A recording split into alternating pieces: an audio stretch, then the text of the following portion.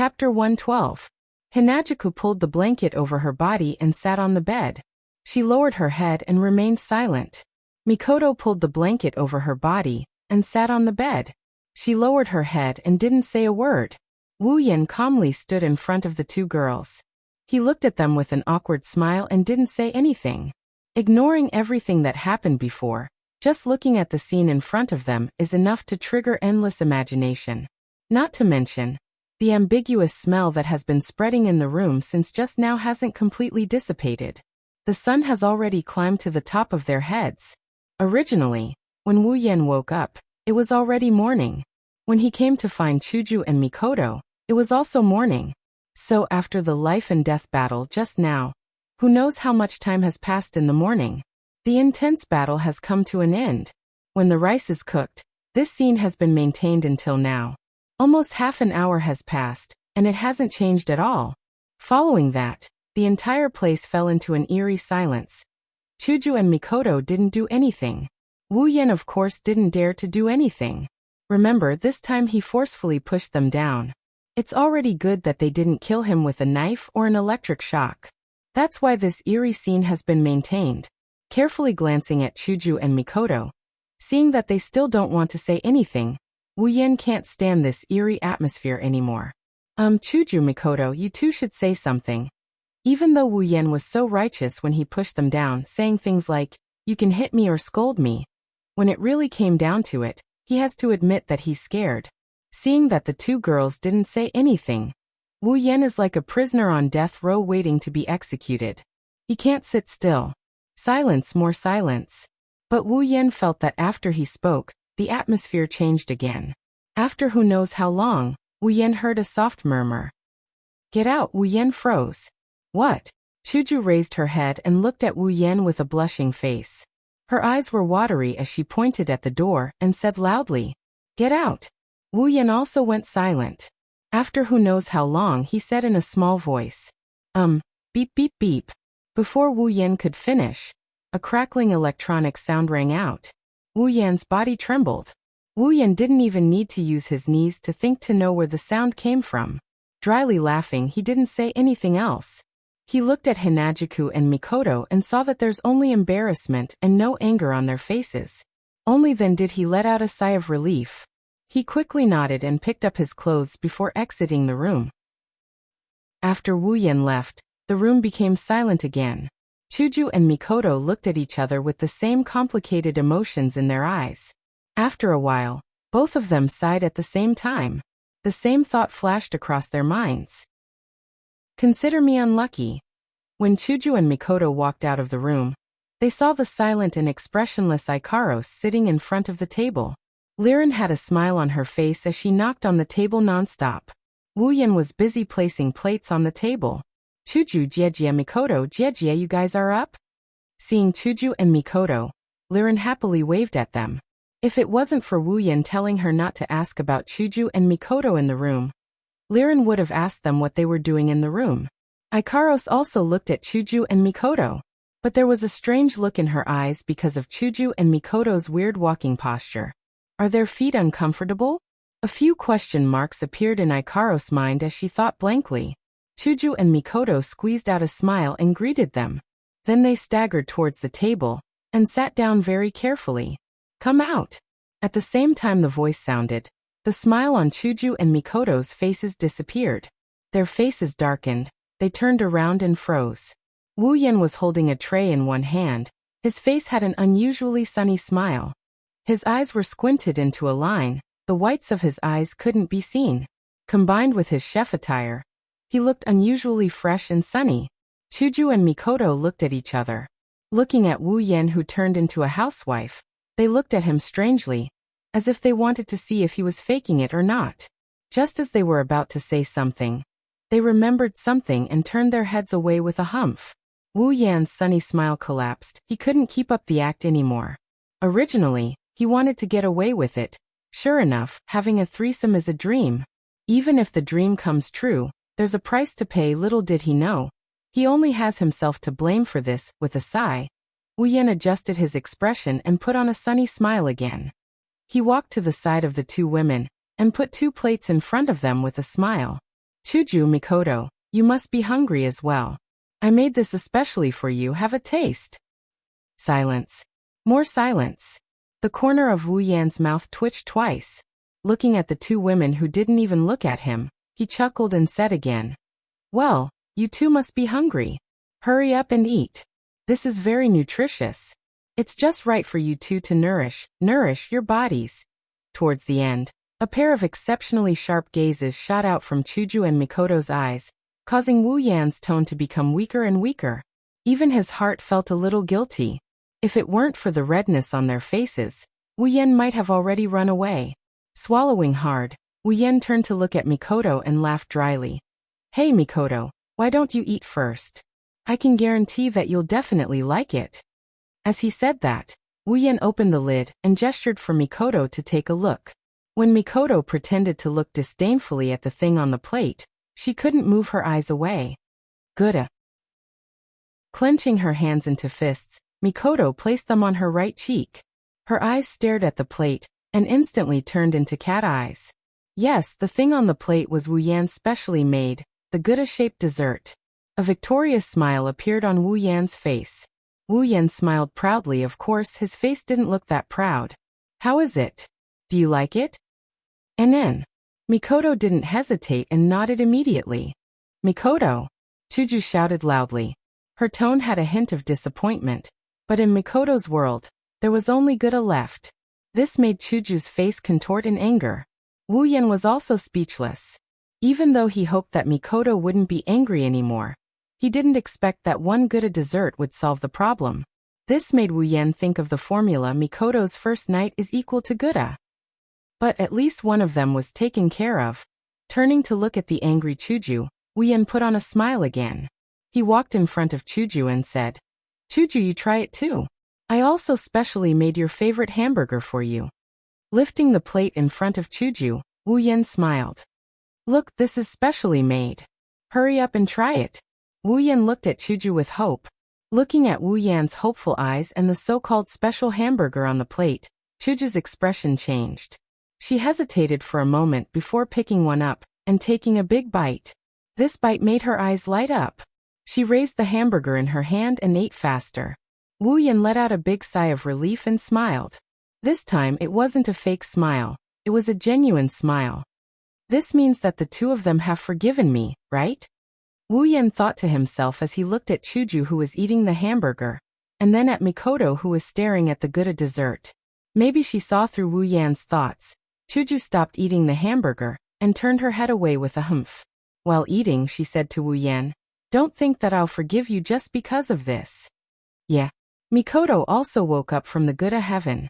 She stared at Wu Yan and said hatefully, You want us to forgive you? It's still too early.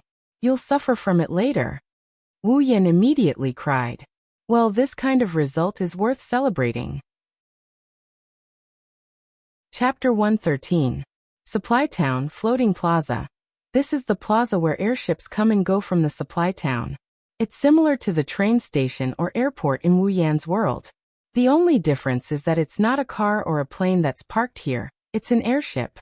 Since the supply town was a supply station set up by the Ailu Empire in the giant beast forest, the airships here came from all over the Ailu Empire. Since there were airships coming from all over the Ailu Empire, it was only natural that there would be airships heading to all over the Ailu Empire. Airships were coming and going, and there was a sea of people here. Normally, this was the supply town's most visited place. Originally, the floating plaza was operating normally, but today, there's a small change. Well, it's not really a change, it's just that there's a small group of people, or more accurately men, who are constantly looking in one direction. What could it be that attracted the attention of so many men? It's none other than a beautiful woman. Her long pink hair fluttered in the wind. She wore a very ordinary pale yellow dress with a small white jacket. Hinajiku used her hand to rub her hair that was fluttering in the wind. A faint smile hung on her lips. Beautiful. Charming. Her brown shoulder-length hair swayed gently. Unlike Chuju's fresh outfit, Mikoto is wearing a small black shirt with white trim. She's not wearing a skirt but a pair of denim shorts. She's not very tall, but her smooth and beautiful legs are exposed. Her arms are crossed in front of her chest. and she's wearing an impatient expression. Heroic. Carefree. Her shoulder-length pink hair fluttered softly. Her 2 long ponytails are hidden behind her back with a red hairband. Her short-sleeved white shirt and pleated skirt look very homely.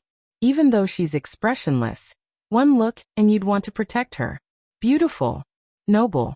Her long blonde hair fluttered in the wind due to Liren's movements. Her small body was wrapped in a pure white dress. She's always happy no matter when or where she's running around in this small place. Cheerful. Cute. It was this charming, heroic, beautiful, and adorable quartet that attracted the gazes of the men in this corner of the floating plaza. Compared to this group of 4, the one standing behind them in a black shirt, black trousers, black hooded jacket, black hair, black eyes and a lazy expression on his face, Wu Yan is the most inconspicuous of them all. Of course, Wu Yan is well aware of this point.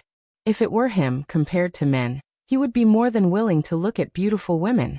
That's why, in order to avoid being stabbed to death by the envious and jealous gazes of the other men, Wu Yan stood behind them from the start, playing the role of a bodyguard. It's not that Chuju and the girls need his protection. After all, other than Liren, the other 3 are all Tier 7 fighters. Whoever messes with them is looking for death.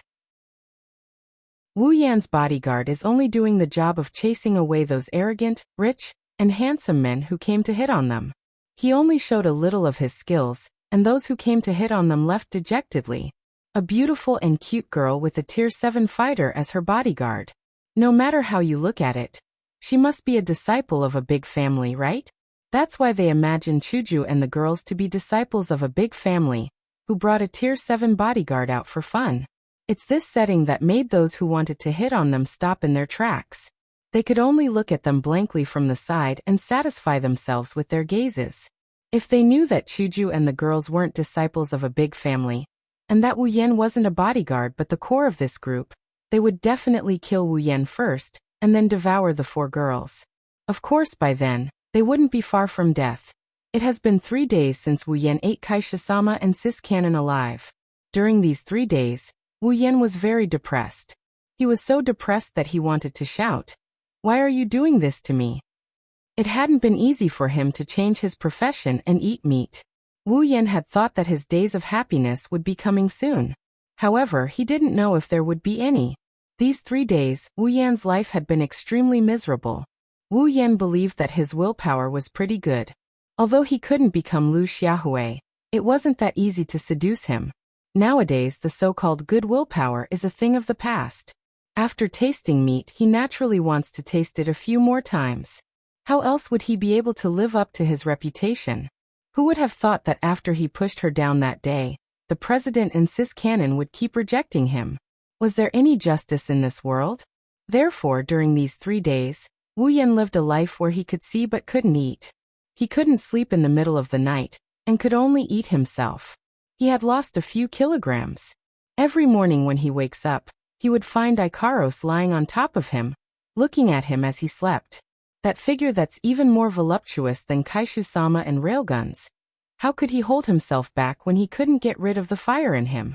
However, every time Wu Yan couldn't hold himself back and wanted to push Ikaros down, the president and Sis Cannon would jump out from some corner and extinguish all of Wu Yan's desires. During these 3 days, Wu Yan cried. He also knows that Hinajiku and Mikoto are doing this to get back at him for forcing himself on them. That's why he can only accept it. He's just thinking about finding a time to get back at them. Yep, he'll use a special method. Fortunately, after these 3 days, Chuju and Mikoto's anger had subsided a lot. The 2 women didn't fight with each other because Wu Yan pushed them down at the same time. Instead, their relationship got better. It could be said that they silently agreed with Wu Yan's fickle behavior. After all, even their lives were intertwined. They were fated to be together forever. Instead of fighting each other and not living happily, it was better to get along with each other freely and live a more comfortable life. That way, they wouldn't have to worry about how to get along with each other. Furthermore, Hinajiku and Mikoto felt that Wu Yan's words before he pushed her down made sense to them. If one of them gets together with Wu Yan while the other can only be sad, the 2 kind-hearted girls couldn't bear to see that happen. They also understood that even though they couldn't stand Wu Yan's fickle behavior, They knew that he was sincere towards them. The two women who were familiar with Wu Yan could still feel it. Therefore, they reluctantly accepted this fact. Of course, they were still angry. Therefore, when he thought of this, Wu Yan cried again. In these 3 days, Wu Yan didn't know how many times he secretly shouted, "I'm going to restore my position as the husband," but he could only treat it as fantasy. After all, he was the one who let Chuju and Mikoto down first. He felt guilty that he couldn't give them all his love, so he could only give them the perfect love. At the same time, Wu Yan despised those who openly opened their crystal palace, even though his crystal palace was already in its embryonic form. As for why Wu Yan's group of 5 appeared in the floating plaza, it's actually very simple. They decided to go out. Always staying in the supply town isn't the way to go, right? Going to the behemoth forest to level up? That's nonsense. They're all high tier now. How could it be that easy to level up? This time, if it wasn't for the treasure hunt that brought them more and stronger monsters than the one they encountered in the Yama cave, it's hard to say whether or not Wu Yan could have reached tier 7. Not to mention, Kaisha-sama was only tier 4 at that time. And if they go out, where would they go? In the Spalier world, the 5 of them were unfamiliar with the place and people. Even Liren, who was born and raised in this world, didn't go out much. In the end, the 5 of them decided to send Liren home, which is to go to Liren's home, Bihurl. But Bihurl was very far from the supply town, even further than the small ring mountain range. So naturally they could only choose to take the floating ship. Chapter 114. Bihurl, in the Ailu Empire, was a relatively high-class area. Although it couldn't be compared to Mafa-Ace, where the #1 family of the empire, the Lori family, was located, it was still a well-known area compared to other small areas with only 1 or 2 families.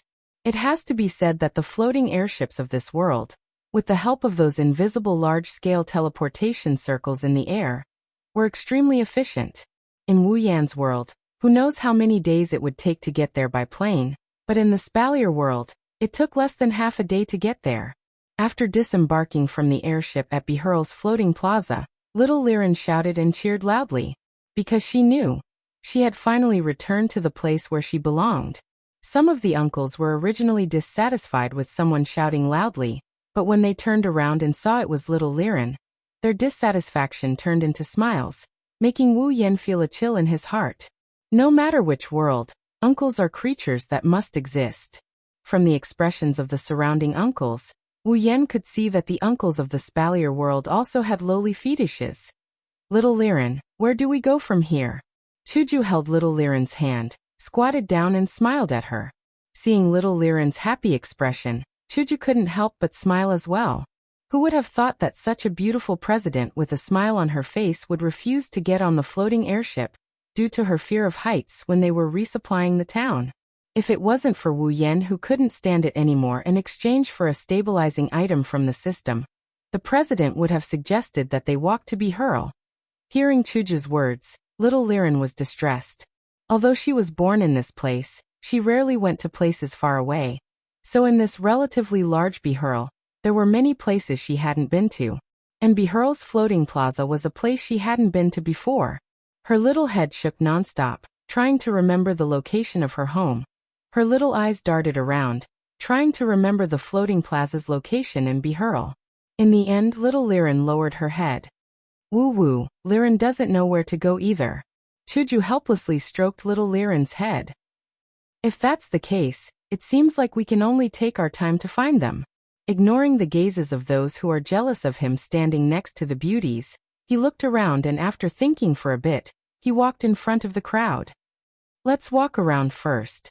Maybe we can find a place that the little girl is familiar with. That's true. Not sure if it's because Wu Yan said the word stroll, but other than Ikaros, Chuju, Mikoto, and Liren's spirits were lifted. Smiles spread across their faces, making Wu Yan's eyelids twitch. Walking on the street, Wu Yan's group still received 100% of the attention. But this time, Wu Yan didn't ignore their gazes. He thought it would be great if someone could recognize little Liren. However, Hinajiku and the other 2 seemed to have forgotten about finding a house. They were all looking around at the various shops and stalls, occasionally pointing at certain items with bright smiles on their faces. Wu Yan couldn't help but sigh. Women. Ikaros was the only one who stayed by Wu Yan's side. She scanned the surroundings to see if there's anyone or anything that could threaten Wu Yan. Wu Yan couldn't help but ridicule her again. After walking for who knows how long, Wu Yan felt like he was about to run out of oil. Finally, Chuju spoke up. I'm a bit tired from walking, let's find a place to sit. Straightening his back, Wu Yan came back to life, pointed at a restaurant and said with a smile, there's a restaurant over there, let's go there. Then, without waiting for Chuju and Mikoto to reply, he walked over in big strides, as if afraid that Chuju would refuse. The 2 adults and 1 child couldn't help but laugh and followed him. This otherworld's restaurant doesn't look any different from our academy cities. After finding a place to sit down, Mikoto glanced at the restaurant and said so. She dared to speak so loudly, not afraid of being heard by others. Holding a menu, Wu Yan smiled and waved his hand casually. There should still be some differences in the subtle areas. Hinajuku also looked at the street and pedestrians outside the glass window, then turned to look at Liren. Little Liren, can you recognize where this is? Hearing that, little Lilin's face fell and she whimpered. Ugh, I still don't know. Well, take your time, no need to rush. Since we're already here, what's there to be afraid of? Pinching little Liren's face, Mikoto said with a smile. That's true, since we're already at the right place, what's there to be afraid of? Although with little Liren's silly look, it's still a bit difficult to find, under the gaze of everyone in the restaurant. The 5 of them started chatting, completely unaware that they've become the center of attention. Or maybe they know, they're just used to it and couldn't be bothered. With a straw in his mouth, drinking something similar to fruit juice, Wu Yan leaned back in his chair and looked out the window in boredom. At this time Wu Yan frowned. What's wrong? On the surface, they've been chatting, but in reality, whether it's Chuju, Mikoto, or Ikaros, they're all focused on Wu Yan, paying attention to his every move. That's why Wu Yan's frown naturally fell into their eyes. Still looking out the window, Wu Yan's frown didn't loosen. He directly said to the girls, don't you think there's something wrong with the people outside? Chuju and Mikoto looked out the window. Soon, the scene of people rushing in a certain direction fell into their eyes. Wu Yan pondered for a bit and said, let's go check it out. Nodding in agreement, the group quickly got up and walked out of the restaurant. Seeing the pedestrians whispering to each other and rushing in a certain direction, Wu Yan quickly grabbed one of them. Brother, what's going on in front of us? Why are you all rushing in that direction? You don't know. When the pedestrian saw Wu Yan, he felt that he's a bit of a beast.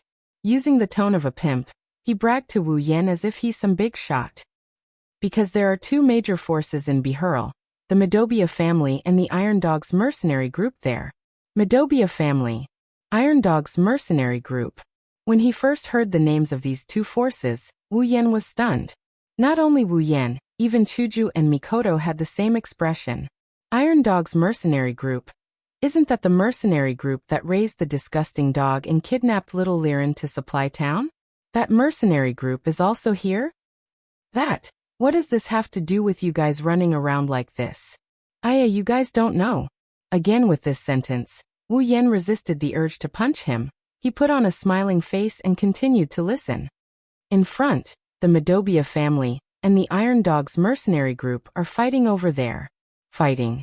Wu Yan slightly stunned, he frowned again. These 2 forces don't seem to have a good relationship. Connecting the dots between Bihurl, little Liren's hometown, the Iron Dog's mercenary group and the Midobia family, Wu Yan thought of something, but he couldn't grasp it. He could only thank this hateful pedestrian and let him go. Yan, that Iron Dog's mercenary group is also here. Should we go and take a look? Chuju whispered in Wu Yan's ear. That mercenary group kidnapped little Liren.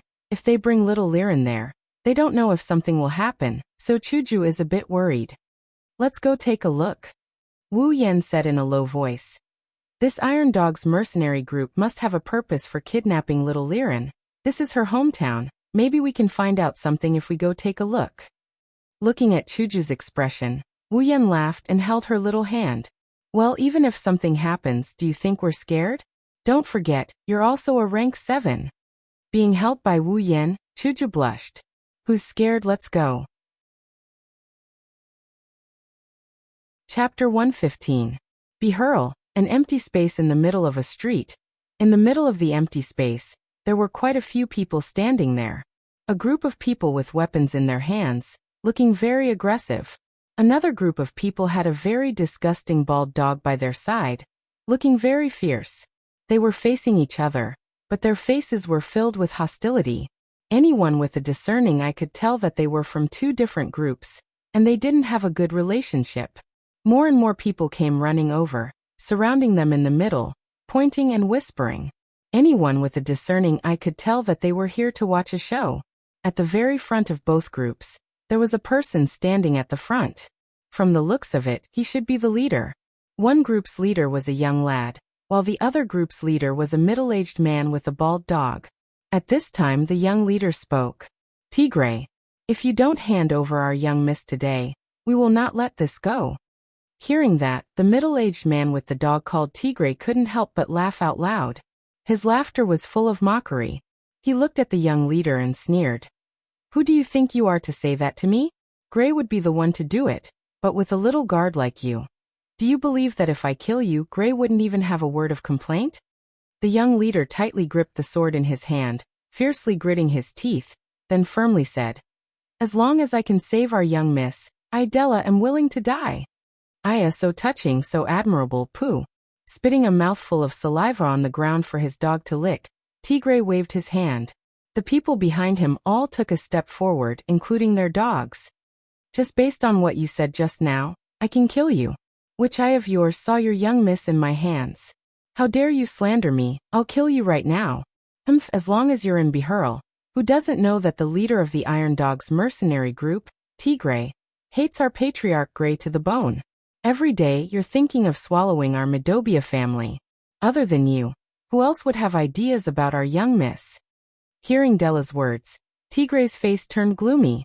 Originally, he was afraid that the Medobia family would come knocking on his door, so he wanted to let this kid go, but he didn't expect this guy to be so ungrateful. That guy is dead for sure. A mercenary beside Tigray looked at Della and gloated. He actually dared to touch Commander Tigray's scar. Now, even if Medobia's patriarch comes, he won't be able to save him. Of course, this sentence was just a bluff. His companions standing beside him all knew this, but they were also sure that unless the Gray family head came, the kid in front of them wouldn't be able to escape. Tigray looked at Della and said coldly, "Since you're courting death, I'll fulfill your wish. Everyone has one." "Yes. Since you dare to slander me, no matter what, I am still a company leader. If I don't kill you, wouldn't anyone else be able to climb on top of my head? Where would the dignity of my Iron Dog's mercenary company be? Let's see what Gray can do to me." Tigray still said this in a dignified manner. It seems like he's still afraid of that so-called Gray family head. After he finished speaking, he waved his hand. "Kill him." Just as the Iron Dog's mercenary group was about to make their move, a wave of messy footsteps came from the side. Even in such a crowded place, the sound of footsteps could still be heard clearly. Just by listening to it, one could tell that there were definitely a lot of people. Tigray obviously heard it as well. He hurriedly yelled "Stop," and looked towards the source of the sound. He saw that the surrounding people opened up a path. Then a strong middle-aged man walked in with a group of people. Seeing this person, Tigray's face sunk while Della's face was filled with joy.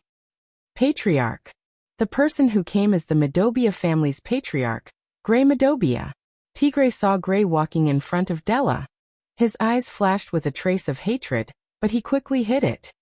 He raised his hand to signal the mercenaries not to act rashly. Then he remained silent. Gray glared at Della and scolded. "Do you know what you're doing? Who told you to do this?" Della's face was full of grievances. He knew that even though the patriarch was scolding him, it was actually a show of concern. It's also because of this that he was willing to follow him. But he still wanted to refute. "But patriarch, the young miss must have been." "You shut up." Gray rudely interrupted Della's words. When he heard Della's words, his eyes were also filled with hatred. "Stand aside." "But patriarch." Before he could finish, Della saw Gray's expression and could only step aside. "Yes." After settling Della's matter, Gray turned to Tigray. Before he could say anything, Tigray spoke first. Gray. Looks like you didn't manage your family's dog well. Gray was stunned for a moment before he couldn't help but laugh out loud. His laugh was especially cheerful. He pointed at Tigray and laughed. Tigray, aren't you afraid of being laughed at by others? Everyone knows that only you Iron Dog's mercenaries raise dogs. Our Midobia family raises humans. You. Tigray's expression was dark as he stared at Gray. Gray's words were obviously mocking their mercenaries for being dogs. But he couldn't refute and could only laugh coldly. Stubborn Gray, you should know that your family's guard is slandering me. Let's settle this score. Gray stopped laughing and looked at Tigray. How do you want to settle this? Very simple. Tigray laughed sinisterly and pointed at the stunned Della. Just hand him over to me. Don't even think about it. Gray immediately shouted loudly, causing Tigray to jump in fright. Della, on the other hand, was moved. You want me to hand him over? Dream on. Not handing him over. Tigray smiled triumphantly as if he had expected this. He's slandering me. If you don't hand him over, does it mean that your Midobia family is protecting him? If so, then let's prepare for war. Otherwise, there's no reason left. Reason? You think Tigray would care about that? Normally when your Iron Dog's mercenary group is acting like a tyrant outside and you're protecting them, why aren't you talking about reason? Almost 90% of the people present felt disdain towards Tigray's words. Of course, they didn't say anything on the surface. After all, compared to the Iron Dog's mercenary group, they're just small fries. Gray also clenched his fist tightly. He's not afraid of war, but he's afraid of Tigray's words. Right now Tigray is in the right. If he really makes a move, then the reputation that Midobia family has accumulated over the years will be completely destroyed. Change the condition, Tigray. Gray said in a low voice. You should know that I will never hand my people over to you. Tigray obviously knows that Gray won't hand Tigray over to him. That's why he purposely said that. How could Gray not know? When he heard Gray's words, Tigray laughed and pointed at Gray. Since you're Gray, I'll be a little more lenient. As long as you apologize to me, I'll let this matter go. What? Della cried out. He quickly walked to Gray's side and loudly objected. Patriarch, you can't do this. Gray raised his hand and stopped Della from speaking. His face was cloudy and uncertain. How could he not know what Tigray is planning? It wasn't just because Tigray wanted to take advantage of him, but also because if he apologized, the whole of Bihurl would know tomorrow that the patriarch of the Midobia family had apologized to the leader of the Iron Dog's mercenary group. At that time, their family would be at a disadvantage in their confrontation with the Iron Dog's mercenary group. Big powers are all about face. If this face is lost, it'll chill the hearts of many people. But to ask him to hand over his most loyal bodyguard, how could Gray do it? Just when Gray was about to apologize, a childish voice called out. The owner of the voice is a little girl, but it's this voice that made Gray's whole body tremble. Daddy. Chapter 116. Daddy. In the huge arena where a storm was brewing, time seemed to stop for 2 seconds when this tender voice rang out. For a moment, both sides actually stopped what they were doing at the same time. Gray turned his head towards the source of the voice in disbelief. Just this action of turning his head seemed to have taken him thousands of years to do. He was afraid that this voice was just a hallucination. Along with this call, along with the sound of cheering, a small figure leaped out from the crowd and pounced onto Gray, who was trembling uncontrollably. Daddy! Little Liline hugged Gray and giggled happily. She was like a child who had just returned home. She was innocent, cheerful, and lively. Gray finally realized that this wasn't an illusion. Lirin, it's really you. Where did you run off to? Don't you know Daddy is worried? Gray's eyes were slightly moist, but his mouth was still scolding her. He hugged the petite body in his arms tightly. Only the heavens knew how he managed to survive the days when little Lirin was missing. Only Della, who was beside him, knew that these days, the usually astute clan leader Gray had been sitting in his seat in a daze. The situation that was originally tit for tat, at this moment, suddenly turned into the scene of a reunion between father and son. This caused the crowd to be stunned.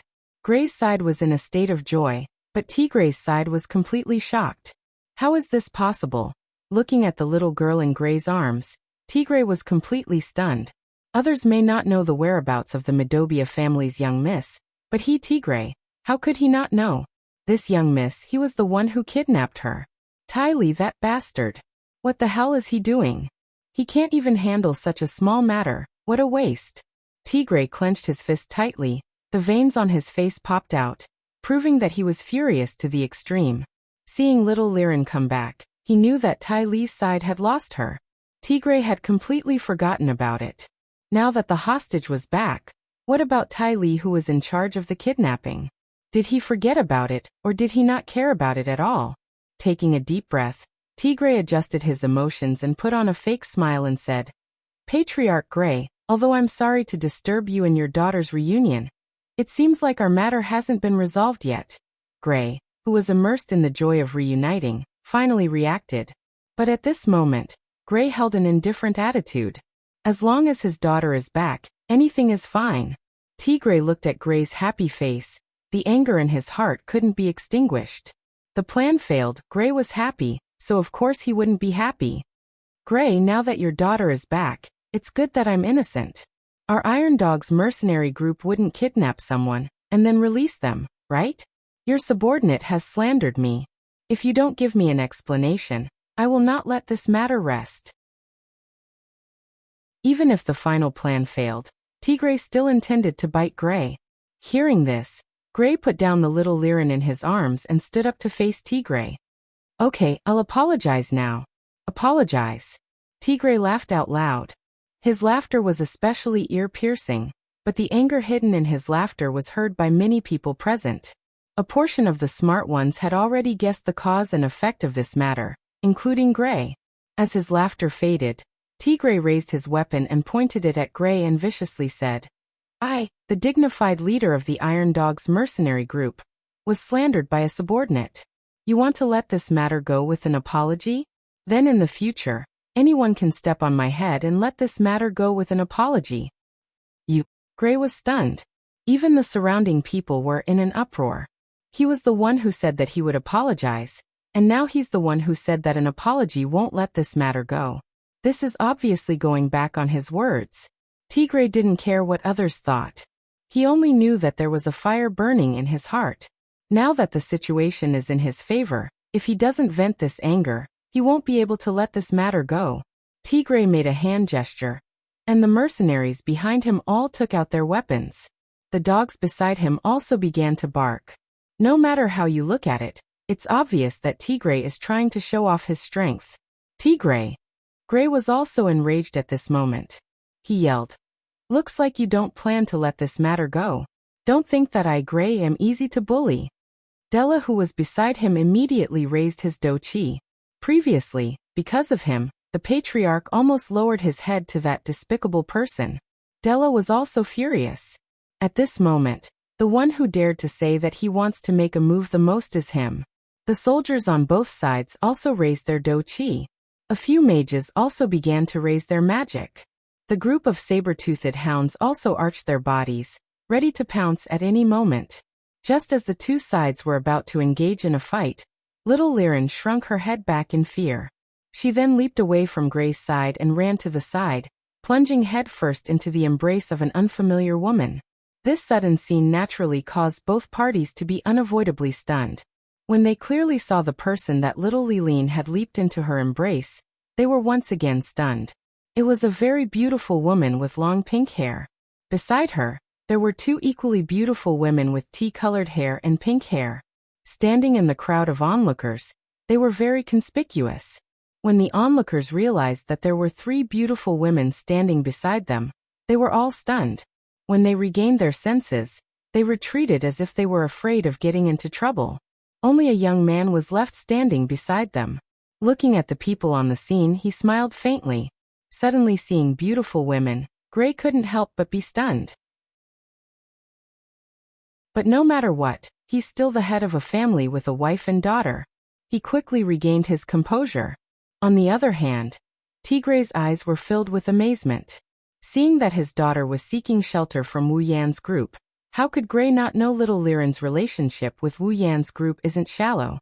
Hesitating for a moment, he asked. And you are? Us. Chuju, Mikoto, and Ikaros didn't answer Gray's question, because they were all looking at Wu Yan. From the looks of it, they want Wu Yan to step in. Wu Yan laughed and shrugged. Glancing at Gray, he smiled faintly. Well, we're just passers-by. And passers-by, that's right. For a moment, Gray didn't know how to answer. Chuju and Mikoto couldn't help but roll their eyes at Wu Yan. How could they not know that Wu Yan was being naughty again? Gray has been interacting with people his whole life, and he's never seen such an answer like today. For a moment, he felt a little awkward. Then this mister, how should I address you? Me? I'm called. Hearing that, Wu Yan lowered his head and seriously thought for a moment. Suddenly, he hit his own head as if he suddenly realized something. Right, passers-by don't have any sense of existence. Things like names, authors shouldn't give passers-by. Why am I seriously thinking about what I'm called? I really shouldn't. At this moment, not only Gray, even the real passers-by and Tigray who had their eyes on Hinajika's trio couldn't help but lose their composure. If it weren't for Gray's good temper, and the other party's good relationship with his daughter, even if Gray didn't hit him, he would have ignored him. Chuju and Mikoto both lowered their heads at the same time, and moved a few steps to the side, trying to distance themselves from Wu Yan, and pretend not to know him. Afraid of losing face, Wu Yan, on the other hand, just wanted to play and have a little bit of revenge. When Liren threw herself into Kaisha-sama's embrace, everyone was looking at Chuju, Mikoto, and Ikaros. Standing beside them, he was completely ignored. Even though Wu Yan enjoyed this kind of treatment from the supply town to Behurl, but this little bit of resentment still pierced into Wu Yan's heart. At this time, if he doesn't vent it properly, he'll feel uncomfortable. That's why Wu Yan is very petty. Chapter 117. Maybe she's unhappy that Wu Yan bullied her papa. Liren lifted her head from Hinajika's embrace and looked at Wu Yan before saying in a sweet voice, Oniai-chan, don't bully my papa, okay? Hearing that, the surrounding passers-by couldn't help but laugh. This situation is indeed a bit like that, to the point that Gray's expression is one of awkwardness. Wu Yan shrugged, putting away his mischievous thoughts and smiled at Gray. It's just a joke, don't take it to heart. My name is Wu Yan, beside me are my wives. Greetings, clan head Gray. Wives. As soon as the words left his mouth, someone shouted in disbelief. There were a lot of people, including Madobia's and Iron Dog's mercenaries. You. Chuju and Mikoto's face instantly turned red, but they couldn't refute it. After all, it was only a few days ago that they were pushed down. But in front of so many people, calling themselves his wives or whatnot, the shy Kaisha-sama and Sis Cannon couldn't wait to find a place to hide. Looking at Wu Yan's calm face, they gritted their teeth. Of course, from their flushed cheeks, it's obvious that they're more than willing to do so. In their shyness, Chuju and Mikoto forgot that the so-called beside me are my wives. This beside me also includes Ikaros, of course.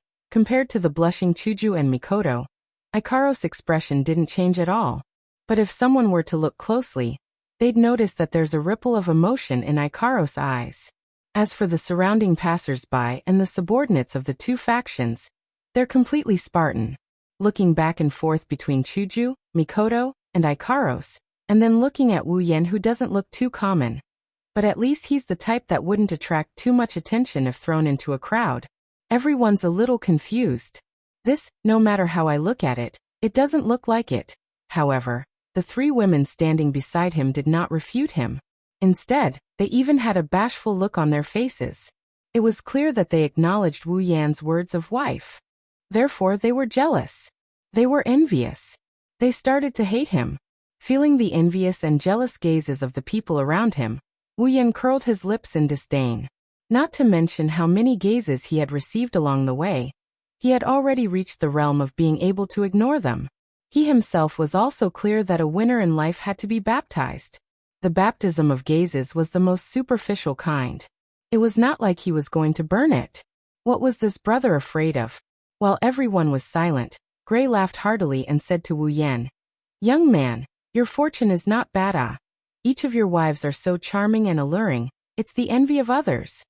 Hearing this, Wu Yan couldn't help but look at Chuju and Mikoto. He smiled, his eyes filled with tenderness. Yeah, I've always thought that being able to be with them is my lifetime's blessing. Chuju and Mikoto heard this and couldn't help but look at Wu Yan. Seeing the tenderness in his eyes, they couldn't help but smile. However, their faces were getting redder and redder. They could only continue to lower their heads, not looking at those eyes that were enough to make them sink deeper. Haha, you husband and wife's relationship is really good. Also, it seems like my daughter is also under your care. Gray here, thank you. After that, Gray gave Wu Yan a noble salute. Wu Yan smiled and waved his hand, indicating that he didn't dare. While they were greeting each other courteously, Tigre's expression on the side was getting worse and worse. His sworn enemy actually ignored him and started chatting with another brat who was still wet behind the ears. Anyone with a temper would not be able to endure this. Even Tigre's gaze towards Wu Yan became unfriendly, and the reason for this unfriendliness, other than Gray, is also because of Wu Yan's beautiful wives. Only Tigre himself knows. Gray, looks like you really don't put me in your eyes.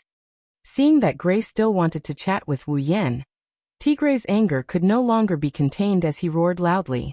Gray coldly glanced at Tigre and then said to Wu Yan, "Little bro, I still have some matters to settle here. Wait a moment, I'll have a good chat with little bro to express my gratitude." Under the control of Tigre's anger, he wanted to take a bite out of Gray.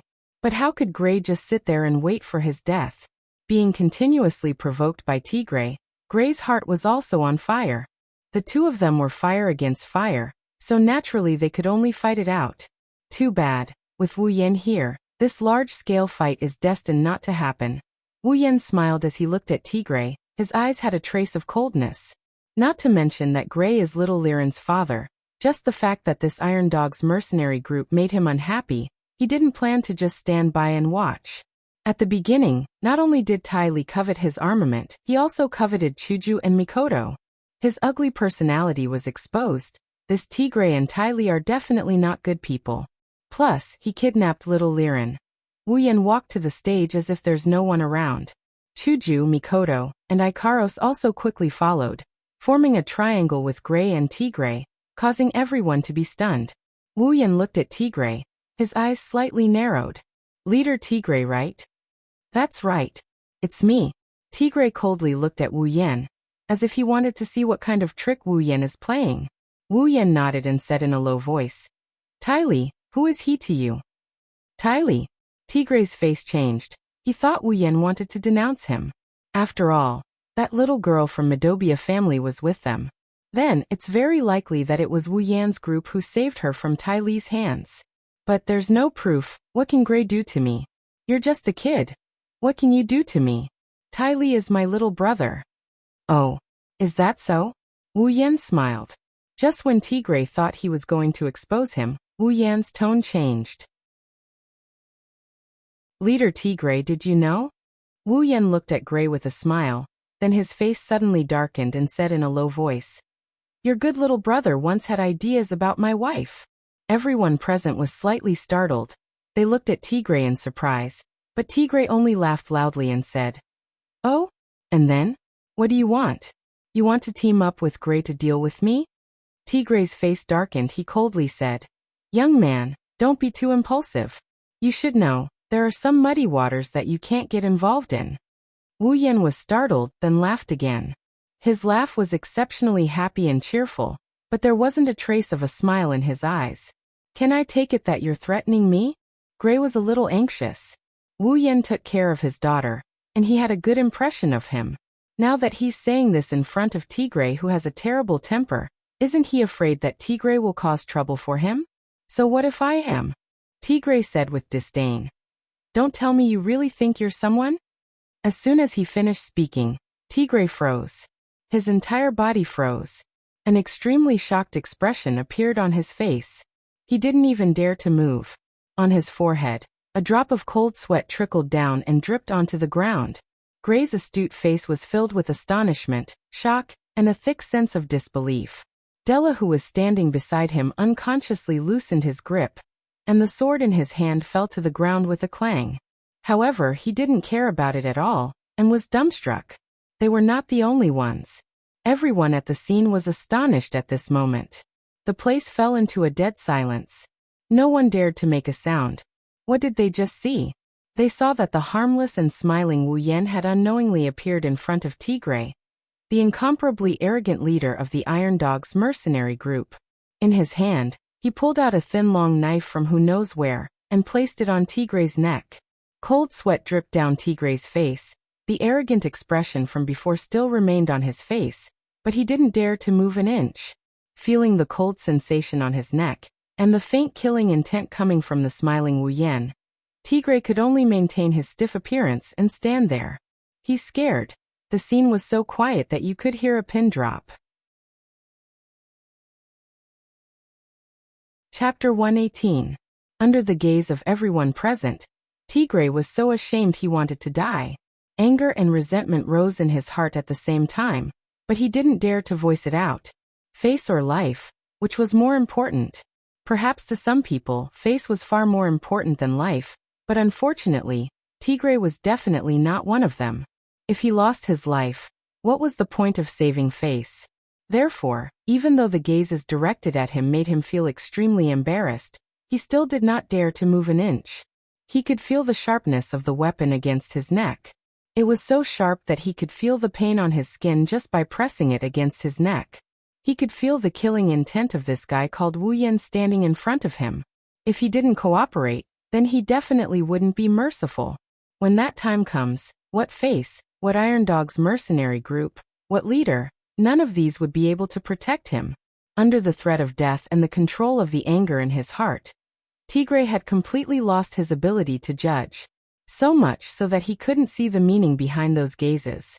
What Tigray didn't know was that the gazes of everyone present didn't have any intention of mocking or ridiculing him. There was only shock and disbelief. Behurl, there were many big and small factions, but there were only two of the biggest, and that was the Medobia family and the Iron Dog's mercenary group. These two factions, in a region with hundreds of factions in Behurl, were still able to stand at the top. One could only imagine how strong they were.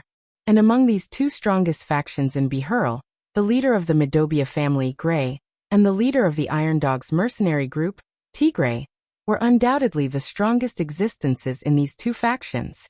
In other words, Gray and Tigray were the two strongest people in Behurl. But today, the incomparably strong leader of the Iron Dog's mercenary group, Tigray, was taken down by a youth who looked to be in his 20s in a single exchange. Are our eyes playing tricks on us?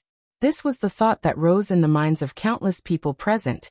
Of course, if Wu Yan knew of this thought, he would definitely laugh out loud, and very happily. Incomparably powerful? If it was me a few days ago, it might have been a bit troublesome, but it definitely wouldn't be a problem to take him down. Let alone now that I'm at the 7th step. The so-called strongest faction in Behurl is just that they have a lot of strong people under them.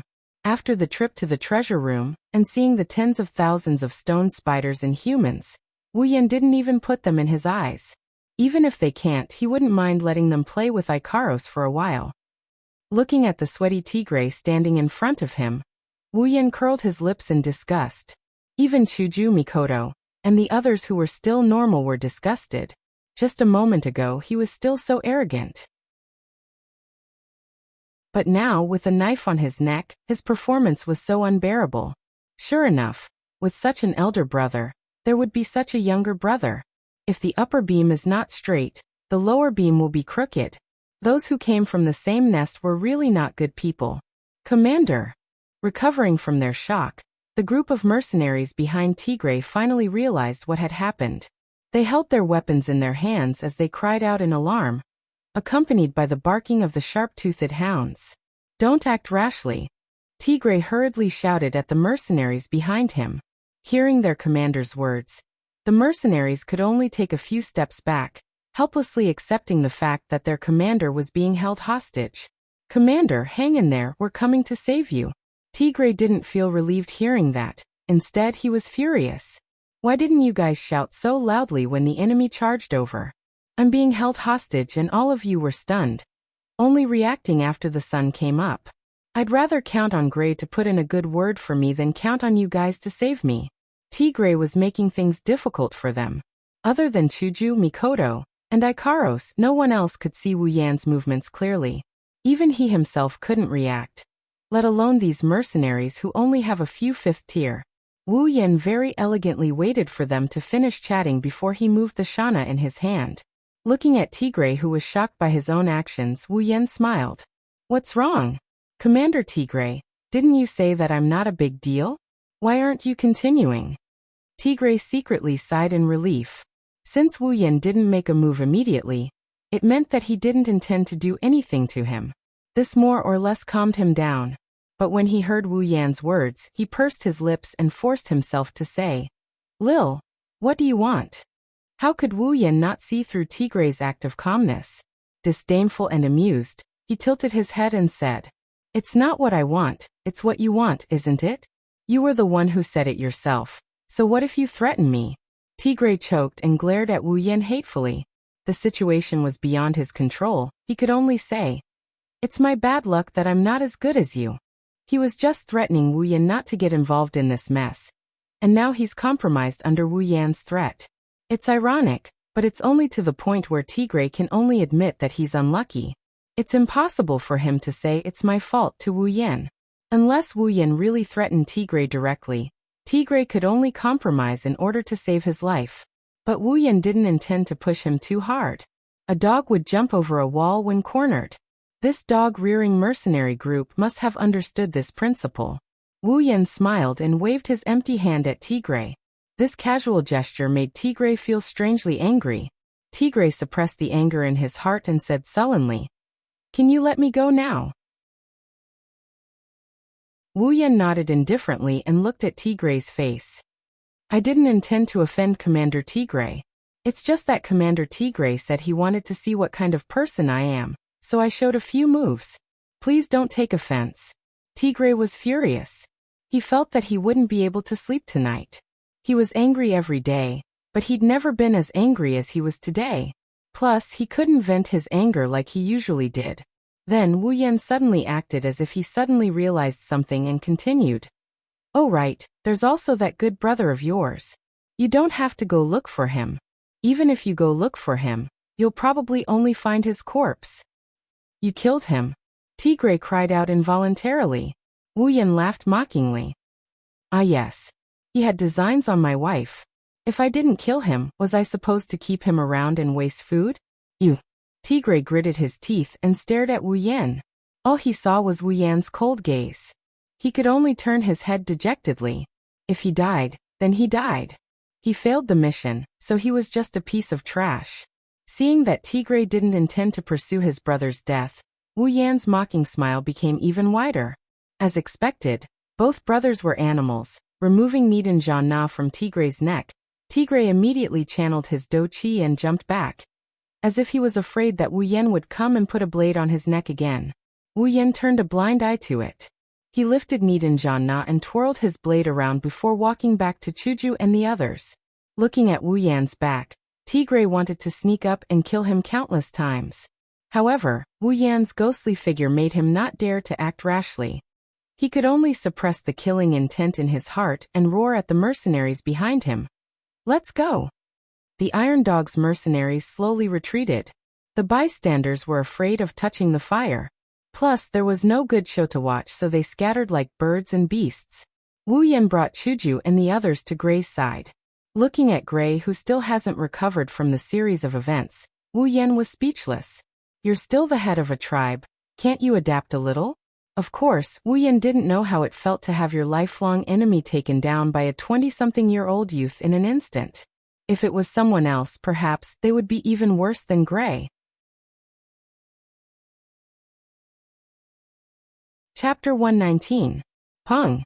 Damn it. Damn it. That little bastard. How dare he?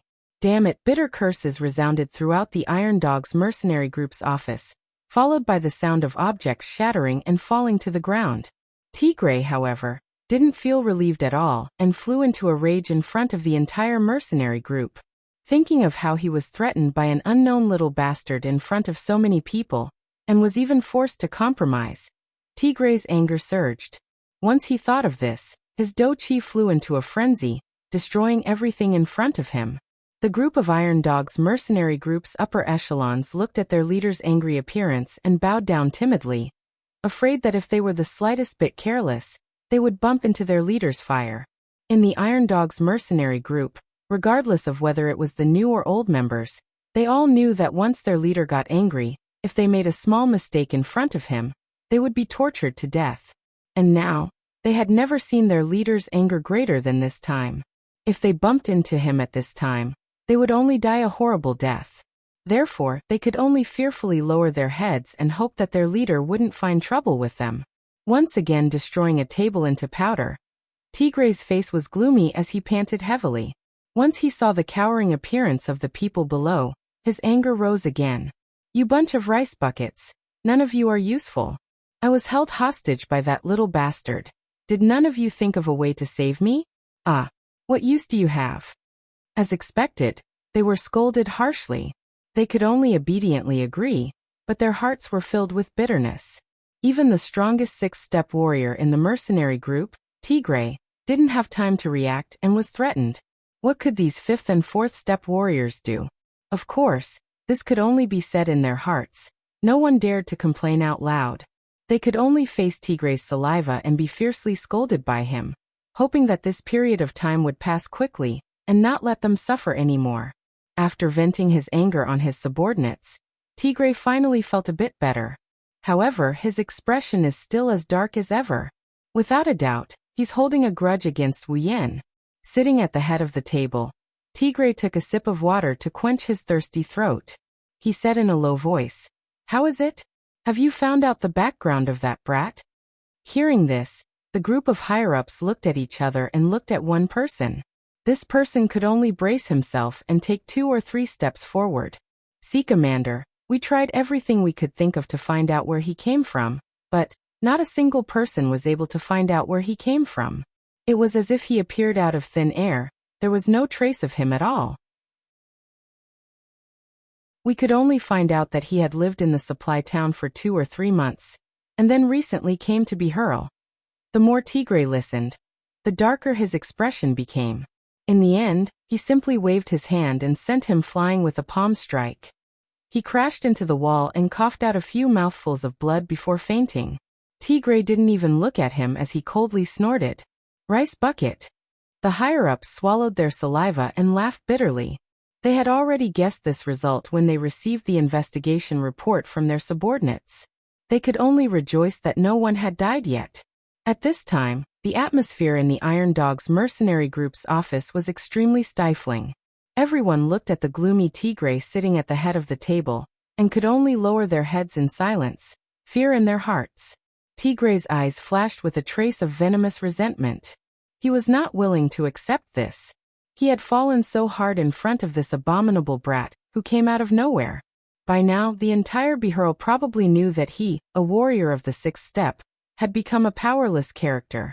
With Tigre's temper, of course he wouldn't let it go so easily. If he didn't vent this anger, he felt that he would never be able to eat or sleep well for the rest of his life. But what could he do? Even if he was furious, he had to admit that he hadn't discovered the opponent's strength. He had been taken down in the blink of an eye. From this, it could be seen that the opponent was definitely stronger than him. Tigre was confident that even if a peak 6th rank warrior was in front of him, he would still have the confidence to fight him. He himself was only a little bit away from the peak 6th rank. And since the opponent could take him down in an instant, even if he had been careless in the opponent's sneak attack, there was no doubt about the opponent's strength. Then, that brat was most likely a 7th rank warrior. Tigre's face turned extremely ugly at this thought. He didn't want to admit that a 20-something-year-old had actually reached the level he himself hadn't reached yet. But he had to admit that to be able to take him down in an instant, a 6th rank warrior was definitely impossible. It could only be a 7th rank. 7th rank. Why couldn't a 20-something-year-old 7th rank warrior's origin be investigated? To be able to reach the 7th rank at such a young age, it was impossible for him to be unknown in the Ailu Empire. Why? If he was a descendant of a big family, then it was impossible for him to not investigate his origin. How many of the children from the big families could reach the 7th order at such a young age? Now that there was such a genius in their family, they couldn't wait to push him out and fiercely promote him to strengthen their family's reputation, expand their influence, and expand their sphere of influence, developing and growing stronger. Therefore, Tigray concluded that the opponent was definitely not someone from a big family. Not someone from a big family? Then he must be a commoner. A commoner who reached the 7th rank in his 20s? Tigray felt that it was inconceivable. But other than this explanation, there was no other explanation. Tigray could only accept this fact. But even if he was a commoner, to have such talent, it was impossible for him to be unknown. He needed to gain experience, he needed to travel around. Those who came in contact with him, there was definitely someone who noticed his talent. Even if some big family saw him, they would definitely try to recruit him. But Wu Yan was just like that. No origin, no trace, only a report of him living in a supply town for 2 to 3 months. Could it be that he only came to this world 2 to 3 months ago? Tigray didn't know that the thought that flashed through his mind was the truth. The more Tigray thought about it, the more he couldn't understand and the more irritated he became. He angrily slammed the table, leaving a palm print on the hard surface. He roared. Could it be that I, Tigray, can only admit defeat and do nothing? Even though his Iron Dog's mercenary group has a lot of manpower and influence, and even if they were to face a 7th rank warrior, he was confident that he would be able to overwhelm him. However, the problem was that the other party was so close to the little girl from the Midobia family. The Midobia family would definitely not let the other party be bullied by them. Moreover, even if this relationship wasn't taken into account, Gray wouldn't mind adding insult to injury when he was facing a 7th step warrior. With the help of a 7th step warrior, when the time comes, the Iron Dog's mercenary group's chances of surviving against them would be nil. It's because of this that Tigray couldn't decide whether to fight or not to fight. That's why he was so angry. When the higher-ups heard Tigray's words, they could only remain silent. Only one of the higher-ups' eyes suddenly lit up, smiling mischievously as he came to Tigray's side. Leader, actually, it's not like there's no way to deal with them. Oh. Tigray looked at him suspiciously. You? What method can you think of? That person respectfully said. Leader Tigray, according to the report from our subordinates, not long later, a disciple from a big family will pass by our Bihurl. At that time, he should be resting in Bihurl for 2 to 3 days. If we can get close to this big family, then they will definitely help us vent our anger. You're telling the truth? Tigray's eyes lit up. That big family, is it worth it for us to get close to them? Definitely. Leader, the opponent is our Ailu Empire's #1 family, the Lori family. Lori family? Tigray laughed excitedly. Ha ha ha ha, with the #1 family's help. What's a 7th rank? What's the Midobia family? Great, let's do it. Chapter 120. Just when the Iron Dog's mercenary group was happy that they found a way to deal with Wu Yan and the Midobia family, a sneaky silhouette appeared in the Midobia family. It was already night time. There were people patrolling everywhere in the Midobia family. However, this silhouette seemed to have entered a deserted area, dodging one patrol after another with extreme speed and hiding in the shadows. Very quickly, he arrived at a room not far from the Midobia family. Hearing the faint sound of breathing coming from the room, he smiled with satisfaction and walked out from the shadows.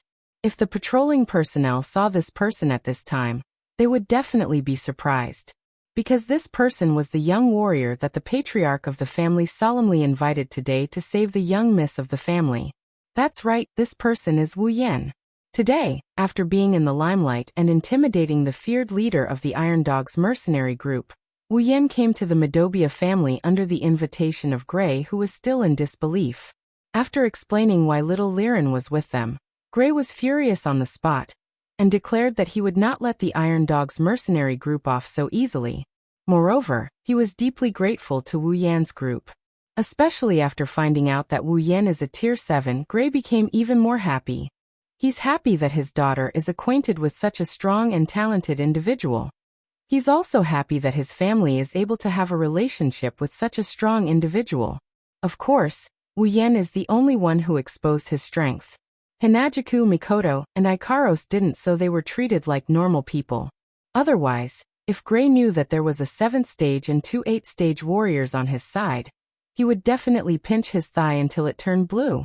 After that, Wuyen, Chuju, Mikoto, and Ikaros stayed at the Midobia family's residence under Gray's persuasion and Little Liren's tearful pleading. As for why Wuyen would sneak out in the middle of the night, that would require a good explanation. This was because Wuyen wasn't here to steal, nor was he here to steal information, nor was he here to assassinate someone. Since the Midobia clan didn't do anything to offend him, he naturally wouldn't do anything. The reason why he sneaked in was because he wasn't here to be a thief or an assassin. He would never harm the people in the room, because the room in front of him is Mikoto's room.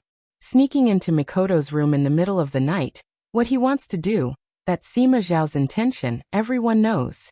Other than being a rapist, what else could he be doing here? It was also hard on Wuyen. After eating meat, he was restrained. He had just gotten rid of his virgin identity. No matter what, Wuyen did not want to stay in a room alone. It's been 3 to 4 days, Kaisha-sama and Sis Cannon shouldn't be that angry anymore, right? Plus, this was someone else's house. They would definitely be restrained, afraid of waking up unrelated people. Wuyen's chances of success were still very high. As for why he chose Sis Cannon and not Kaisha-sama?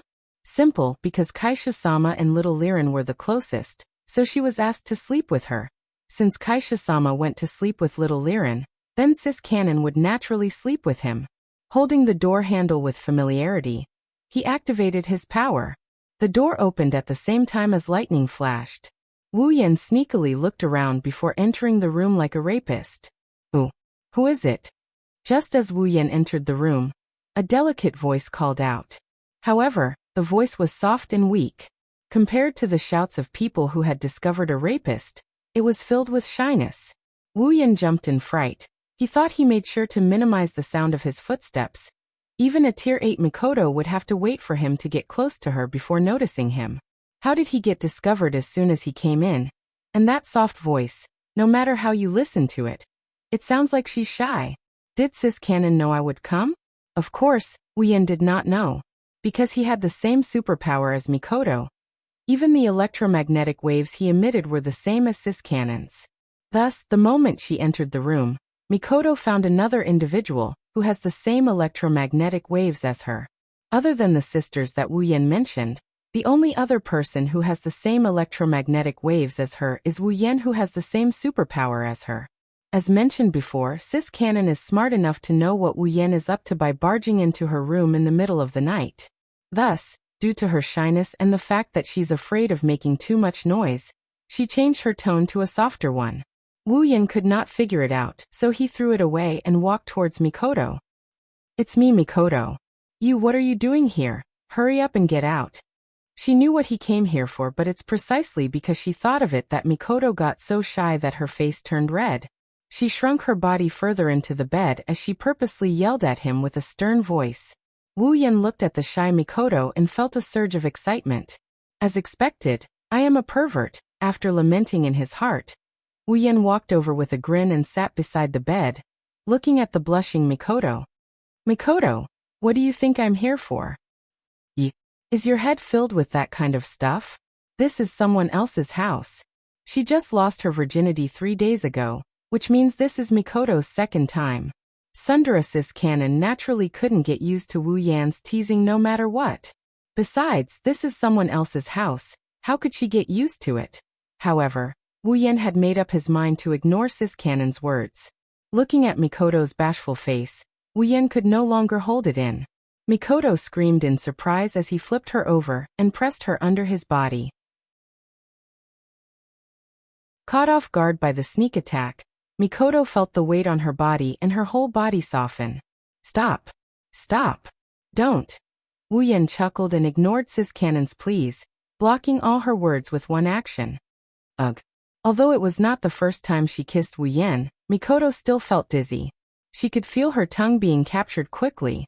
She could only make ugh sounds, forgetting all about her superpowers and subconsciously acknowledging Wuyen's actions. Wuyen did his best to carry out his task. Tears were streaming down his face. Finally, There is meat to eat. Very quickly, under Mikoto's feeble resistance, Wuyan took off all of Sis Cannon's clothing and stripped her down like a little lamb.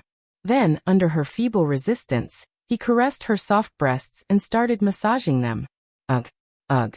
Mikoto couldn't help but moan when her private parts were being grasped. She was so embarrassed that she wanted to die.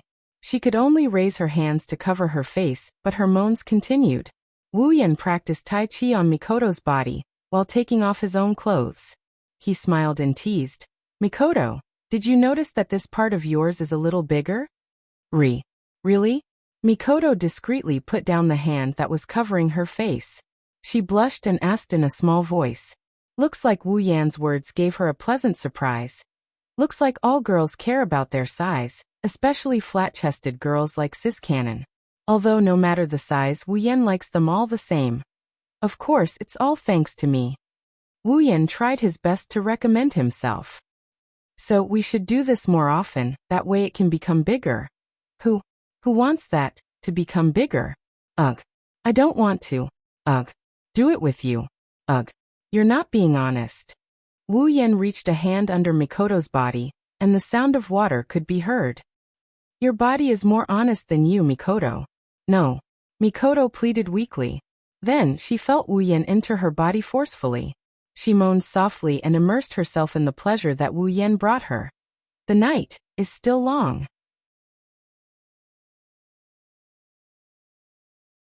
Chapter 121. On this day, there were quite a number of people standing at the entrance of the Midobia family. There were both men and women among these people, but the aura on their bodies was quite strong.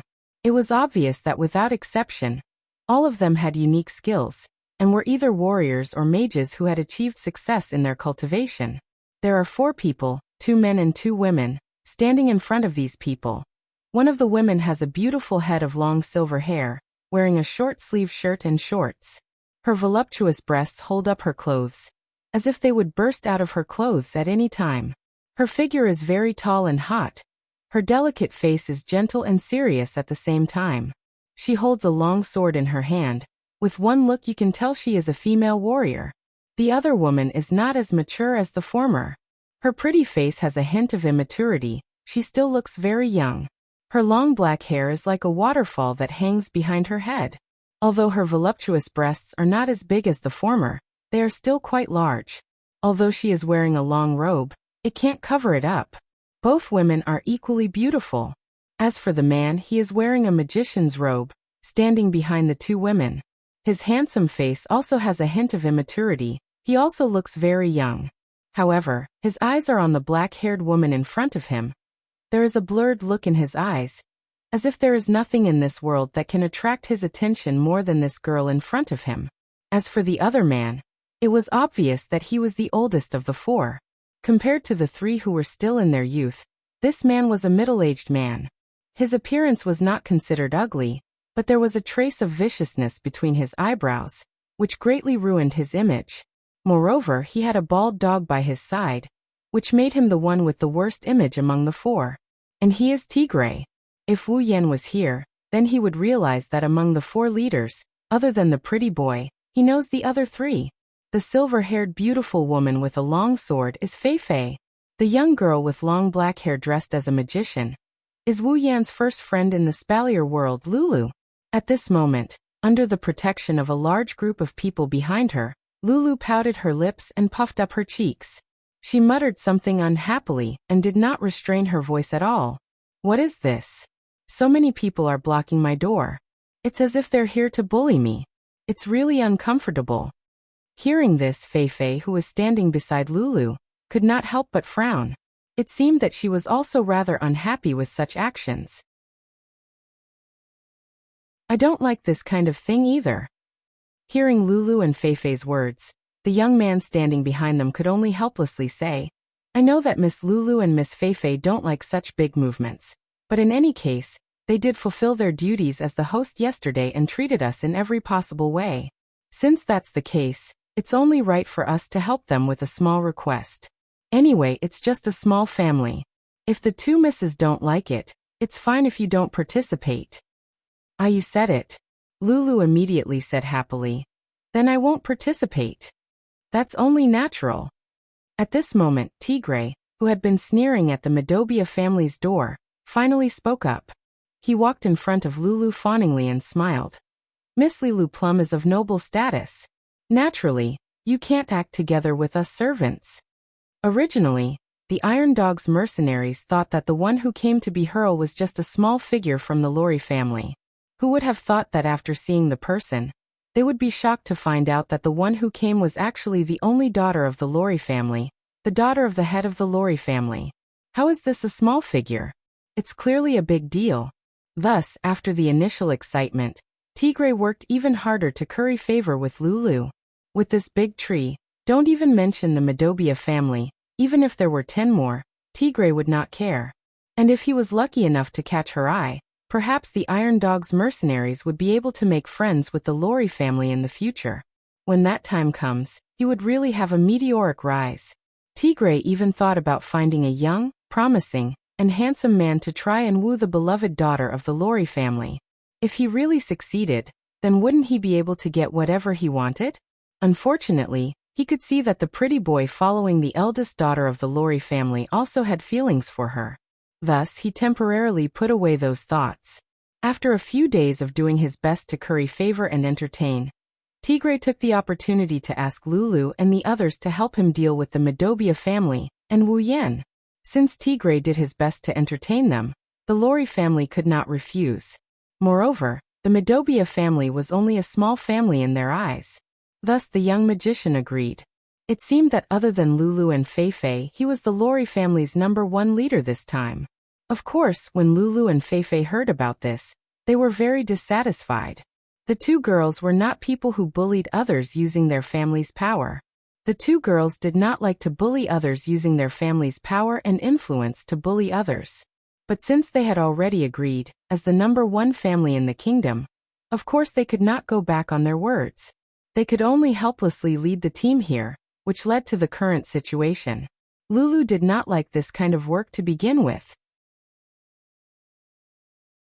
Now that there was a chance to watch, she was naturally happy to do so. She could not wait to agree on the spot. Feifei also seemed to be a little moved. After all, Feifei also did not like this kind of work. It would be best if she could not participate. Tigray, who was beside her, saw the change in Feifei's expression and hurriedly said, "The Madobia family has a level 7 fighter. None of us here are a match for him. So we would like to ask for Miss Feifei's help." Feifei could only helplessly give up on the idea of watching. She nodded impatiently, but there was a little bit of anticipation in her heart. Although she did not like this operation, but according to Tigray, the level 7 fighter in the Madobia family was about the same age as her. Feifei grew up in the Lori family. Because her talent was too good, she was heavily nurtured by the Lori family. She reached level 7 at the age of 20, and became one of the top geniuses in the Ailu Empire. As the #1 family in the Ailu Empire, Feifei had seen many level 7 fighters. But a level 7 fighter of the same age as her, Feifei had not seen many of them. So when she heard that there was a level 7 fighter of the same age as her nearby, Feifei wanted to meet him. Of course, she also had the intention to compete with him. Let's hope he's not an annoying fellow, Feifei thought in her heart. Feifei had seen a lot of people who relied on their talent to be better than others. These kinds of people were the ones she hated the most. So, she hoped that the other party would be someone who could surprise her. What Feifei didn't know was that she was destined to be surprised today. In the Madobia family, Gray was sitting on the main seat in the main hall with a document in his hand. Beside him, Della was holding his sword and standing straight, playing the role of the leader of the guards. "Patriarch, something bad has happened." Gray frowned, but he also knew that if it wasn't a serious matter, these guards wouldn't be so impulsive. Thus, he could only look at the guard who just came in and said in a low voice, "Let's go, sir." "Sir. What's wrong? Why are you in such a panic?" "What's wrong, Patriarch?" the guard reported to Gray with a face full of panic. Outside the door, Tigray brought the Iron Dog's mercenaries and came looking for us. Tigray. Gray was furious. He slammed the table and stood up. "I didn't go looking for him, but he came looking for me first. Just in time, I'll have to settle the score with him." The guard didn't hide the panic on his face and continued.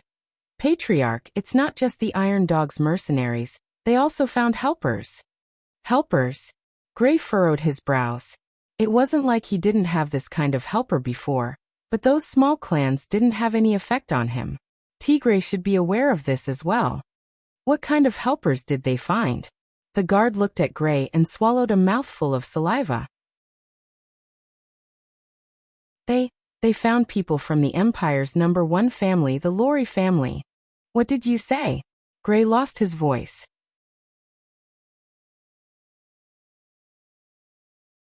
Chapter 122. Lori family. How could this be? Gray felt his head spinning. What is the Lori family? In the entire Ailu Empire, or even the entire Spalier world, there's no one who doesn't know of them. That's the #1 family of an empire. Other than the Ailu, Fea, and Baruba Empire's royal families, the other two empires' #1 families could stand shoulder to shoulder with them. That's the #1 family of an empire. If the three empires are said to be the strongest forces in the world, then excluding the empires themselves, the #1 families of the three empires are the strongest forces in the world. The Medobia family was not small. In Bihurl, other than the Iron Dog's mercenary group, the Medobia family was the strongest family. However, this strength was nothing in front of the Empire's #1 family. Let's not talk about the others. Within the Medobia family, the strongest is Gray himself, a rank 6 warrior. However, within the Lori family, there are at least 1,000 people of that rank. It's not that a 6th order warrior is worthless, it's just that the Lori family is too strong. In the entire family, there are close to 1,000,000 5th order warriors and below. In this million, there are only 1,000 6th order warriors. This ratio shows just how precious a 6th order warrior is. Yet the Lori family is able to recruit more than 1,000 6th order warriors. This is the strength of the #1 family of the empire. Therefore, in the eyes of the Lori family, a 6th order warrior is considered average. Only a 7th order warrior can enter their eyes. Such a powerful family, if they want to deal with a small family like him who doesn't even have a 7th order warrior, wouldn't it be a piece of cake? Gray couldn't help but take 2 steps back. Now that the Iron Dogs can invite the Lori family to help them, with Tigray's personality, there's no way he will let the Medobia family go. The Medobia family, this is the end, Gray laughed bitterly. Who can he blame? He could only blame himself. A few days ago, he had received news that the Lori family had come to Bihurl. However, he did not contact them as much as possible to avoid unnecessary trouble. That was why he did not contact them. Who would have thought that the Iron Dog's mercenary group would have the Lori family? Seeing Gray's sorrowful expression, Della couldn't help but walk to his side and support him. Patriarch, now is not the time to despair. Even if the Lori family came with the Iron Dog's mercenary group, things still have a chance. Patriarch, you can't give up until the end. Hearing this, Gray roused his spirits and gritted his teeth. Yes, you're right. We still don't know what's going on. It's too early to despair. Let's go take a look at the situation first. What's the situation? As soon as Gray's words fell, a voice rang out. Gray and Della looked towards the direction of the voice. There, Wuyan walked out with Chuju, Mikoto, Ikaros, and little Liren. Feeling that the atmosphere in the hall was not right, Wuyan curiously looked at Gray and asked, "What's wrong?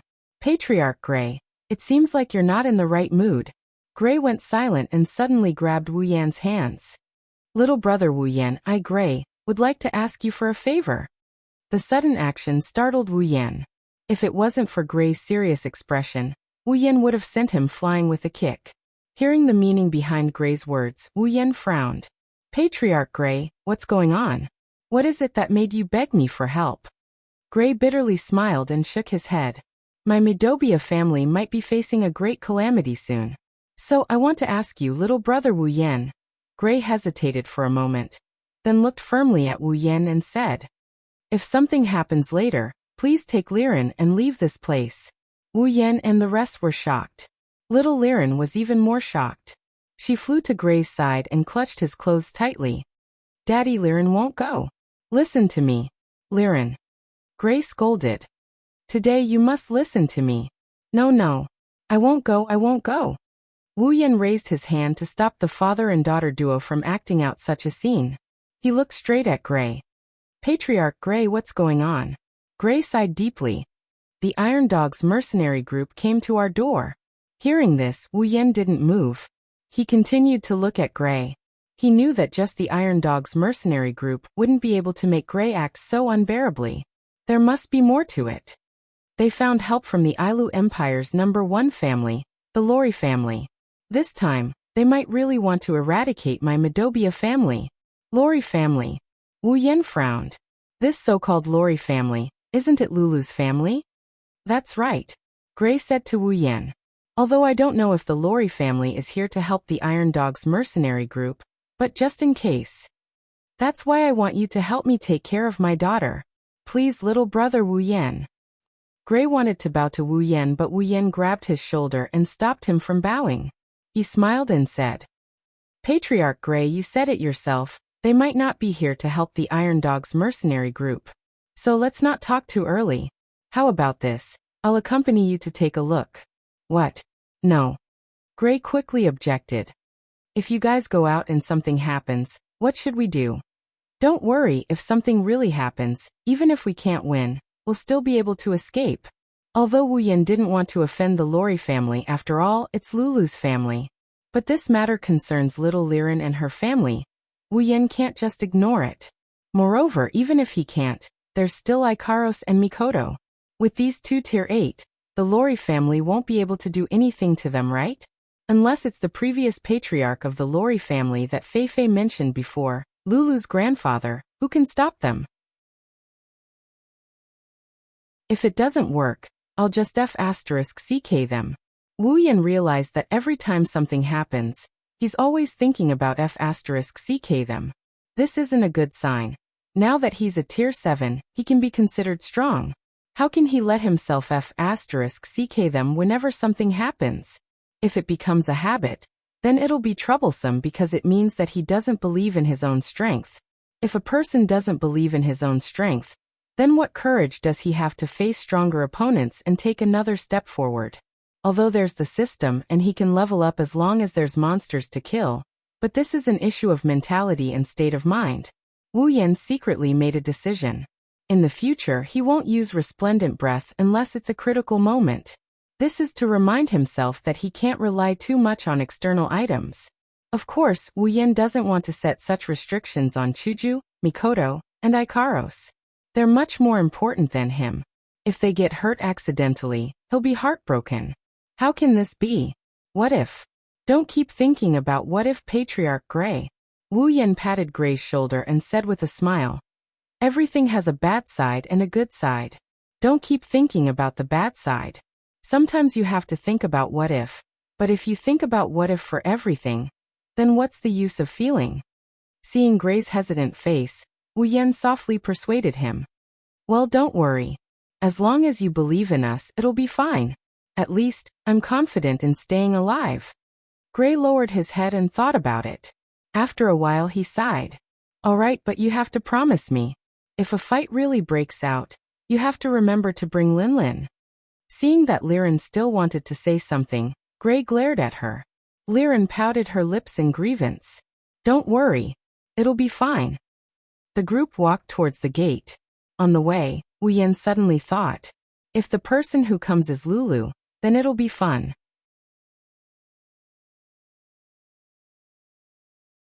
Chapter 123. Medobia Clan's Main Gate. Perhaps the news of the Iron Dog's mercenary group coming to the Medobia clan was leaked. Originally there were only the Iron Dog's mercenary group and the Lori family here, but now there's a crowd that's no less than the former. From time to time, cries of surprise could be heard from the crowd. That's because they knew that the #1 family of the empire, the Lori family, was among the people who came to the Medobia clan. Hearing the cries and whispers from the crowd, Tigray's face couldn't help but reveal a proud expression. As long as today's news reaches the entire Bihurl, then the Iron Dog's mercenary group's reputation will be even greater, even stronger. Contrary to Tigray's proud expression, Lulu and Feifei's faces were tense. They already hated this job, and the more people know about it, the more they hate it. As for the young gigolo, He just stood there indifferently, as if he didn't care about anything. His eyes were still on Lulu. At a certain moment, the Medobia clan's main gate finally opened. Seeing this, the crowd quieted down. Because they know, what's coming next is the climax of the matter. Not long after, the scene of Gray leading his tribesmen and guards appeared in front of everyone's eyes. But what surprised everyone was that standing at the front, it wasn't just Gray, there was also a young man, 3 beautiful girls, and a cute little girl. When they saw the young man, Lulu and Feifei were stunned. Tigray saw this and retracted his proud expression, turning it into a cold smile. Gray, you're finally willing to show yourself. I thought you wouldn't dare to come out. Gray didn't say anything, but Wu Yan, who was standing beside him, noticed. He clenched his fist tightly. Looks like Gray's heart isn't as calm as he looks. If it was anyone else, the result would be the same, as long as they see the lineup in front of them. As for the number of people, there's no need to count. Using his Do Chi and magic senses, Gray can feel that in this group of people, other than Tigray, there are 10 others who are about the same level as him. In other words, what he had to face next were 10 stage 6 powerhouses who were as strong as him, or even stronger than him. Not only that, among the 4 people standing at the front, there was a beautiful woman with silver hair, Gray. Since he couldn't sense her exact strength, under normal circumstances, if a person couldn't sense the specific strength of another person, then there were only 2 situations. One was that the other person cultivated some special method that concealed his own Do Chi and magic power. The other was that the other person's strength far exceeded his own, and he didn't have the ability to sense it. Gray could feel a sense of danger from the beautiful silver-haired woman. Therefore, he concluded that the situation of this person before him should be the second type. That was also to say that the other party was a Tier 7 powerhouse. Gray laughed bitterly in his heart. Although he had already expected such a situation, how could the Lori family not have a Class 7 powerhouse? But when he really faced it, he realized that he had been hoping for a fluke all along. What he didn't know was that fluke was completely unnecessary. Today, it was destined to be a farce. Lulu and Feifei stood at the front of the crowd, such a conspicuous place. How could Wu Yan not see them? Looking at the 2 familiar figures, Wu Yan was stunned for a moment. Then he didn't know whether to laugh or cry. Before coming here, he was still thinking that if the people he met were Lulu and Feifei, then it would be fun. He didn't think that he would actually meet them today. After regaining his senses, Wu Yan looked at the high-spirited Tigray, the corners of his mouth widening into a smile. His smile was filled with playfulness. If Tigray knew that he was acquainted with Lulu and Feifei, what kind of expression would he have? Wu Yan was suddenly filled with anticipation. Thus, his eyes turned and an idea came to his mind. He quickly put on a serious expression and followed behind Gray, walking towards Tigray and the others. Looking at the 4 people in front of him, Gray directly ignored Tigray and asked the other 3. You 3 are? Gray's disregard angered Tigray. Hearing Gray's words, Tigray sneered a few times and said, The identities of the lords are honorable. Although it's not something you can know, let me tell you. I just hope you won't be scared. After saying that, Tigray pointed at the young pretty boy. This one is the direct disciple of the Lori family head. He's also a genius that the head of the Lori family personally bestowed with the surname Lori, Lord Hughes Lori. Gray's body trembled slightly. At first, he thought that the one who came was just a small figure from the Lori family. He didn't expect it to be the direct disciple of the head of the Lori family. On this point, he had the same thought as Tigray. Gray's expression changed. Of course Tigray saw it. After a triumphant smile, he pointed at Feifei. This one is also the direct disciple of the head of the Lori family. She entered the family earlier than Lord Hughes. She's also the guardian of the head of the Lori family's only child, Lord Feifei Lori. Tigray continued to point at Lulu. The smile on his face widened. As for this one, she's the only daughter of the head of the Lori family, the eldest daughter of the Lori family, Lilume Lori. As Tigray introduced them one by one, Gray's heart started to feel bitter. When he heard the words the only daughter of the Lori family, the bitterness in his heart intensified. The direct disciple of the Lori family? Only daughter? Forget about him. Even if it was any other family in the Ailu Empire, they wouldn't dare to offend her. This kind of person wants to touch the Madobia family. Gray felt bitter inside, but he still bowed to Feifei, Lulu and Hughes. The head of the Madobia family, Gray Madobia, greets the three of you. Tigray was about to use Gray's authority to scold him for not addressing them as Lord when Feifei and Lulu noticed that the Wu Yan standing beside Gray was the Wu Yan they knew. Whether it was Lulu or Feifei, both of them were overjoyed to see Wu Yan. Especially Lulu. As the only daughter of the Lori family, Lulu could be said to be the center of attention. In the entire Ailu Empire, other than the princesses of the royal family, who else could compare to her life? But it was this kind of life that allowed Lulu to transcend the ranks of the commoners. The people around her, regardless of gender, all of them had some sort of interest in them, especially the men. Lulu may be a little young, but her looks are truly devastatingly beautiful. Even Chuju and Mikoto paled in comparison to her. Only Ikaros could surpass Lulu in terms of looks. With this kind of appearance and background, who wouldn't want to embrace Lulu in their arms? As long as they could win Lulu's heart, then not only would they gain, they would also gain the Lori family. After all, the Lori family only has one direct descendant. In the future, if Lulu doesn't become the head of the Lori family, then it would be Lulu's husband becoming the head of the Lori family. The head of the Empire's #1 family. Just thinking about it is enough to make people drool, right? Because of this, Lulu didn't have a single true friend. Other than the few people who could compare to her in the world, there wasn't a single male among them. However, a few months ago, Lulu got to know the first person in her life who is worthy of being her friend. That person is Wu Yan. Lulu will never forget that day in the Behemoth Forest, when she met Wu Yan for the first time. In his eyes, other than admiration, there wasn't any greed or lust that other men have. That's why Lulu treated Wu Yan as a true friend. Of course, it's only at the level of a friend. Seeing Wu Yan again, Lulu's surprise is unimaginable. Seeing Lulu's expression, Wu Yan suddenly jumped out, pointed at Lulu and shouted, "Which? Are you the one who wants to mess with our Madobia family?" This guy is messing around again. That's Chuju and Mikoto's first thought.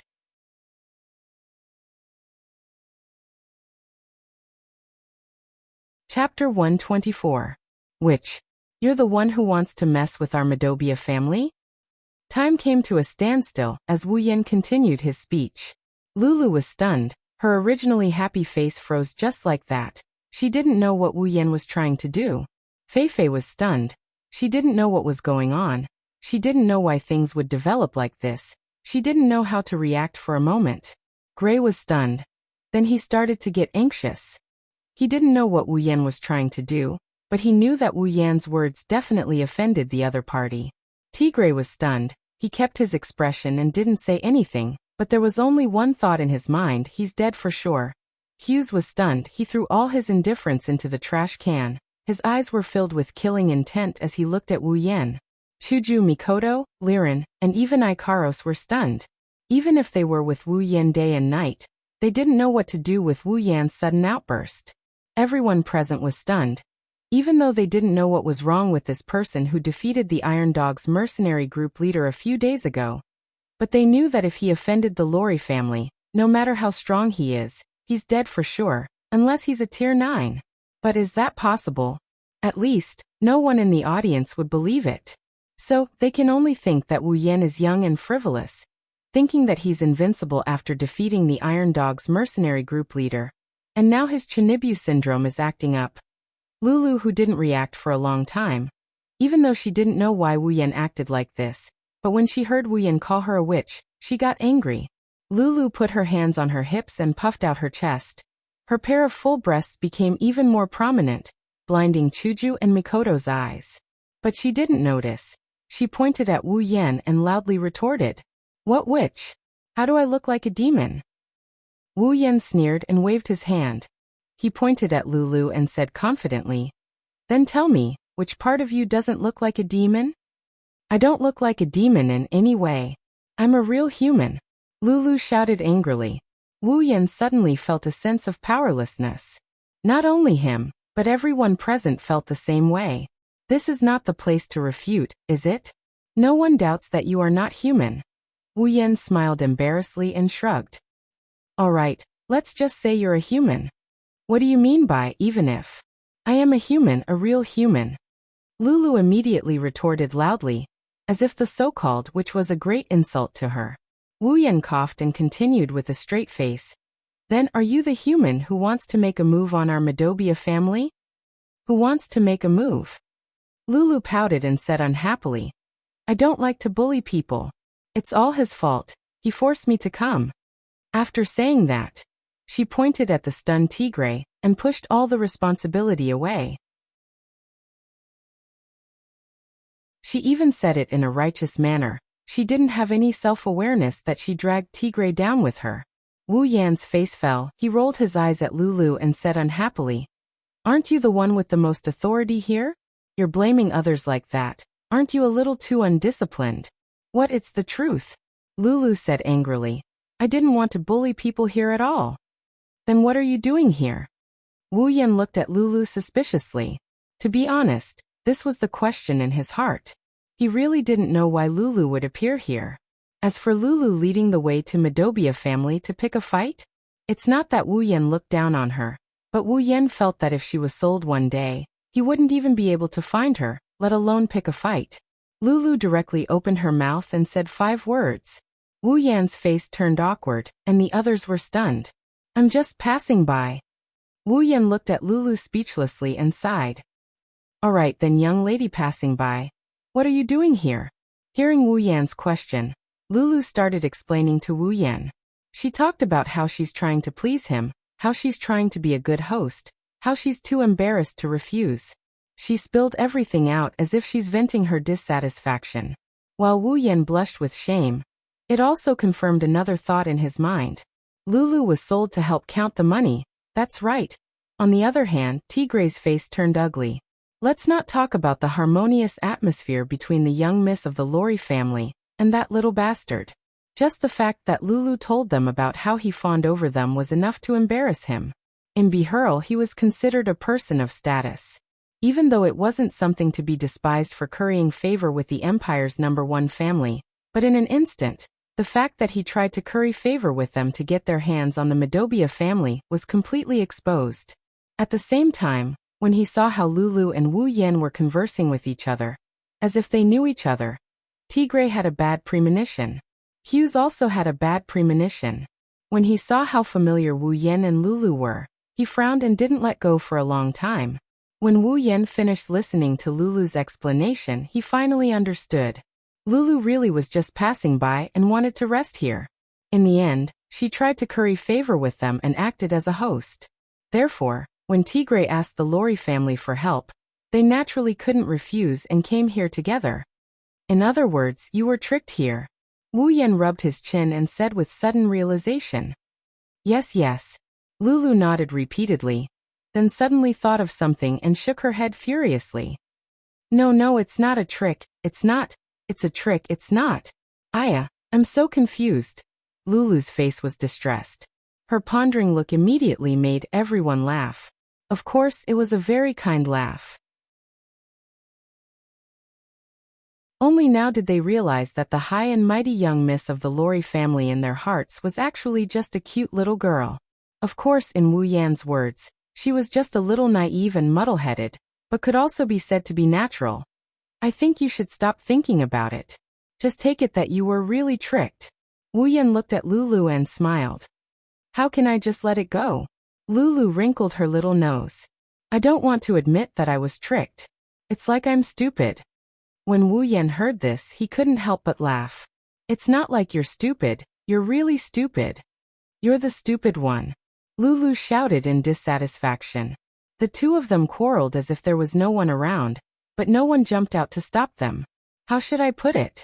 Although they were quarreling, no matter how one looked at it, the two of them were so familiar with each other that even if they quarreled, there wasn't the slightest bit of tension. So much so that even though Wu Yan is being so unreasonable in front of their family's Missy, none of the Lori family members reacted in time to deal with the guy who offended their Missy. Fei Fei is the only one who is bitterly smiling at the side. Back when they were still in the supply town, back when they were still working with Wu Yan, this kind of scene happened almost every day. Fei didn't object because even though it seemed like Lulu was being bullied by Wu Yan every time, Fei, who raised Lulu since she was a child, how could she not know that Lulu was actually very happy to be able to communicate with Wu Yan like this? Wu Yan and Lulu don't know what other people are thinking, but the two of them are having a good time bickering with each other, because they can feel that the sense of unfamiliarity they felt after their separation is gradually disappearing. The sense of familiarity from before is returning to them. At this moment, Gray finally recovered from his stupor. He thought that Wu Yan's offensive words towards the young miss of the Lorry family would cause irreparable damage, but in the end, the situation developed in such a dramatic way. Just a moment ago, he was seen as a formidable foe, but now, he's happily chatting with Wu Yan. The bystanders can see that the two of them are very familiar with each other. Gray can also see that. Do they know each other? Gray looked at Wu Yan suspiciously and asked softly, do you know each other?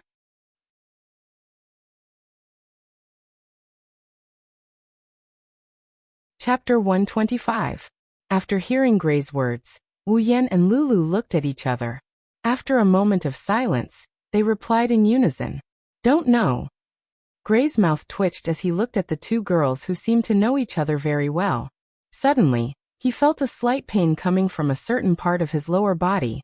After Wu Yan and Lulu said "don't know" at the same time, they couldn't help but laugh. Even Fei couldn't help but burst out laughing. For a moment, Wu Yan's laughter and Lulu's and Fei's soft giggles echoed in the unusually silent room. What a familiar scene. When Wu Yan first met Fei also asked him and Lulu the same question. At that time, he and Lulu also replied that they didn't know each other. The three of them recalled that day at the same time. Although only 2 to 3 months had passed, whether it was Wu Yan who had experienced the instance dungeon or Lulu and Fei who hadn't experienced it, they all felt that they hadn't seen each other for a long time. After a while, Fei stopped laughing and turned to look at Wu Yan suspiciously. "Yan, you said our Madobia family just now. Are you from the Madobia family?" That's right. Lulu had the same doubts. "Didn't you say that you don't have a family, and that you're a barbarian from the mountains?" "Although I did say that, why do I feel displeased when I hear it from your mouth?" Wu Yan sighed and waved his hand at the two girls with a smile. "Well, I was just joking. However, I do have a good relationship with the Madobia family. If you want to find fault with me, I'm afraid you'll have to go through me first." You think you're worthy of going against our Lorry family?" An untimely voice sounded after Wu Yan finished speaking. Hearing this voice, Wu Yan narrowed his eyes and looked behind Lulu and Fei. He saw that the handsome guy named Hughes who was standing with Lulu, Fei and Tigray appeared in front of Wu Yan. He crossed his arms and looked at Wu Yan indifferently. His eyes were filled with disdain and disgust as if he was a refugee. Wu Yan looked at him and then turned to Lulu and asked, "Lulu, who is he?" Before Lulu could answer, Hughes's expression changed, and a hint of gloom appeared between his brows. "Impudent. What did you call me? The young miss of our Lorry family is not someone you can call." Hearing this, Wu Yan finally understood. No wonder he felt a sense of déjà vu. It was another slime. Hughes Lorry. Level 42. His strength is much stronger than that slime. He's at least rank 5. "Hey Hughes, what's the meaning of this?" Lulu frowned and looked at Hughes with a trace of displeasure. She said to Hughes, "What does it have to do with you how my friend likes to call me?" "Friend?" Hughes paused and pointed at Wu Yan in disbelief. "You said he's your friend? Is there a problem?" Lulu snorted. Although it was a cold snort, it was still pleasing to the eye when Lulu did it. On the other hand, Hughes' face had completely sunk. Friend. If this word came out from someone else's mouth, it would be normal. However, when it came from Lulu's mouth, it was completely different. Hughes, who had been brought into the Lorry family since he was young, had practically grown up with Lulu. It wasn't that he didn't hear the word friend from Lulu, but it was pitifully few. Even if he used his fingers to count, it would still be absolutely clear. Hughes liked Lulu since he was young. It could be said that when he first met Lulu, he was infatuated with her. She had a high status, but she only had a kind and cute personality. She didn't have the arrogant and spoiled personality of other young misses. On top of that, Her cultivation talent was even stronger than his, as well as her beauty that could cause the downfall of a city since she was young. When Hughes first saw Lulu, he silently said to himself in his heart, "She's mine." As Lulu's childhood friend, if Hughes wanted to pursue Lulu, it could be said that he had a much better chance than others. He had always worked hard, but for some reason, no matter how he pursued, Lulu didn't care. If Lulu didn't treat other men the same way, Hughes would have been anxious. However, Lulu, who used to be a stranger to all men, actually said today that a man was her friend. Hughes was silent. When he turned to look at Wu Yan, his gaze carried a shocking murderous aura. Tigray, who was standing beside him, was also shocked. Feifei frowned and fixed her gaze on Hughes.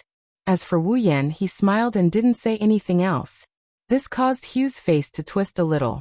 This commoner with average looks compared to him, low status, deduced from Lulu's words about coming from the mountains, and no strength, no doqi or magic, so he couldn't sense it. What right did he have to make his beloved young miss recognize him as a friend? When he thought of the family drama that Wu Yan and Lulu just put on, the murderous aura in Hughes' heart couldn't be retracted. Everyone present could feel Hughes' murderous intent. Ikaro's pupils shrunk. She wanted to change into her Sky Queen form. For her, anyone who wanted to harm Wu Yan must be eradicated. Chuju and Mikoto pulled Ikaros back and shook their heads at her, indicating that she shouldn't move. Ikaros hesitated for a moment and stopped what she was doing. Of course, Hughes, who only had eyes for Wu Yan, didn't know that just now, he had taken a trip around the gates of hell. In his heart, he only wanted to torture Wu Yan to death. But when he saw Lulu standing beside him, Hughes suppressed the impulse in his heart. "Commoner, if you know what's good for you, leave the young miss side. She's not someone you can associate with." Hughes fixed his gaze on Wu Yan. His tone was full of threat. Wu Yan was about to say something to Hughes' threat when Lulu's face turned angry. She stood in front of Wu Yan and said loudly, "Hey! What right do you have to say that? If I say Yan is my friend, then he's my friend. It's not like I can't associate with him." Hughes didn't say anything. He only looked at Wu Yan with eyes full of anger and murderous intent. Lulu's protection of Wu Yan only made Hughes' desire to kill Wu Yan even more resolute. From the beginning to the end, no one said anything. Even Tigray, who was the one who came to cause trouble, and Gray, who thought that a disaster was about to befall them, couldn't get a word in. Right now, the development of this matter was no longer just a power struggle, but a personal problem. They didn't know what to do, so they could only observe the situation for now. Chuju and Mikoto were in the same situation. However, compared to Tigray and Gray, who were looking at the development of this matter, the two girls were looking at Lulu. This girl, they had heard Wu Yan talk about her before. They were also curious about the first friend Wu Yan made in this world. Therefore, when they looked at Lulu, Chuju and Mikoto were already examining her. At this time, Wu Yan finally moved. With a move of his hand, Wu Yan rubbed Lulu's head, messing up her beautiful hair. Ignoring Lulu's dissatisfaction, he pulled her behind him. "Let go of your dirty hands." Wu Yan's series of actions caused Hughes to completely explode. Those intimate actions and Lulu's coquettish pouting expression were all challenging the bottom line of Hughes' heart. In a fit of anger, Hughes' noble and indifferent temperament completely disappeared. Anger filled his face. He took out a staff-shaped popular armament. With a raise of his hand, a wind blade shot out towards Wu Yan's hand on Lulu's body. Almost at the same time, an icicle met the wind blade and neutralized it. Lulu put down the staff in her hand and angrily glared at Hughes. She mobilized all the magic in her body. Lulu is angry, the consequences are serious.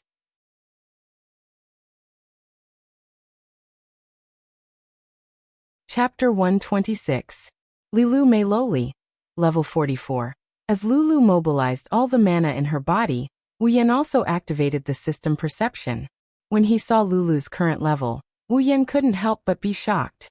When Wu Yan and Lulu separated 2 to 3 months ago, Lulu was only level 35 at that time. He didn't expect that in just 2 to 3 months, Lulu's strength would directly increase by 9 levels, almost an entire rank. Although it was said that a mid-rank promotion from rank 4 to rank 5 wasn't as difficult as a high-rank promotion, It still wasn't something a low-rank promotion could compare to at this time. Even someone like Wu Yan, who rose from nothing to rank 7 in less than half a year, couldn't help but praise Lulu's talent. After all, Lulu wasn't like him. Even if she had the support of the Empire's #1 family, she still couldn't compare to Wu Yan, who was using cheats. Lulu and Hughes's sudden wind blades and ice cones also shocked everyone present. Other than being shocked by the development of the two's battle without any warning, they were also shocked by Hughes and Lulu's strength. Everyone could see that the two weren't very old, at least not even in their 20s. They didn't expect them to be so strong. In the blink of an eye, they cast spells without seeing the two chanting at all. Of course, after being shocked, everyone returned to normal. After all, a rank 7 in his 20s appeared a few days ago. Naturally, this level of strength wasn't anything strange. Returning to the field, Hughes was startled as he looked at Lulu, who suddenly attacked. Meanwhile, Lulu's beautiful face was filled with anger. "Hughes, you actually dared to attack my friend." Lulu was so angry that she even stomped her feet. Back in the supply town, her people had attacked Wu Yan. Although nothing happened to Wu Yan in the end, Lulu had always kept this matter in her heart, because she felt very guilty. Wu Yan was her friend. Her own people actually attacked her own friend. The kind and innocent Lulu put all the blame on herself. Fortunately, Wu Yan was fine. Otherwise, Lulu might not feel at ease for the rest of her life. When they met again, Lulu was also nervous. She didn't know if the friend she had made with great difficulty would leave her because of this. Fortunately, Wu Yan didn't take this matter to heart.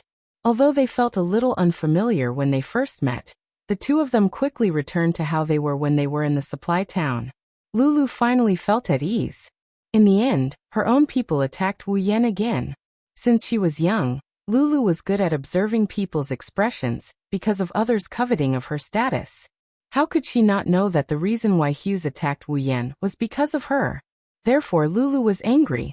Her first and possibly only male friend in her life was attacked again and again by the people around her. Lulu felt guilty, but at the same time, her anger was completely ignited. It could be said that Hughes had hit the right target. "Yan, I'm sorry. I. Turning to look at Wu Yan, Lulu wanted to say something, but she really didn't know what to say. In the end, her eyes were wet. Wu Yan couldn't help but laugh. Looking at Lulu's wronged eyes, he said, "Lulu, you don't think that I will be angry at you because of someone I just met today and have a bad impression of, right?" "You won't." Lulu tilted her head and said timidly. Wu Yan sighed. "Of course not. No matter how you look at it, left, right, horizontal, or vertical, it has nothing to do with you." "But, no buts." Wu Yan pressed Lulu's head again and rubbed it hard until Lulu's hair looked like a chicken's nest. Only then did he nod in satisfaction. "Anyway, you just need to know that this isn't your fault. That's enough." Lulu nodded blankly. Looking at Wu Yan's face, her tears turned into a smile. Then, she unhappily tidied up her hairstyle that Wu Yan had made into a chicken's nest. Bastard. Abominable bastard. Hugh's lifetime of self-cultivation had vanished into thin air today. Regardless of whether it was the way he addressed her as little Lulu, or the intimate act of touching her head, or the interaction between the two of them, it all made Hugh's heart turn black. "Miss, the other party is just a bastard with no status. How can you lower yourself to befriend such a bastard? If the clan leader finds out, he will object." Hughes's hand was already turning blue from gripping the magic staff, but he didn't feel it. His face was gloomy as he looked at Wu Yan. He wanted nothing more than to tear him into pieces. "I haven't settled the score with you yet. How dare you blame me?" Lulu only felt that her mood, which had just gotten better with great difficulty, was once again ruined. "Don't talk about whether Dad will think that I'm lowering myself. Even if he does, he won't blame me." When she said this, Lulu appeared to be full of confidence. This made Hughes finally remember that the clan leader doted on this precious daughter the most. Hughes gritted his teeth and looked coldly at Wu Yan. He said sarcastically, "Bastard. I don't care what methods you use to deceive Miss, but as a person, you must know your place.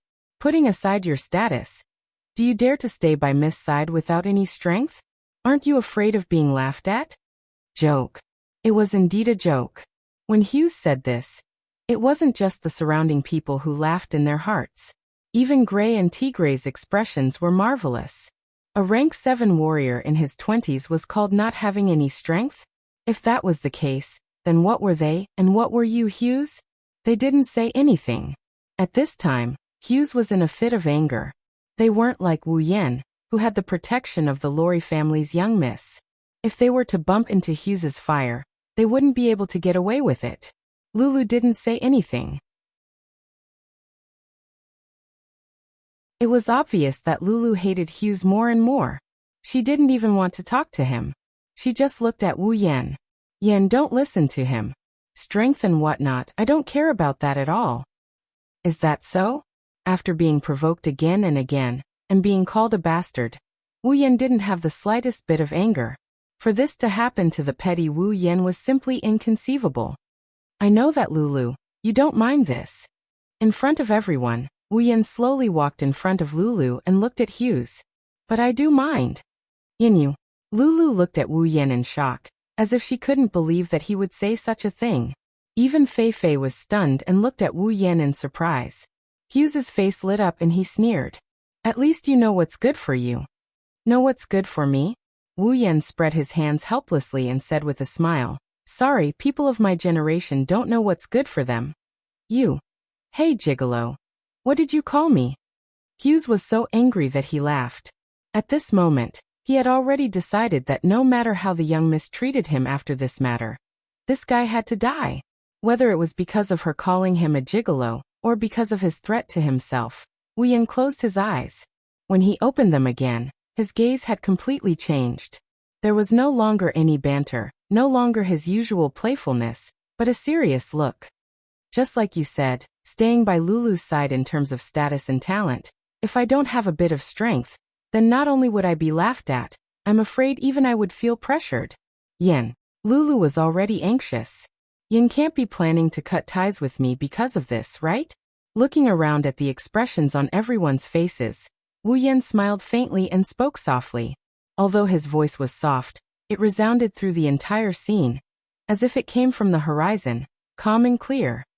So in order to prevent any accidents from happening and to reassure Lulu, I'll let you all see if I, Wu Yan, have the qualifications to stand by Lulu's side. Ignoring the dumbfounded crowd, as well as Hanajiku and Mikoto behind him who are grinning, Wu Yan looked straight at Hughes and said with a smile, make your move. As long as I take a step back, my life is yours.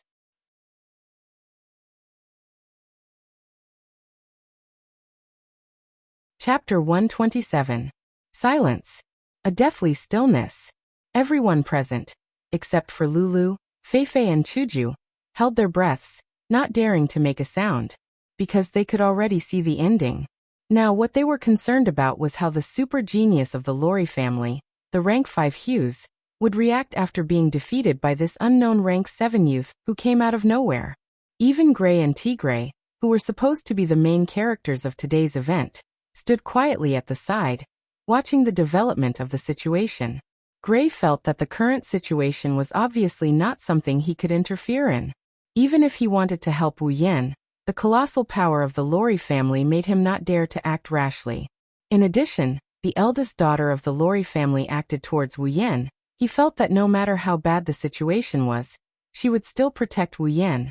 Tigray, on the surface, looked the same, but on the inside he was laughing out loud. Although the plan to deal with the Midobia family was temporarily out of the question after the strange development of the situation, Tigray felt that the current situation wasn't bad. He knew that with Wu Yan's strength, dealing with Hughes would be a piece of cake. But in this way, Wu Yan would have thoroughly offended the disciple of the Lorry family, being targeted by the number 1 family of the empire. Even if Wu Yan was a rank 7, he would still have no chance of winning. Even if he couldn't take care of the Midobia family, taking care of this despicable brat would still be good enough. Ha ha, ha ha ha ha. Hughes couldn't help but laugh out loud. His laughter was so happy, but also so angry. At this moment, he couldn't hold back the killing intent in his heart, releasing it all. Originally, he wanted nothing more than to tear Wu Yan into pieces, but Lulu had always been on Wu Yan's side, making it difficult for him to do so. Now, the opponent actually came looking for death. How could Hughes hold back his laughter? How could he hold back and let Wu Yan go? Good. Very good. Hughes laughed loudly. He looked at Wu Yan as though he were looking at a dead man, and suddenly said coldly, "Since that's the case, let me see how you're going to prove your so-called qualifications." Yan. You. How can you be so reckless? Lulu was so angry that she stomped her feet. She was very anxious. Wu Yan's words had indeed moved her. However, Lulu wasn't sure how strong Wu Yan was right now. But Lulu was very clear.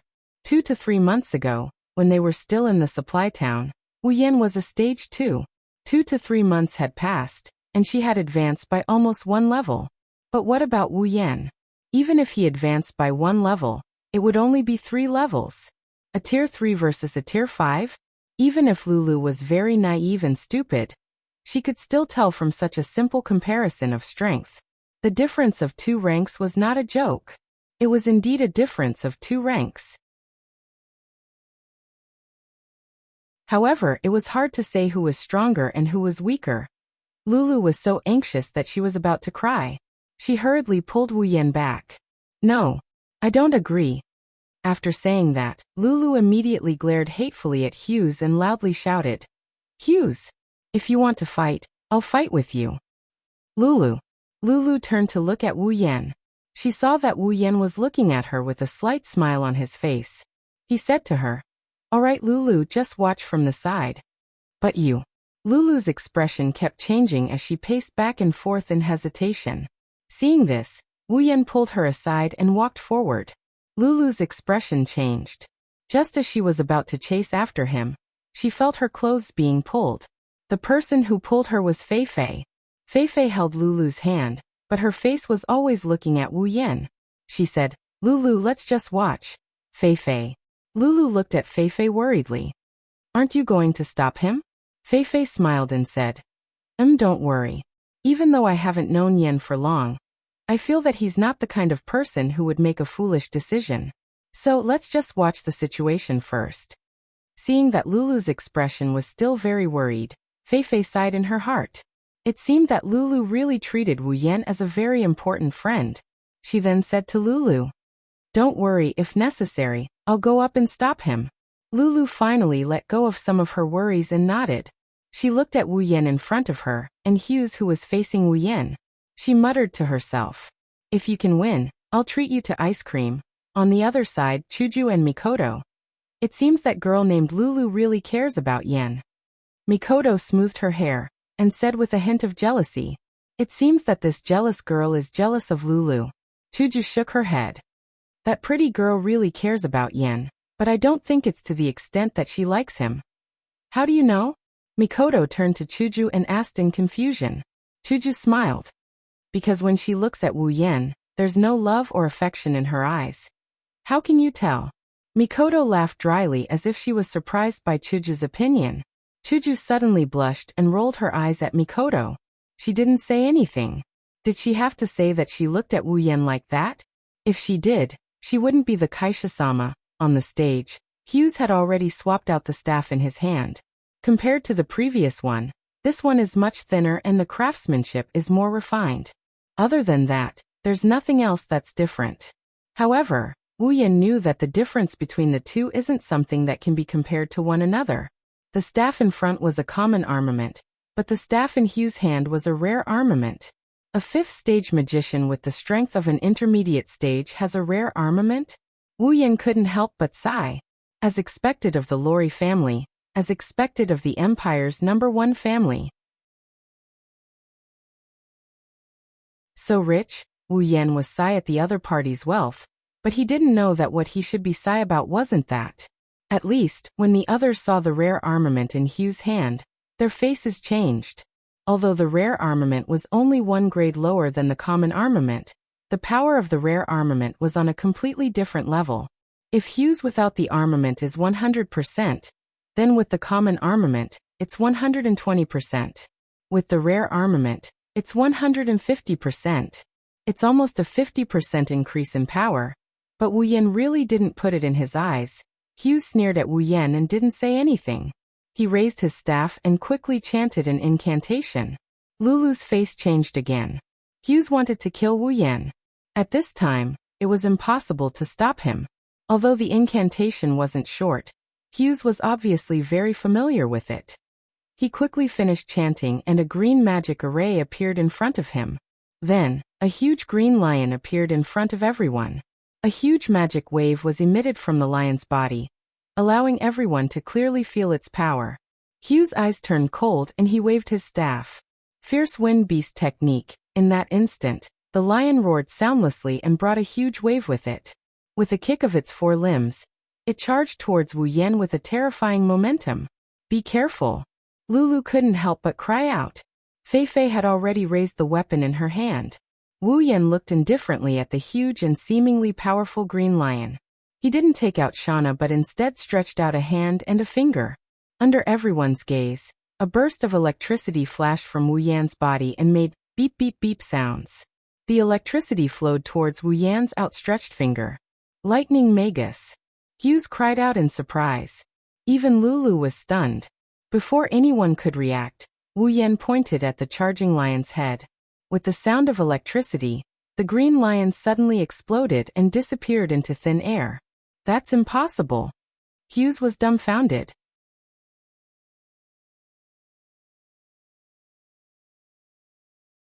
Chapter 128. Impossible. Impossible. Impossible. Like a broken doll, Hughes had a blank look on his face as he kept repeating this sentence. This made the people around him feel pity for him. This result was obvious. Everyone present had already guessed it, so they weren't surprised. They were just speechless. 7th rank really strong. Of course, not everyone was as relieved as the onlookers, the Midobia family, and the Iron Dogs mercenary group. The people from the Lori family were all in a daze like Hughes. Even Lulu and Fei Fei were the same. Is this really Yen? Lulu looked at Wu Yan, who was still surrounded by lightning, in a daze. She didn't know where her thoughts had flown to. Compared to the dazed Lulu, Fei Fei was much better. Seeing Wu Yan break the Wind Strike Beast spell, Fei Fei's pupils shrank for a moment before returning to normal. Not for anything else, but because Fei Fei is also a 7th rank. This scene may seem inconceivable to others, but to Fei Fei it was nothing. If she wanted to do it, she could do it too. Just like Wu Yan, it would be as easy as blowing off dust. Therefore Fei Fei stood there calmly. But from her trembling hands, it was obvious that her heart wasn't calm. She had too many questions in her heart. For example, 2 to 3 months ago, Wu Yan was only a 2nd rank. How did he become so strong after 2 to 3 months? Another example, as long as you're from the Spalier world, you know that magic and battle energy can't coexist. But Fei Fei still clearly remembered that Wu Yan was a warrior who used swords and sabers 2 to 3 months ago. But now Wu Yan is using lightning magic. This is another question in Fei Fei's heart. And many. But after thinking about it, everyone has their own secrets. Even Fei Fei herself was no exception. So even though she had many questions, Fei Fei didn't think about it anymore. As long as she was sure that Wu Yan wouldn't harm Lulu, then it didn't matter.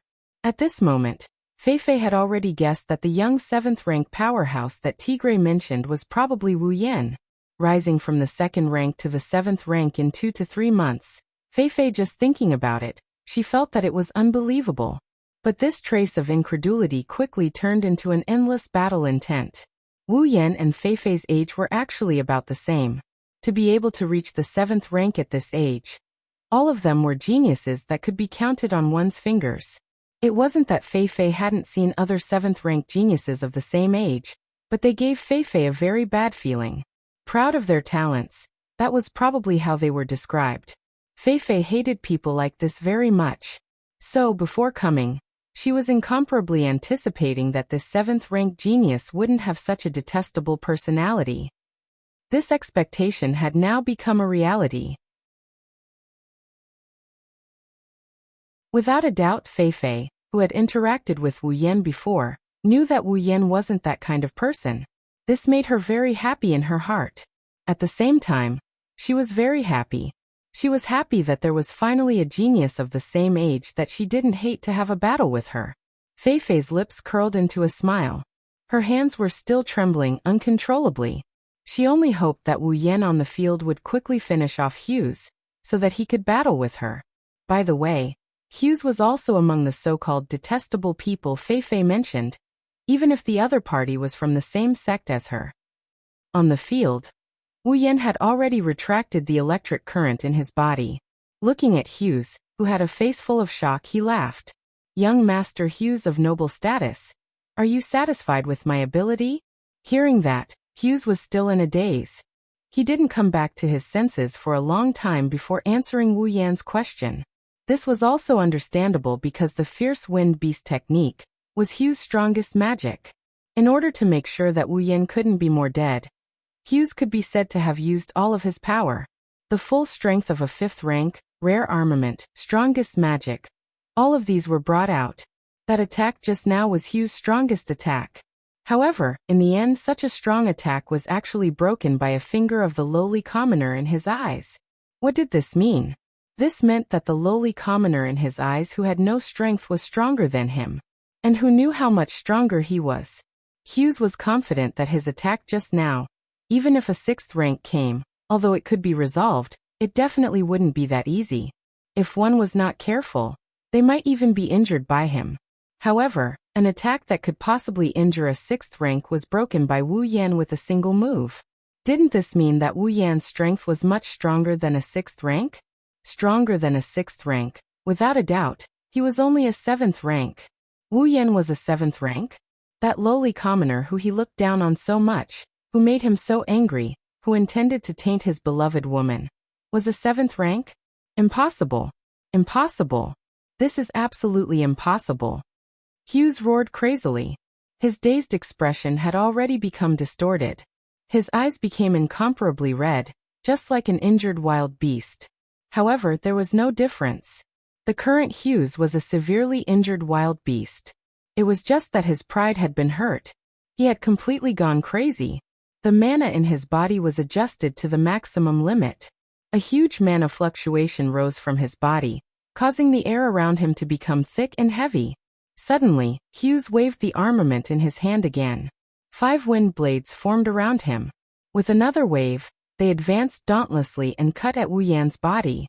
Their speed was incomparably fast. With regards to Hughes' sudden attack, Wu Yan only frowned and ignored him. He stood on the spot without moving, waiting for the 5 wind blades to arrive. Only when the wind blades were about to reach him did Wu Yan move. He reached out and snapped his fingers. Instantly, countless iron sand rose from the ground and rolled into a black wave that reverberated around Wu Yan. The wind blades hit the iron sand wave, and only created a few sparks before disappearing. Everyone was stunned when they saw this. What was this black wave? To the people of this world, using electromagnetic force to control iron sand was definitely something that they wouldn't even think of. They would only think of it as another method of Wu Yan's. His attack sank like a rock into the ocean, and did not cause any damage to his opponent. Hughes's twisted expression deepened. He waved the armament in his hand again, and 5 wind blades shot out.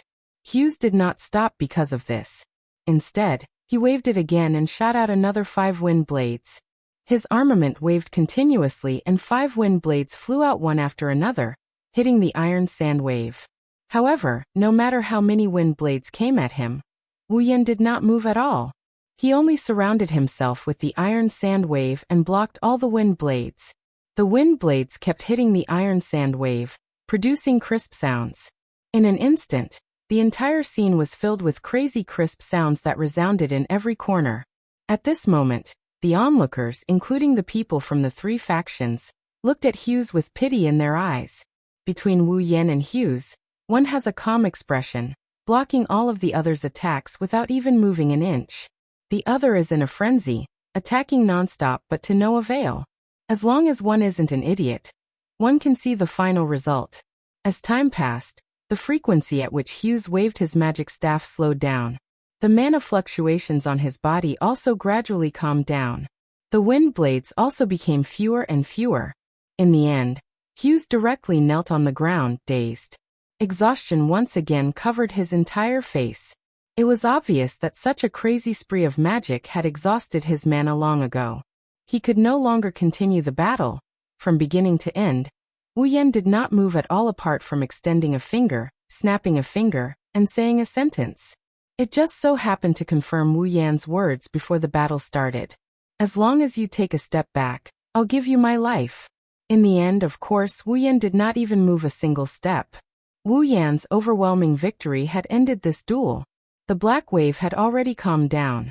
Wu Yan walked in front of the dazed Hughes and said in a loud voice, I won. Young master of the Lori family, please remember to tell all those people with status, and power, that I, Wu Yan, am a friend of Plum Lilu Lori. Now is, and will be in the future.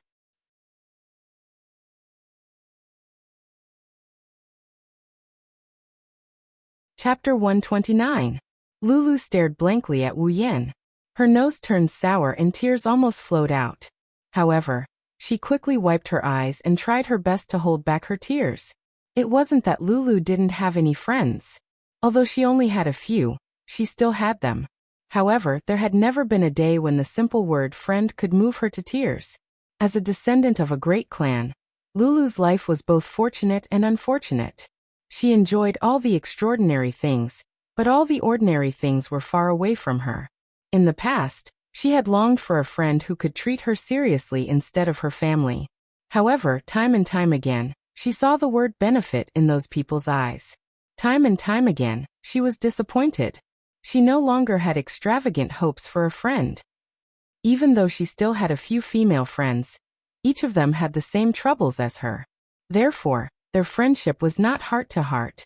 It could be said that no one could walk through the door of friendship in her heart. Feifei could, but Feifei was her guardian. It was more like family than friendship. However, it didn't matter anymore. The past had become the past.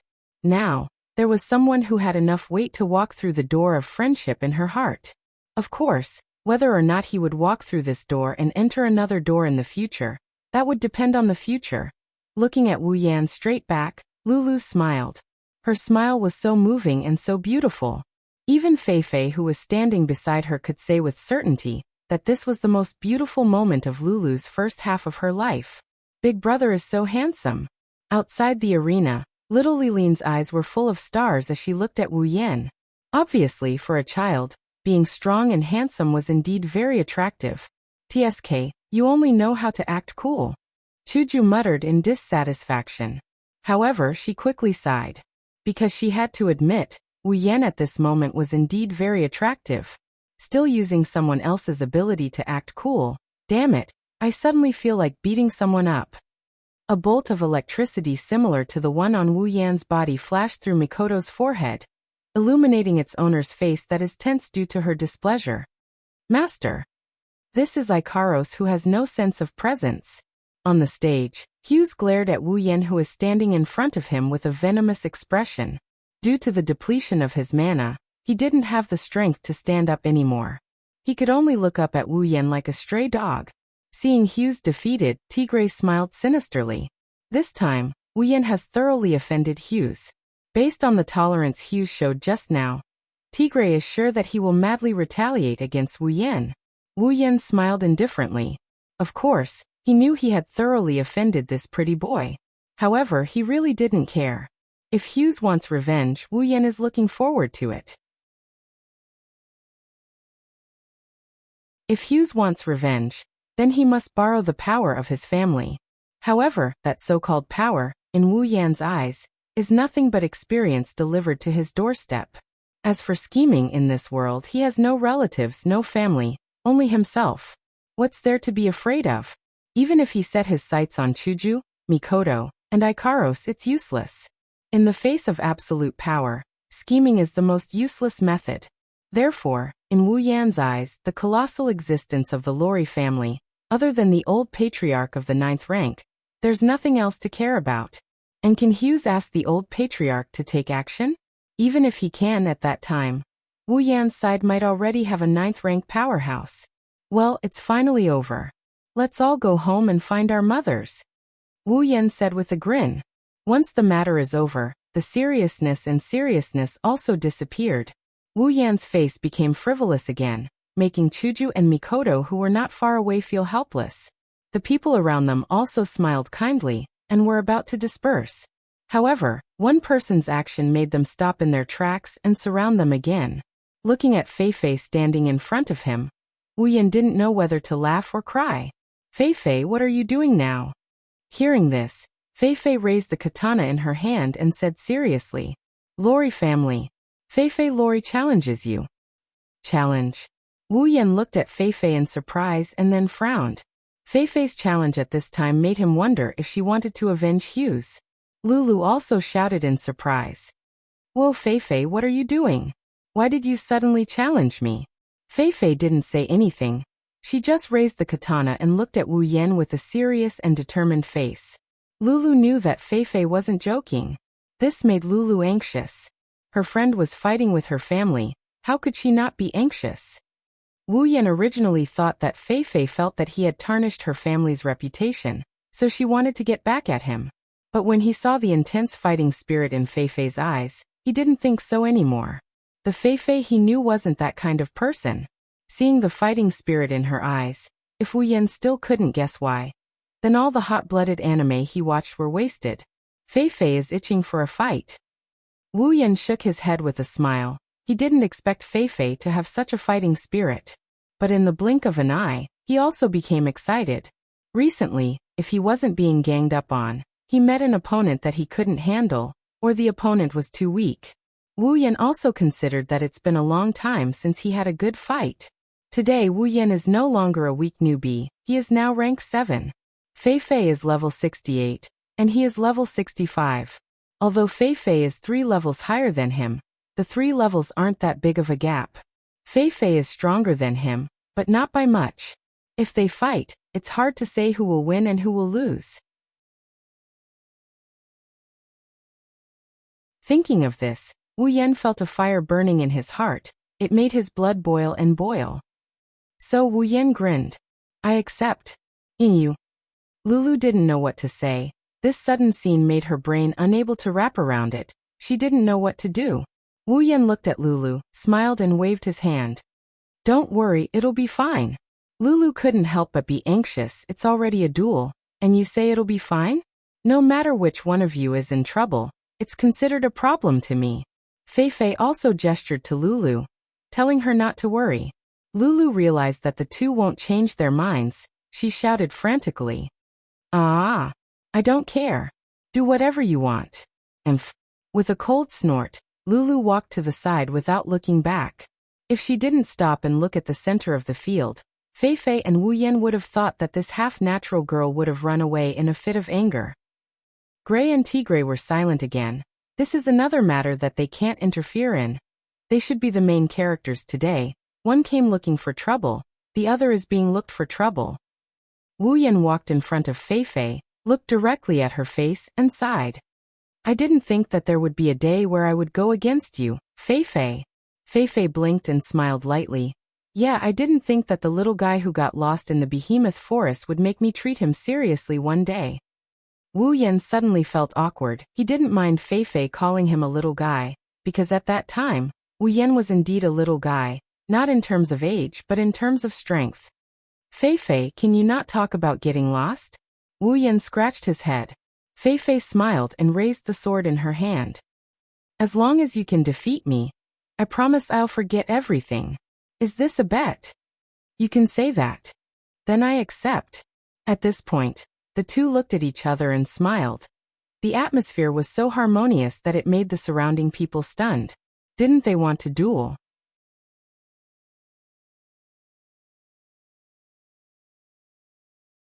Chapter 130. The distance between them wasn't too far, but it wasn't too long either. The two of them stared at each other and didn't make any movements. However, anyone with a bit of strength could feel a surge of aura rising from the two of them and attacking each other. A clash of auras. In a place where the crowd couldn't see or hear, the two of them had already begun their duel. Perhaps to the man and woman on the field. The duel had already begun. Fei Fei sized up Wu Yan for a while and said, "What? Do you need me to let you go?" Of course, Fei Fei didn't say this because she looked down on Wu Yan. Instead, She saw that Wu Yan didn't seem to be carrying any weapons, so she made a concession. After all, the long sword in Feifei's hand was a rare armament. Hearing this, Wu Yan knew what Feifei was talking about and smiled. No need. In the blink of an eye, a strange, light, and nimble sword appeared in Wu Yan's hand. Wu Yan let it twist around his wrist, and then grabbed it with a paw sound. Is this your weapon? Seeing the Nidianjana in Wu Yan's hand, Feifei's eyes lit up, and she nodded in praise.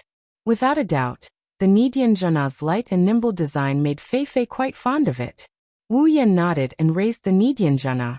It's called the Nidianjana. It's a rare armament. Rare armament. Feifei couldn't help but smile and nod. This was for the best. Everyone didn't have to hold back, and the conditions were the same. They could go all out.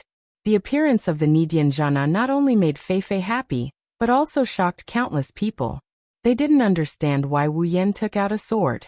This was because they believed that even if Wu Yan used a weapon, it should be a magic staff or something like that. After all, what Wu Yan used before was lightning magic. Now that he had taken out a sword, could it be that he was still a warrior? Thinking of this, countless people laughed. Magic and doqi couldn't coexist. This was the most basic common sense of the Spalier world. Who didn't know this? But otherwise, why would Wu Yan take out a sword?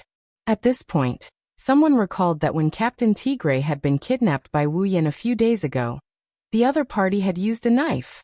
Could it be that he could use both magic and qi at the same time? Everyone present couldn't help but have such a ridiculous idea. Of course, what they didn't know was that Wu Yan didn't know battle qi, nor did he know magic. What used the blade was his physical strength, and what used the lightning was his computing power. Superpower. Hughes stood in front of Laurie's house and looked at Wu Yan in the arena.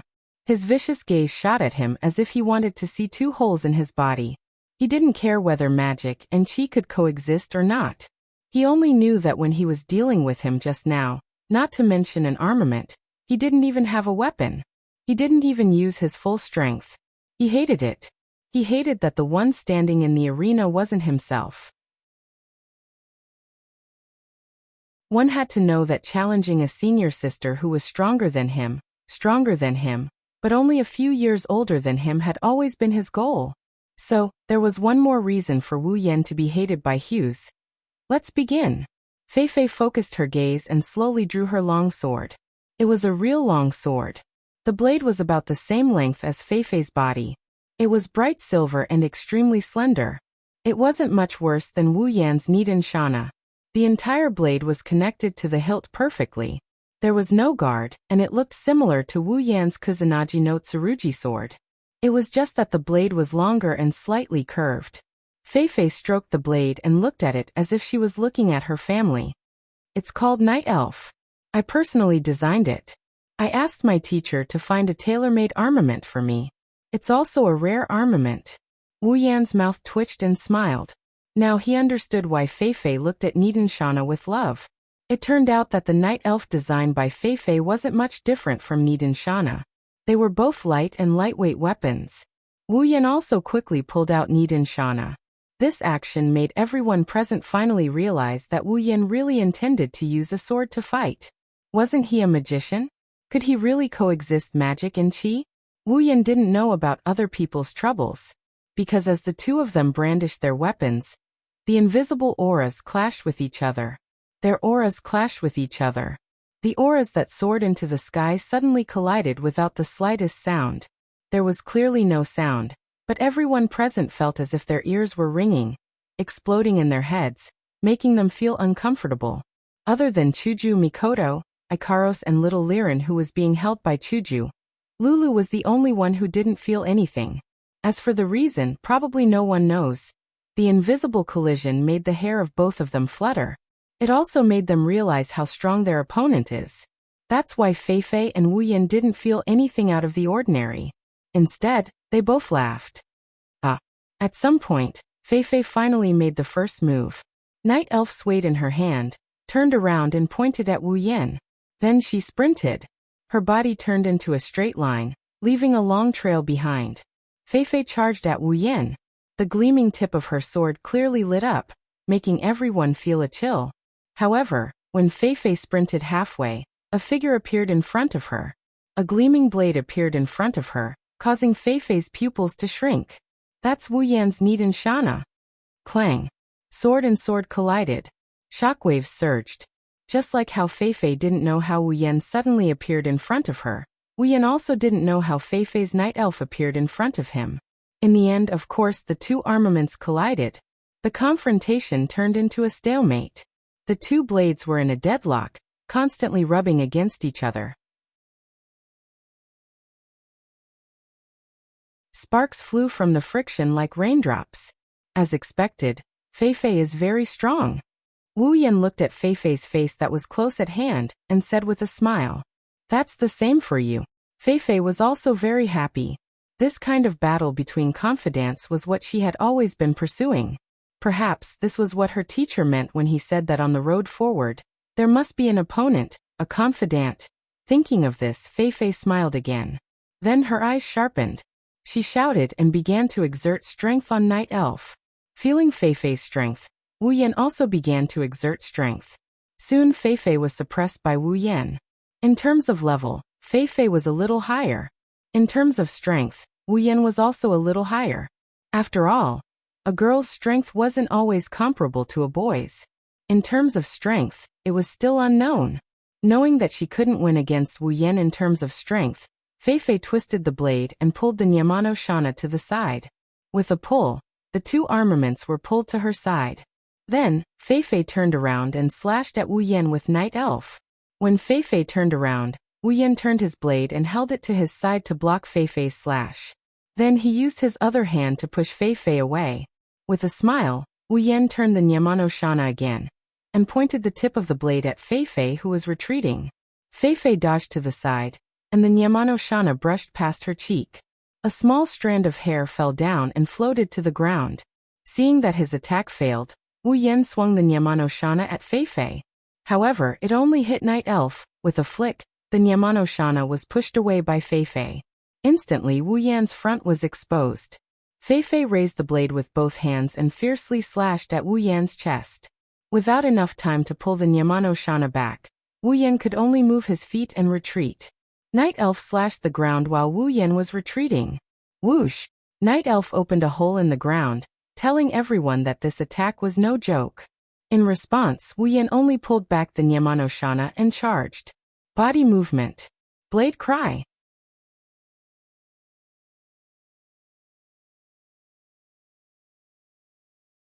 Chapter 131. Behurl, Medobia's main gate. The entrance of the Medobia family was quite spacious. Judging by the number of people present, there were at least 1,000 people standing here. However, in this place filled with thousands of people, there's not even the slightest bit of noise. They're very quiet as they look at the center of the stage. Even their breathing is soft, as if they're afraid of disturbing something. The only thing that can be heard is the sound of blades clashing against each other, as well as the sound of wind whistling due to the huge amount of energy being squandered. Occasionally there's a shout. The male and female figures on the stage are constantly clashing. After clashing, they'll quickly separate. Then they'll meet again, clash again, separate again, and meet again. They're repeating the same action, but it's not boring at all. Bang! After another clash, the two separated. Looking at their opponent, they both smiled at the same time. It's been a long time since I've had such a good fight. Sure enough, fighting with you was the right decision. Feifei sighed. Although it's a sigh, anyone with a discerning eye can see the joy on her face. Wu Yan shrugged and didn't say anything. He only waved his hand at Shana. It's rare for him to be hot-blooded. Naturally, he doesn't want it to end like this. When Feifei saw this, she still had a smile on her face, making her already beautiful face even more charming. Suddenly she said, "Don't worry." "Then was that your full strength just now?" Hearing this, Wu Yan lightly smiled and raised his head to look at Feifei. "Full strength? How is that possible?" "That's right, the battle just now was just a warm-up for Wu Yan. I believe that even Feifei would be the same. Otherwise she wouldn't ask this question." Of course, Wu Yan didn't know how much shock his words caused to the crowd. That wasn't his full strength just now? Everyone couldn't help but look at each other, not knowing what to say. To them, the battle just now was already enough for them to look up to. Even the 6th rank Gray and T-Gray were about the same. But at this level he actually didn't use his full strength. Regardless of whether everyone believed it or not, for Fei Fei and Wu Yan, this kind of battle was only a warm-up. Really? After hearing Wu Yan's words, Fei Fei gradually retracted her smile and tightened her grip on Night Elf. That's great. A huge wave of energy rose from Fei Fei's body. A steam-like gas swirled around her body. A powerful force swept up the dust in the air and scattered it all over the arena. Sister Fei Fei, you finally used your Do Qi. That's right, in the battle just now, from beginning to end, Fei Fei didn't use Do Qi, and Wu Yan also didn't use his full strength. Aren't you going to use your Do Qi? I won't be merciful anymore. Fei Fei raised her head slightly. Such a small movement could be accompanied by a strong surge of Do Qi, causing the surrounding people to be shocked. On the other hand, Wu Yan could only smile. There was no other way, he didn't have any Do Qi to use. What he cultivated wasn't Do Qi, so how could he use it? Fei Fei, what I learned is a bit special, and it's hard to explain, but I won't disappoint you. Wu Yan tilted his head. There wasn't such a huge phenomenon like Fei Fei's, but when Fei Fei's Duqi hit Wu Yan's body, it didn't cause any waves at all. Instead, it separated like a flood. If the current Fei Fei was like a majestic sea, then the current Wu Yan was like an immovable reef. Fei Fei could clearly feel that the current Wu Yan was a little different from the previous Wu Yan, so she didn't say anything. Then it's coming. Fei Fei held the hilt of her saber tightly with both hands and turned it upside down. At the same time, her entire body's Do Qi surged into the saber in her hand. Fei Fei forcefully pulled back and slashed down in Wu Yan's direction. A dazzling sword beam made of Do Qi shot out from Night Elf towards Wu Yan. In the blink of an eye, it arrived in front of Wu Yan like a hot knife through butter. Wu Yan's expression changed. He shouted and raised Nidian Janna to meet the attack instead of retreating. Nidian Janna slashed at the saber with a loud bang, and the saber slammed into Nidian Janna's saber. An indescribable force came from Nidian Janna's saber and pushed Wu Yan back. Instantly, Wu Yan could only be pushed back passively, his feet leaving 2 scratches on the ground. Wu Yan gripped the saber so hard that his veins were bulging. His eyes flashed fiercely as he shouted again and swung Nidian Janna fiercely.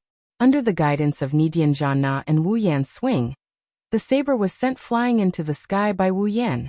It shot into the sky like a rocket and disappeared before everyone's eyes. The surrounding audience had already gradually opened their mouths, forming an O shape. Without a doubt, they were all frightened by the terrifying combat Qi blade aura. Yan, what do you think of my move? Fei Fei slightly raised the corner of her mouth and revealed a smile. Wu Yan also let out a sigh of relief.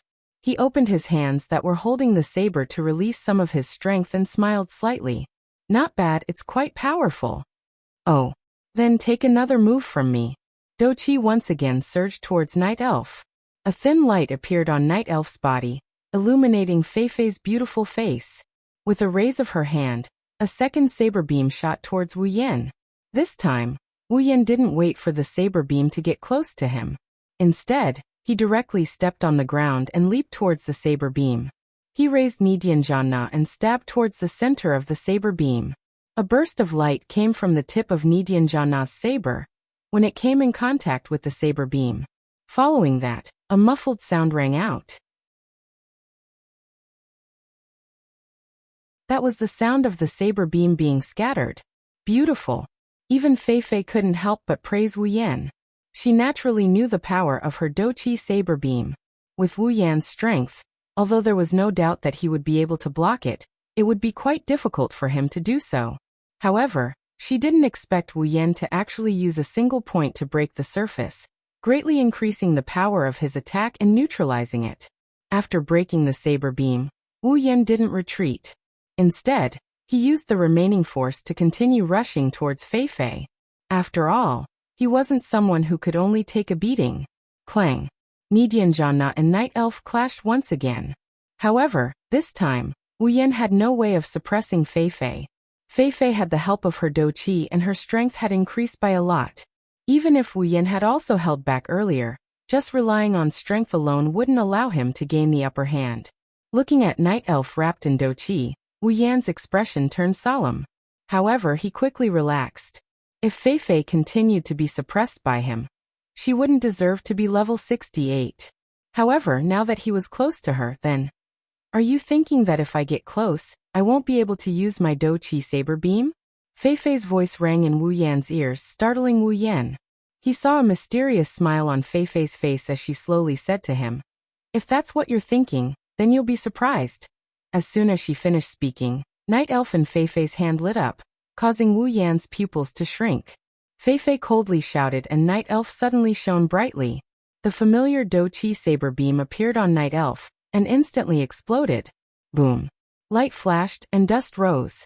Following the explosion of the Do-Chi saber beam, Wu Yan and Fei Fei's figures were enveloped by the dust and completely disappeared. Fei Fei, Yan. Lulu anxiously shouted towards the center of the dust cloud, hoping that someone would answer her. She was most afraid that someone would get hurt. Unfortunately, no one answered her. This made Lulu even more anxious. However, soon, a slender figure flew out from the dust cloud, causing her to relax a little. Fei Fei forcefully stopped herself and stood on the ground. She raised her head and looked at the dust cloud with a stunned expression. A silver-white saber extended out from the dust cloud. With a wave of the saber, the dust cloud was dispersed, and Wu Yan was standing there unharmed. Seeing Fei Fei's stunned expression, Wu Yan smiled. "Fei Fei, what do you think of my move?" Fei Fei stood up, smiled and nodded seriously. "Not bad, it's quite powerful."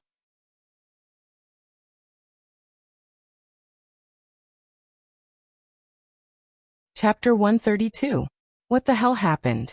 That's the question that popped up in everyone's mind.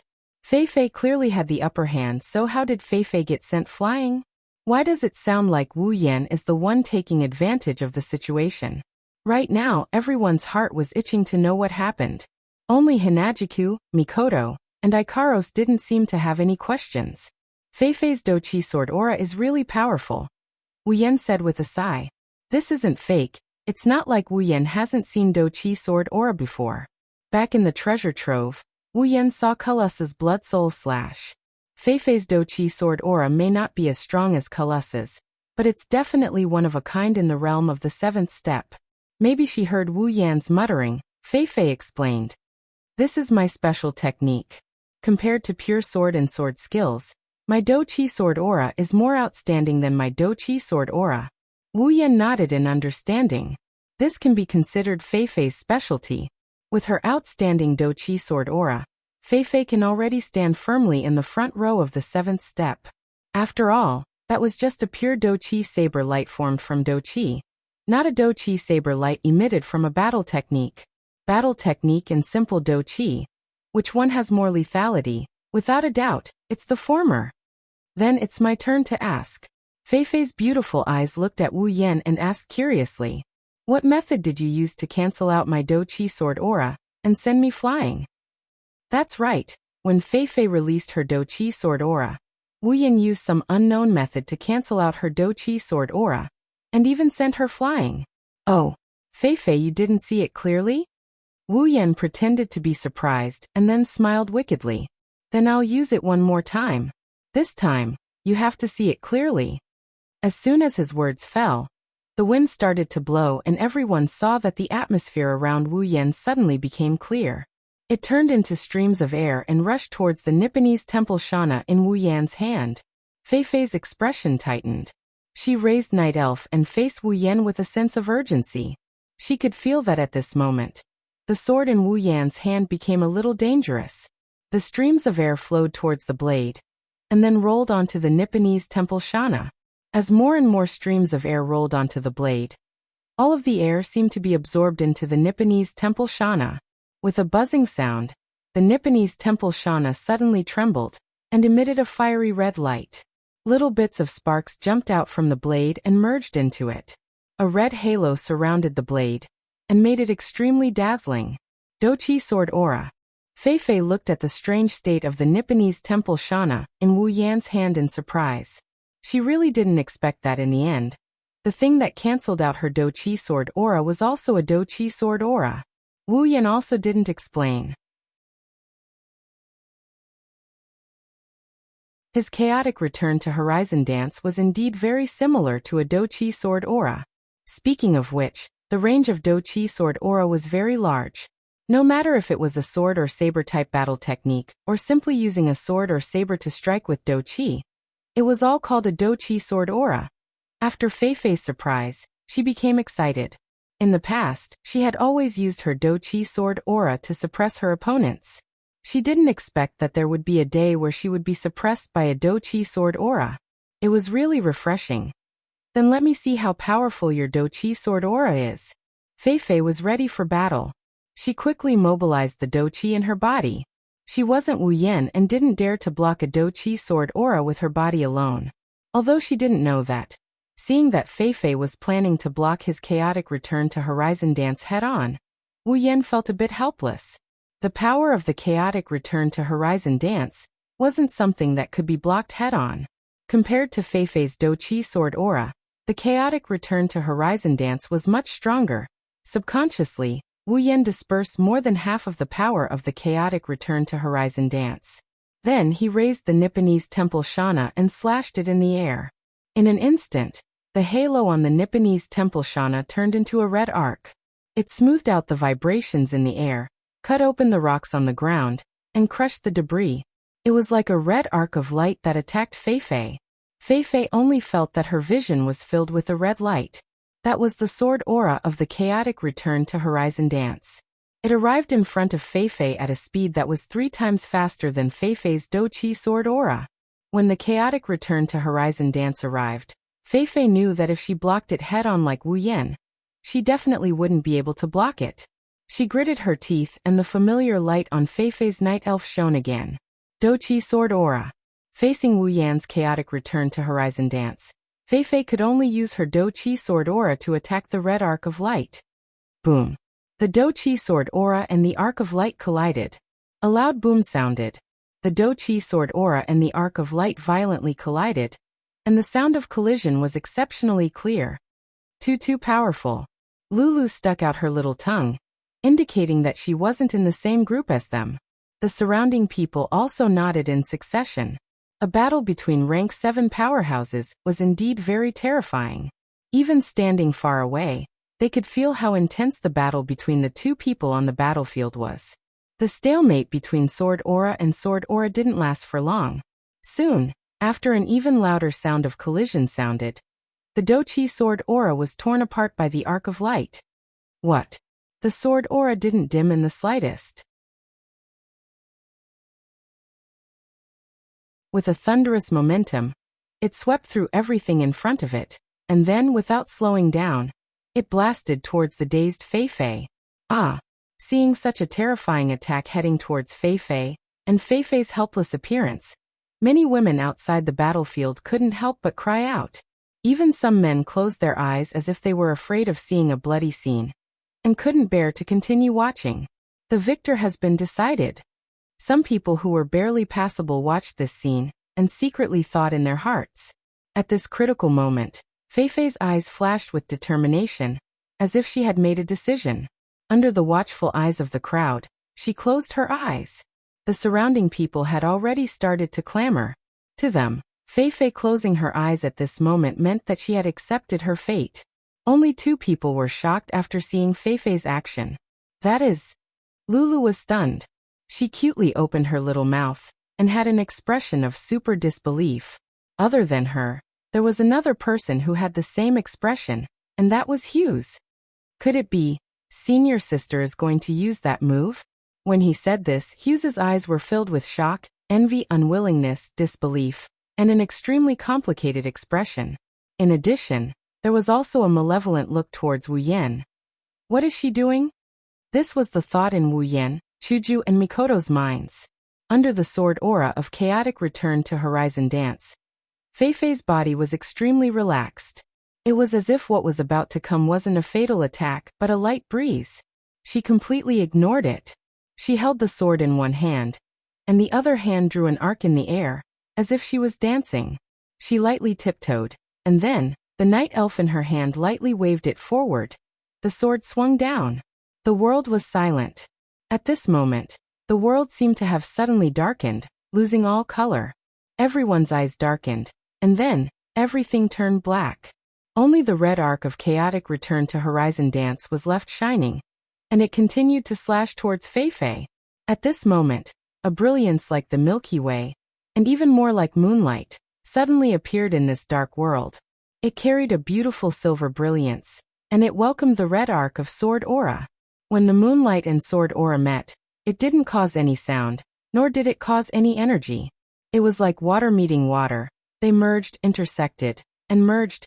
Everything seemed so natural. Chaotic return to horizon dance was like salt in water, slowly being dissolved by the moonlight. In the end, it directly turned into specks of starlight, and together with the moonlight, it disappeared from this world.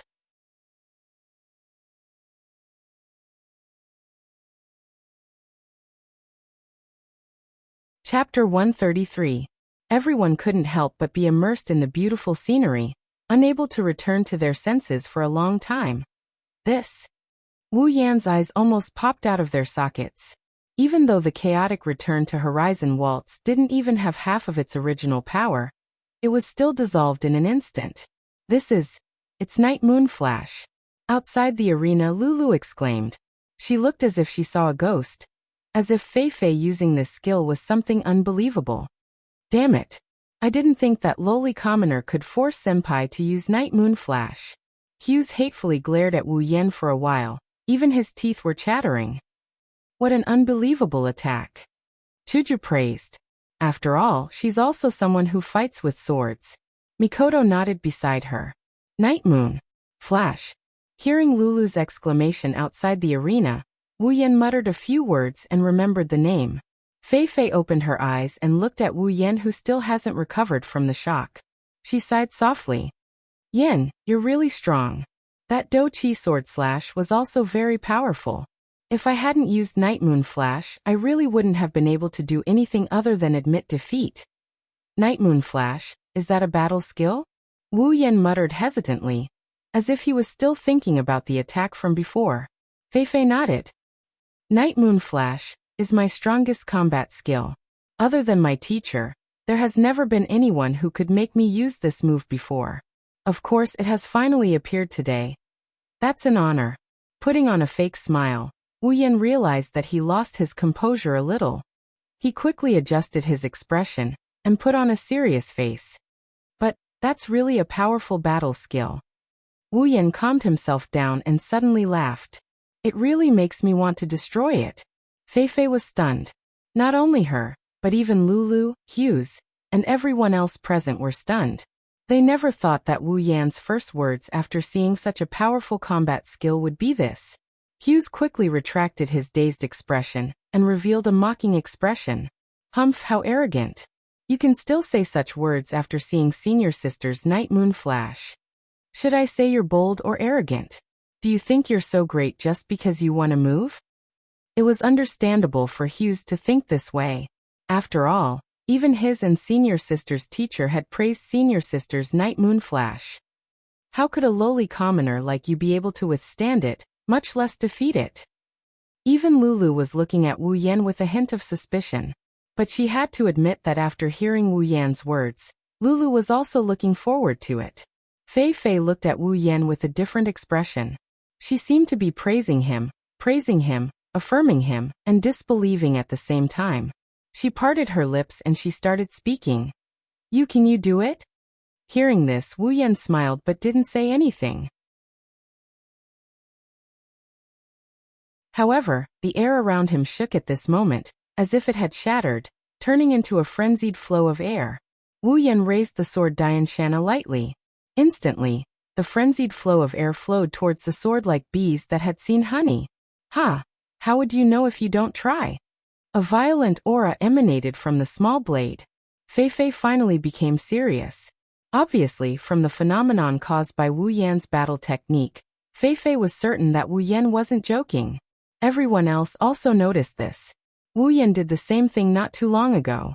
This means that Wu Yan is still using the same move as before. However, the same move brought about an even more intense phenomenon. They were shocked to find out that Wu Yan is using the same move as before. Wu Yan didn't use his full strength in the previous move. The Tier 6 experts who were closest in strength to Wu Yan and Fei Fei were already numb. It wasn't that they didn't know how big the gap was between them and a Tier 7 expert. However, the battle happening in front of them had already exceeded their scope of understanding. Of course. After all, the battle between Wu Yan and Fei Fei was considered a peak existence among Tier 7 experts. As a level 68 Fei Fei, coupled with her powerful combat Aura Blade and Night Moon Flash, it wasn't surprising for her to be able to fight at such a level. However, for a level 65 Wu Yan to be able to fight at such a level, even someone of the same level as him might not be able to do so. With the support of Sword Mastery and Chaotic Return to Horizon Dance, Wu Yan had already become one of the top existences among Tier 7 experts. Interesting. The sky darkened again. Day turned into night. Under the colorless night sky, a ray of moonlight descended from the sky and turned into a beautiful Milky Way. It was a Milky Way, but it emitted moonlight. At this moment, it seemed to have turned into a rope. Under the influence of an invisible force, it slowly wrapped around Night Elf and Fei Fei's hand, causing Night Elf's crystal-clear blade to be dyed in moonlight. If this is a challenge from you, then I accept it. Fei Fei raised Night Elf and looked at Wu Yan with a serious expression. Even she didn't realize that under that serious expression of hers, there's a joyful heart. This should be the last. Wu Yan also raised his Nyatan Temple Shana and pointed it at Fei Fei. The surrounding atmosphere was constantly replenishing the light, making it brighter and stronger. On one side is the moonlight, on the other side is the flame under the wind. They are facing each other from afar, displaying their power to the sky and the earth. Do your best. Lulu had already forgotten her original intention. Seeing this scene, she couldn't help but cheer. To her, she felt proud that her family and friends could be this strong. Hughes Gray and Tigray all gulped. Although they had their own thoughts, they couldn't deny that they were all looking forward to what would happen next. Ikaros Mikoto, if you see Yen in danger, save him immediately, Hinajika said to Mikoto and Ikaros. She couldn't take her eyes off the shocking scene on the stage. Ikaros didn't say anything, but her pupils had already turned deep red. As soon as she sees Wu Yan in danger, she'll go up and stop him. Only she and Mikoto, who are both Tier 8, have the ability to stop a duel between two Tier 7. That bastard, he doesn't know how to restrain himself. Isn't he afraid of throwing his life away? Mikoto gritted her teeth, but her brown eyes were also staring at the stage. The two on the stage didn't have the spare energy to observe what was happening outside the stage. They had to admit, the more they fought, the more their blood boiled. Gradually, they had to use their full strength in this duel. If they couldn't fight to their heart's content, it'd be a pity for them and for others. Come, Yen. Fei Fei shouted excitedly. Her fighting spirit shot through the clouds. As you wish. Wu Yan roared. He took a step forward and rushed towards Fei Fei. Wherever he passed, the air trembled and dust was extinguished. The red glowing Inai Diansho cut through the wind and waves. Under Wu Yan's guidance, it was surging violently. Fei Fei lowered her head and shouted. She also rushed towards Wu Yan. Like the queen of the night moved with her movements. Moonlight danced with her movements. The elves of the night chirped excitedly. In an instant, or maybe 10,000 years, the two met in the middle of the stage. Looking at each other's faces, they swung their swords in moonlight towards each other without mercy. Heaven and earth went silent, all sound disappeared, and then, boom, silver and red light filled everyone's eyes. Between heaven and earth, only these two colors were left. A deafening sound that was enough to shatter one's eardrums exploded under the silent sky. Ah! Countless people raised their hands in pain and covered their ears, trying to slow down the sound. But soon their hands weren't enough. A violent shockwave blew from the center of the stage, blowing up sand and dust towards the people around. They wanted to raise their hands to block it, but they were afraid of shattering their eardrums. For a moment, there was nothing they could do. How terrifying.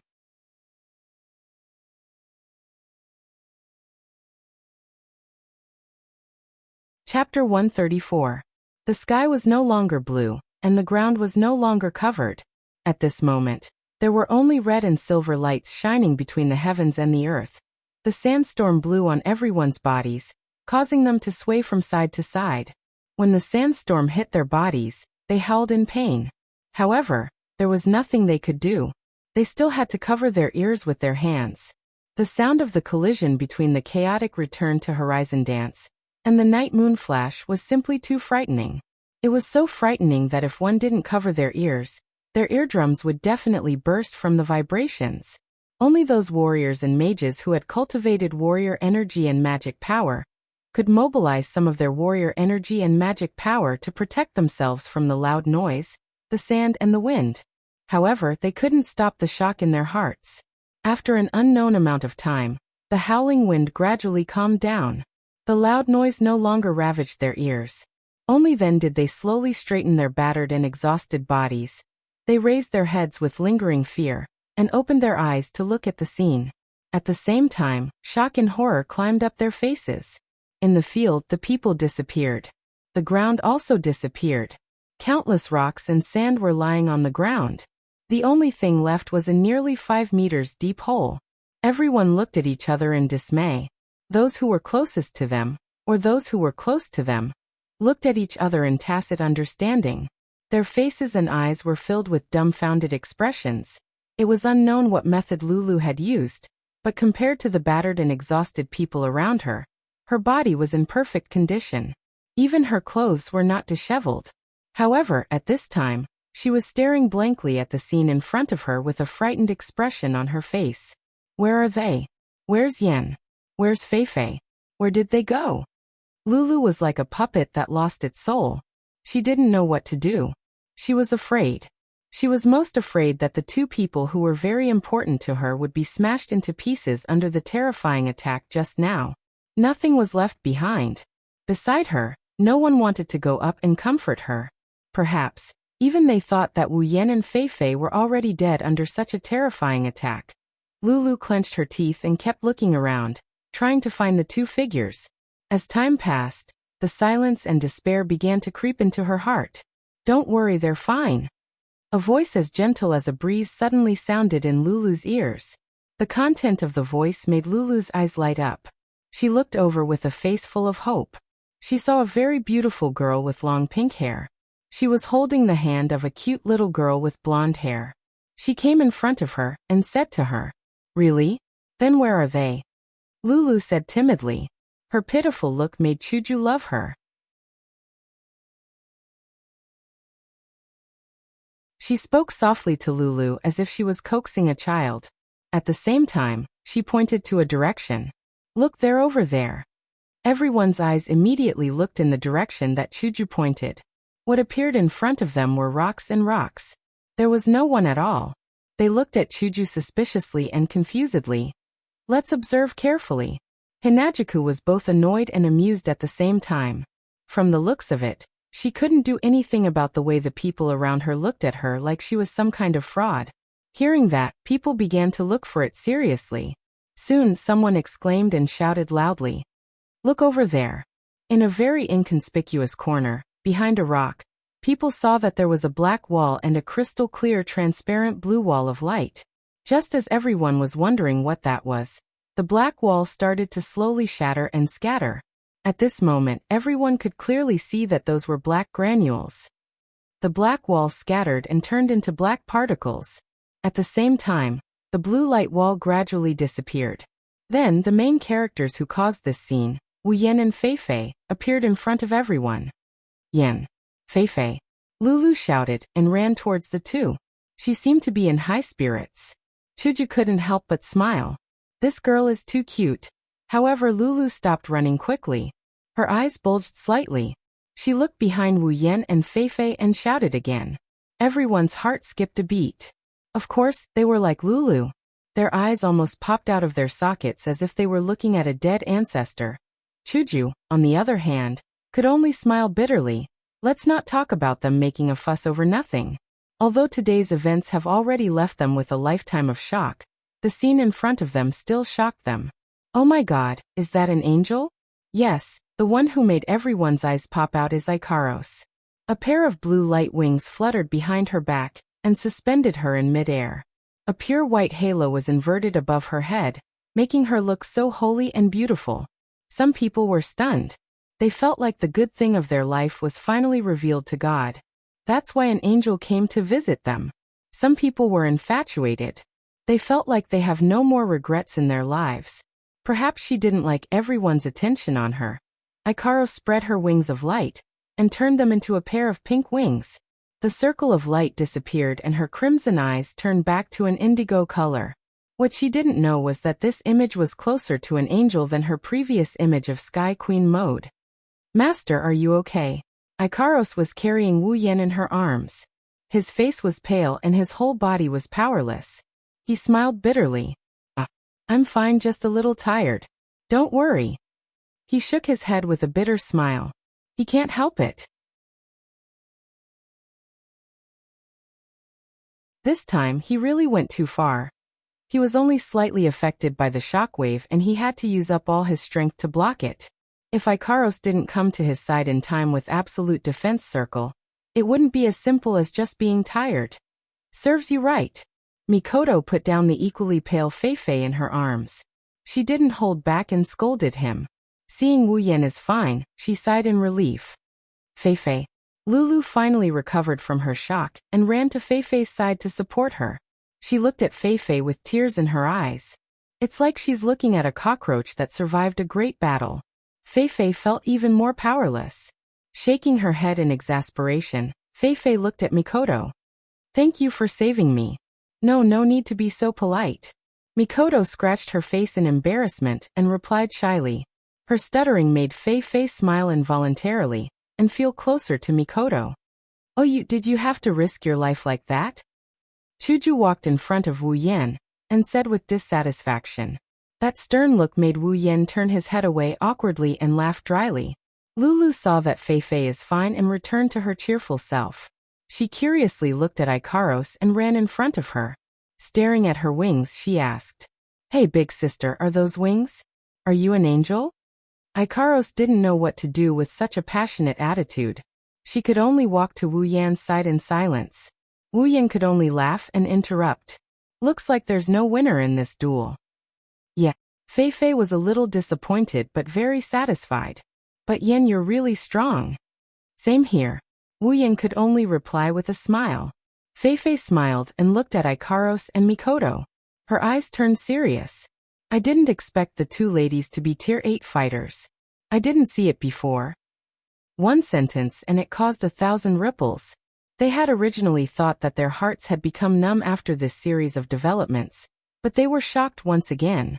Looking at the beautiful and holy Ikaros and the heroic and domineering Mikoto, the crowd was confused. They're both Tier 8 fighters.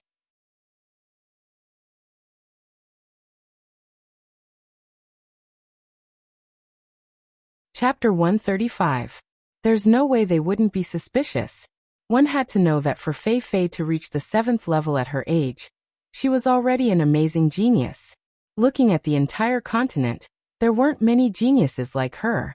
In this tiny Bihurl, it's already unbelievable that two geniuses reached Tier 7 in their 20s. But she's saying these two super young girls are actually Tier 8? How is that possible? Appeared in everyone's mind. Only Wu Yan and Chuju smiled bitterly. Feifei-sama, you're saying they're Tier 8? Tigray had an ugly smile on his face as he walked up to ask with a trembling voice. Almost everyone at this moment magnified their ears, which had been tightly covered just a moment ago, several times over, fearing that they would mishear a word or two. Feifei looked at Ikaros and Mikoto with a small smile. To be able to save me and Yen so effortlessly when my night moon flash collided with a battle skill of the same level. Other than my teacher, I don't believe that there is anyone at the 7th tier who can do that. Feifei's meaning is clear. A Tier 7 can't do it but her sensei can. Everyone knows the head of the Lori family is a Tier 8. In other words, Feifei is indirectly answering the question. These two girls are indeed Tier 8. Everyone sucked in a breath of cold air. Looking at Ikaros, who's about the same age as Wu Yan and Feifei, and Mikoto, who's domineering and heroic but still a little childish, they felt like the world was surreal. A Tier 8 isn't a cabbage. Just look at Lulu's father, Feifei's sensei, the head of the Lori family. A Tier 8 is enough to become the head of the Empire's #1 family. One can imagine how high a tier 8 is in people's hearts. Don't look at how Ikaros killed 3 tier 8 powerhouses in one go and think that tier 8 powerhouses are easy to reach.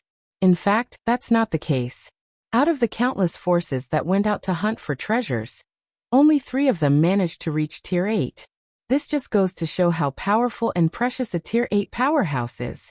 Because of this, everyone felt a bit unnatural. After all, such a character was right next to them. Especially Gray and Tigray, both of their hands were trembling. It was easy to see how unsettled they were. One of them felt like he was floating. 2 tier 8s stayed in his house for a few days, and they even have such a good relationship with his daughter. My Midobia family sure is strong. The other one felt fear in his heart.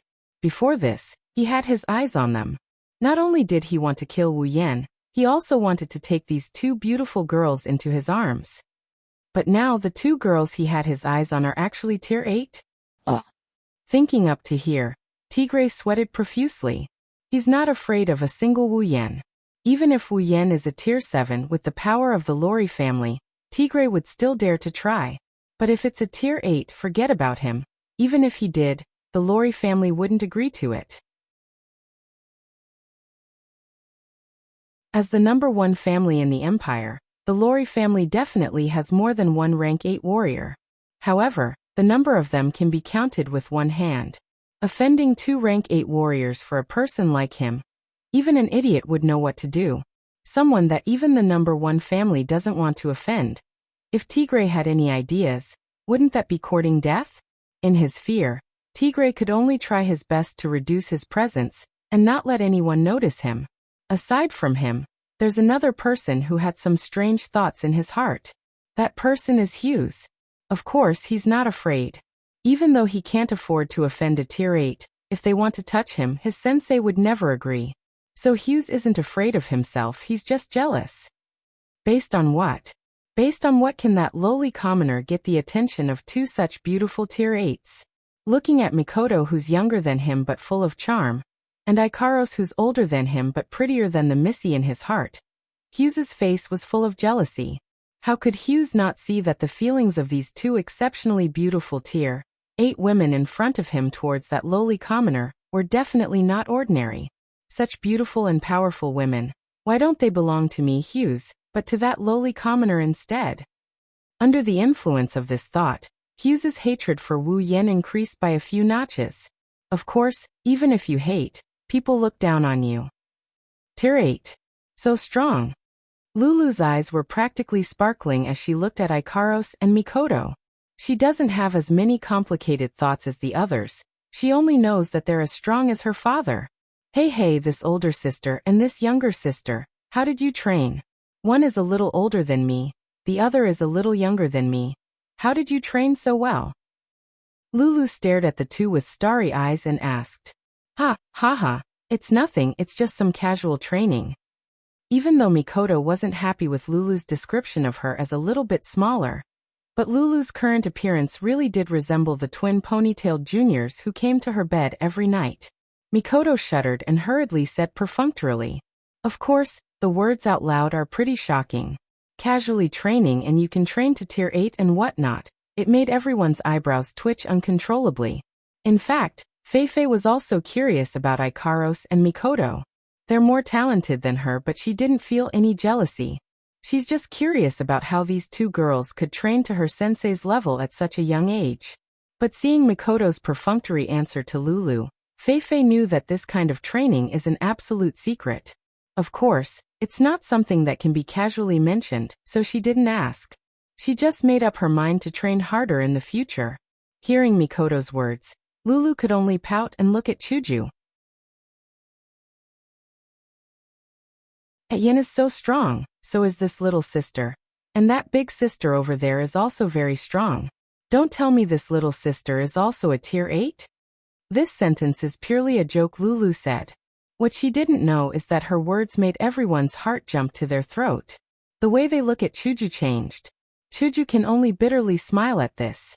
I'm not as strong as Ikaros and Mikoto. I'm only a tier 7. Another tier 7. Feifei bitterly smiled. The rest of them compared themselves to the others. Everyone here numbly realized that they've wasted so many years of their lives. As for Tigray and Hughes, one is more afraid and the other is more jealous. Wu Yan, who's been sitting on the ground all this time, sighed helplessly at the girls who've fallen into a daze because of their strength. All right, let's stop chatting over there. Let's go back. I don't want to sit here and chat. Ikaros quickly helped Wu Yan up. Chuju and Mikoto also hurried to Wu Yan's side. Seeing this scene, if the people here didn't realize that Wu Yan is the center of attention, then they're not very smart. This scene also made Tigray's heart drop. Looking at the person he's been trying to get rid of for the past few days, Tigray's heart is filled with fear. So he quietly retreated, planning to leave without saying goodbye. Wu Yan, who's being supported by Ikaros, saw this scene. So he suddenly thought of something. Oh right, Commander Tigray. You're here to look for us, right? Is there anything you need? With a swoosh, everyone's gaze landed on Tigray. Tigray's face stiffened. Under everyone's gaze, he stuttered. And nothing. I am just here to pay a visit. Oh, a visit, of course. Wu Yan grinned as he said this in a weird tone. Then Commander Tigray, why don't you come in and have a seat? And no need. I still have things to do. I'll take my leave first. After saying that, he ran away with a swoosh. Wu Yan, Chuju, Mikoto, Lulu, Feifei and Gray looked at each other and laughed out loud.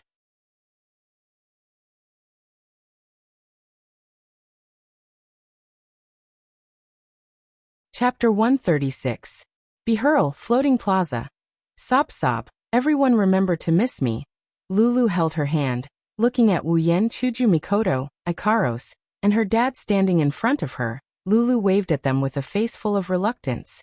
It's been a few days since Wu Yan and Feifei's battle. In these few days, everyone has gotten closer to each other. Lulu and Feifei have become very close to Chuju and Mikoto. Even Ikaros, under the lead of the other girls, is getting closer to Lulu and Feifei. Speaking of which, Lulu and Feifei are very easy to get along with. If it wasn't for the fact that they're from a big family and have seen too many hypocrites, their social circle would have been pretty good. In these few days, the two girls also found out that Chuju, Mikoto, and Ikaros are very worthy of being friends. So in a short time, the girls became familiar with each other, and are just short of calling each other sister and sister. Now it's time for Lulu and Feifei to leave. After all, they're just passing by Behurl. If it wasn't for the Iron Dog's mercenary group's hospitality, they would have left long ago and none of this would have happened. Under the two girls' explanation, Wu Yan and the rest found out that Lulu and Feifei were originally going to bring the rest of the Lori family back to the academy. Wu Yan's expression was weird when he heard this.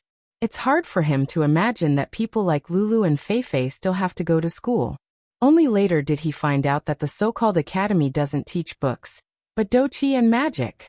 Of course, after hearing this, Wu Yan's expression became even weirder. He kept sighing. Sure enough, a different world can't be separated from a magic dochi academy. As for why Liren would follow Lulu and Feifei to the academy, it's actually Gray's decision. Something like cultivation, if it's too young, it's definitely harmful. Even though Liren is still young, it's time for her to cultivate. Education has to start from a young age. Cultivation is also the same. That's why Gray asked Lulu and Feifei to bring Liren to the academy. Lulu and Feifei also liked this cute little girl from the bottom of their hearts, so they agreed without hesitation. As for Lulu and Feifei, Gray and Liren trusted them quite a bit, so this matter was settled just like that. In fact, at the beginning, Lulu and Feifei also invited Wu Yan and the rest to go to the academy.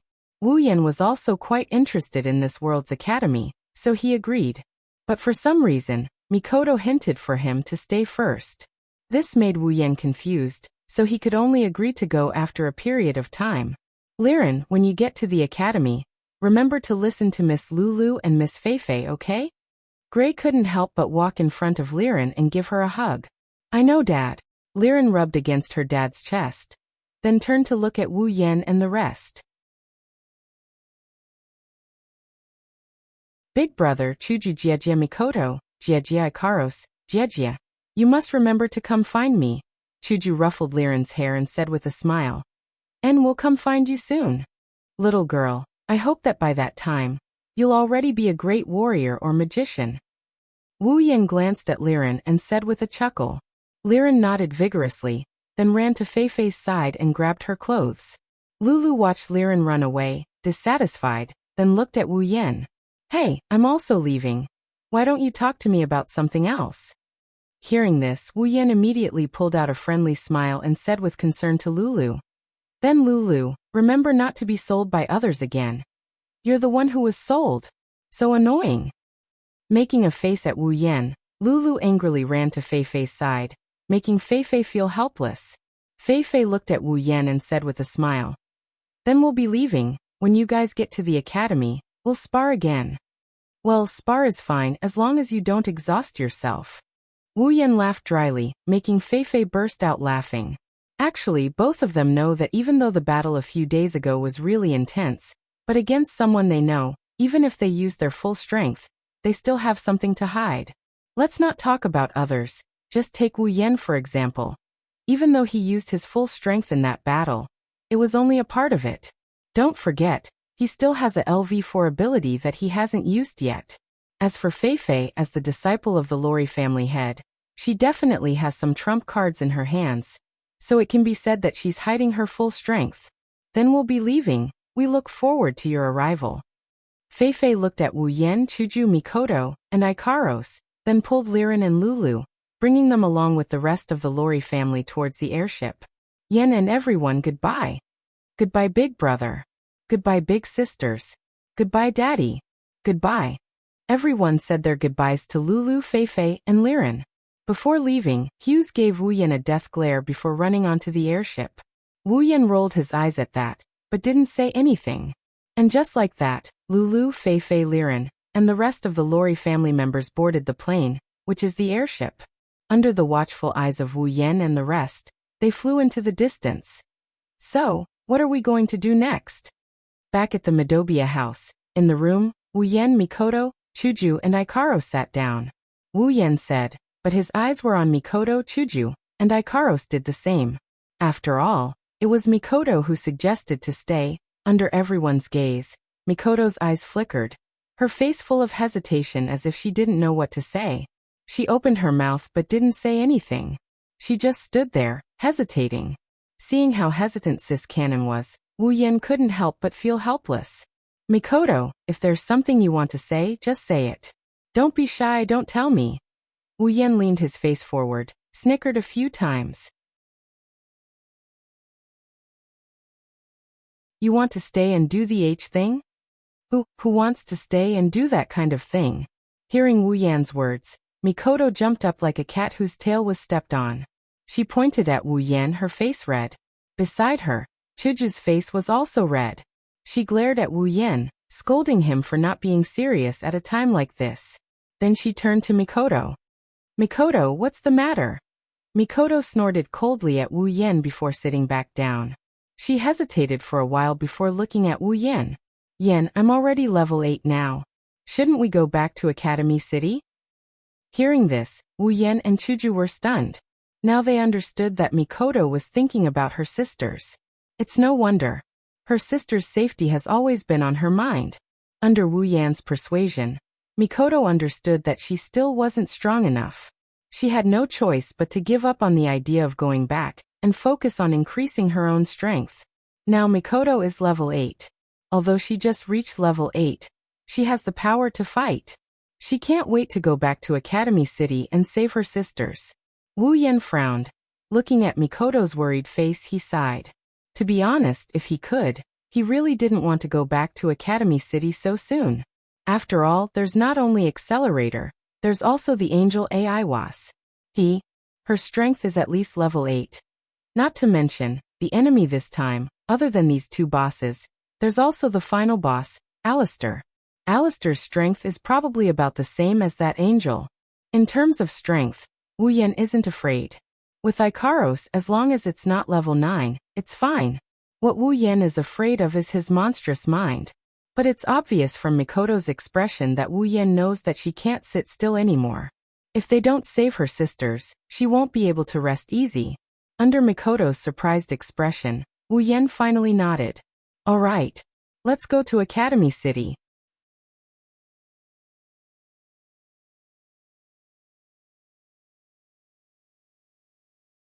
Chapter 137. Night. In a room in the Madobia residence.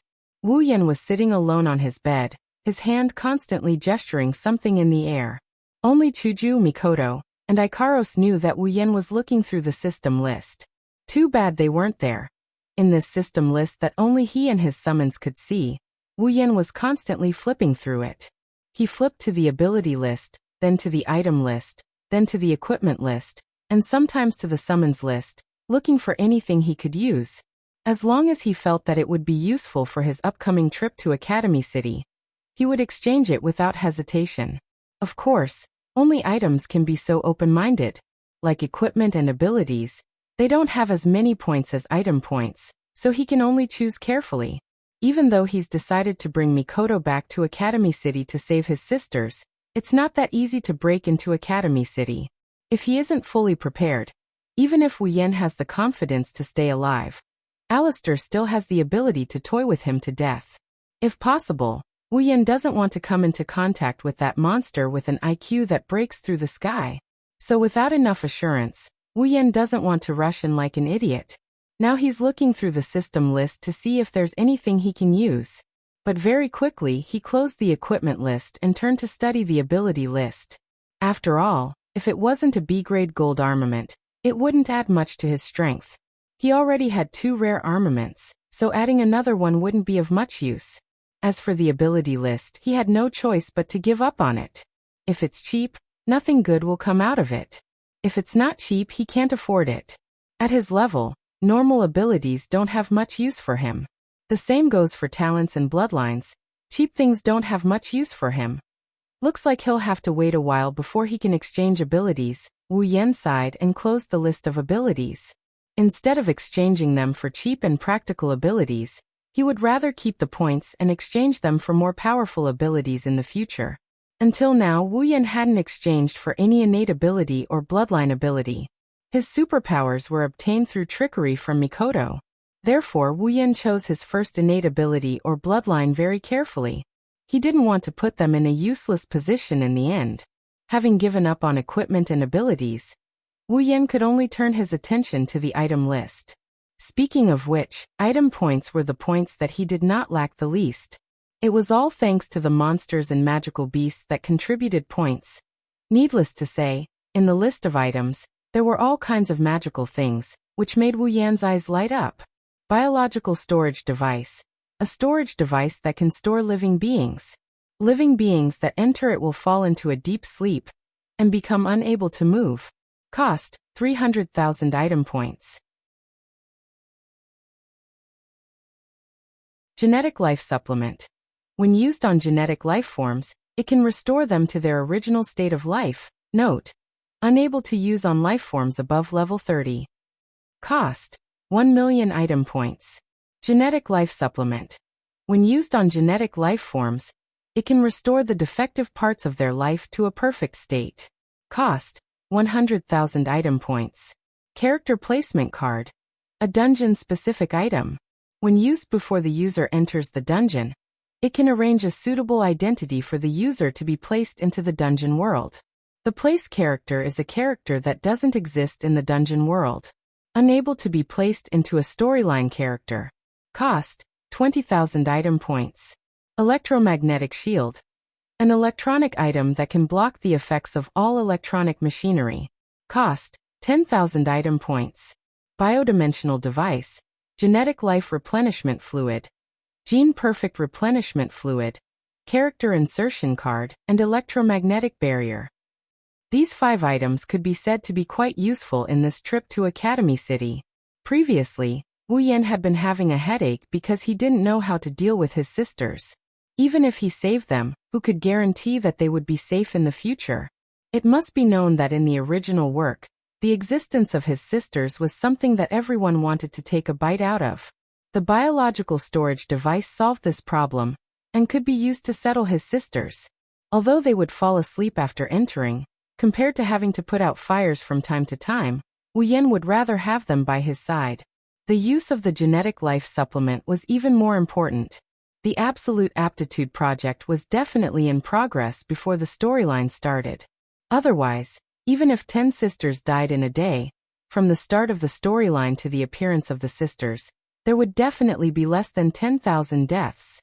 In other words, when the storyline started, many sisters had already died. Therefore, this genetic life supplement could be used to save his dead sisters.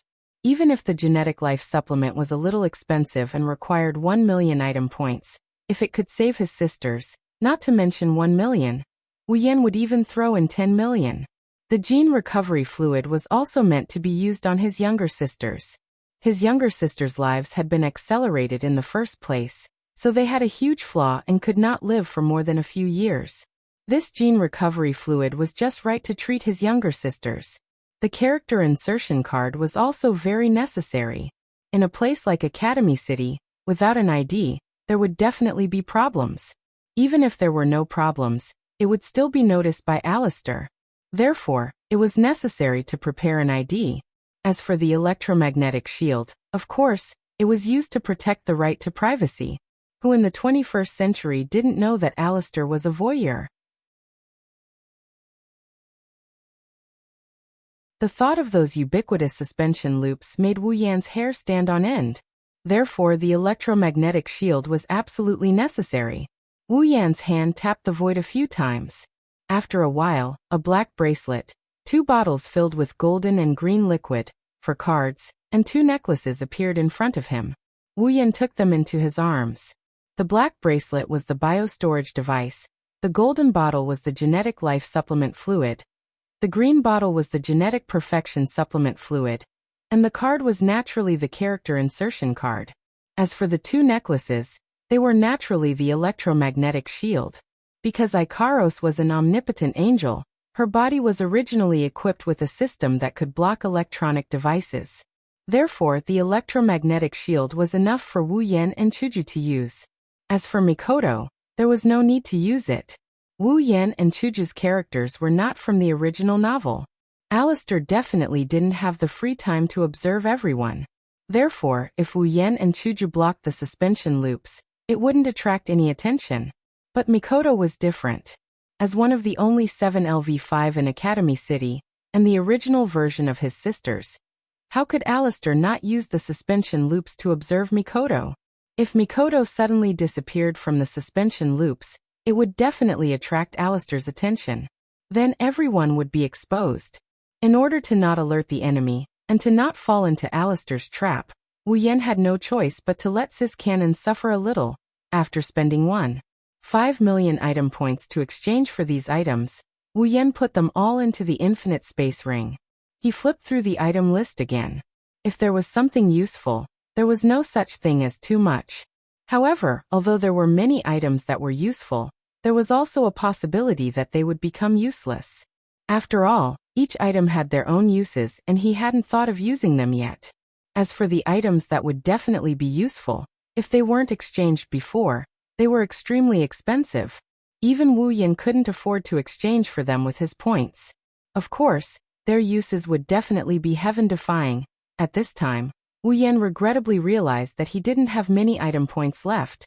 He continued to flip through the list with disinterest. There really wasn't anything to find. Wuyan had no choice but to close it. He had points and the items in the system wouldn't run away. He could always exchange them when he needed them. Looking at the remaining 7.3 million item points, Wuyan closed the system and walked towards Mikoto's room.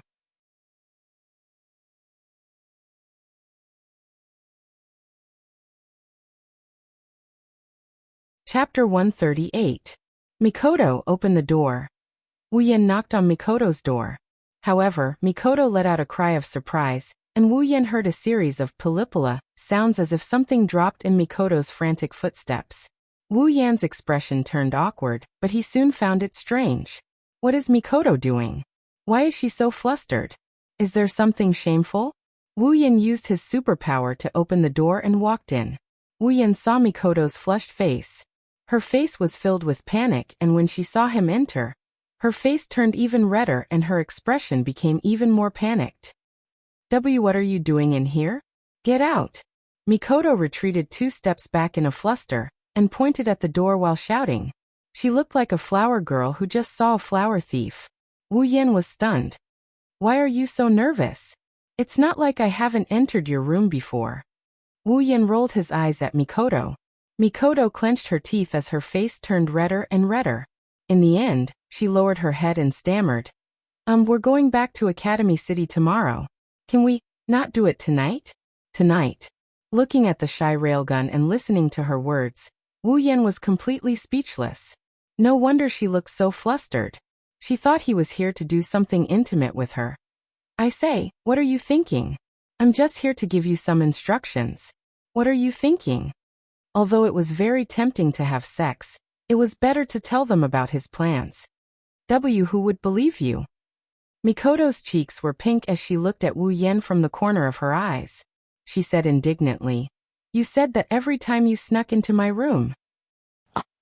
I can't refute her. This time, I'm really here to hand over some things. Under Mikoto's scrutiny, Wu Yan could only weakly raise his hand to express that his purpose for coming here is really pure. Really? Mikoto's suspicious gaze immediately landed on Wu Yan. This caused Wu Yan to cry out in his heart. If he wanted to push her away, he would have done so already. Why would he still be standing 8 feet away from her? All right, I'll believe you this time. If you dare to mess around later. Mikoto forcefully suppressed the shyness in her heart and threatened Wu Yan. She wanted to use electricity to increase her deterrence, but then she remembered that Wu Yan wasn't afraid of her electricity at all. So she changed her hand and made a scissors gesture. This made Wu Yan's back shiver, and he hurriedly nodded in agreement. Then what are you doing here? Mikoto's face was still a bit red as she forced herself to ask Wu Yan. About that, call Chuju and Ikaros over. Let's talk about it together. We're already here, no need to call them. Just as Wu Yan finished speaking, a voice came from behind Wu Yan, startling Wu Yan. Chuju and Ikaros were standing at the door. When they saw him looking over, they walked in with Ikaros. Why are you guys here? Wu Yan asked suspiciously.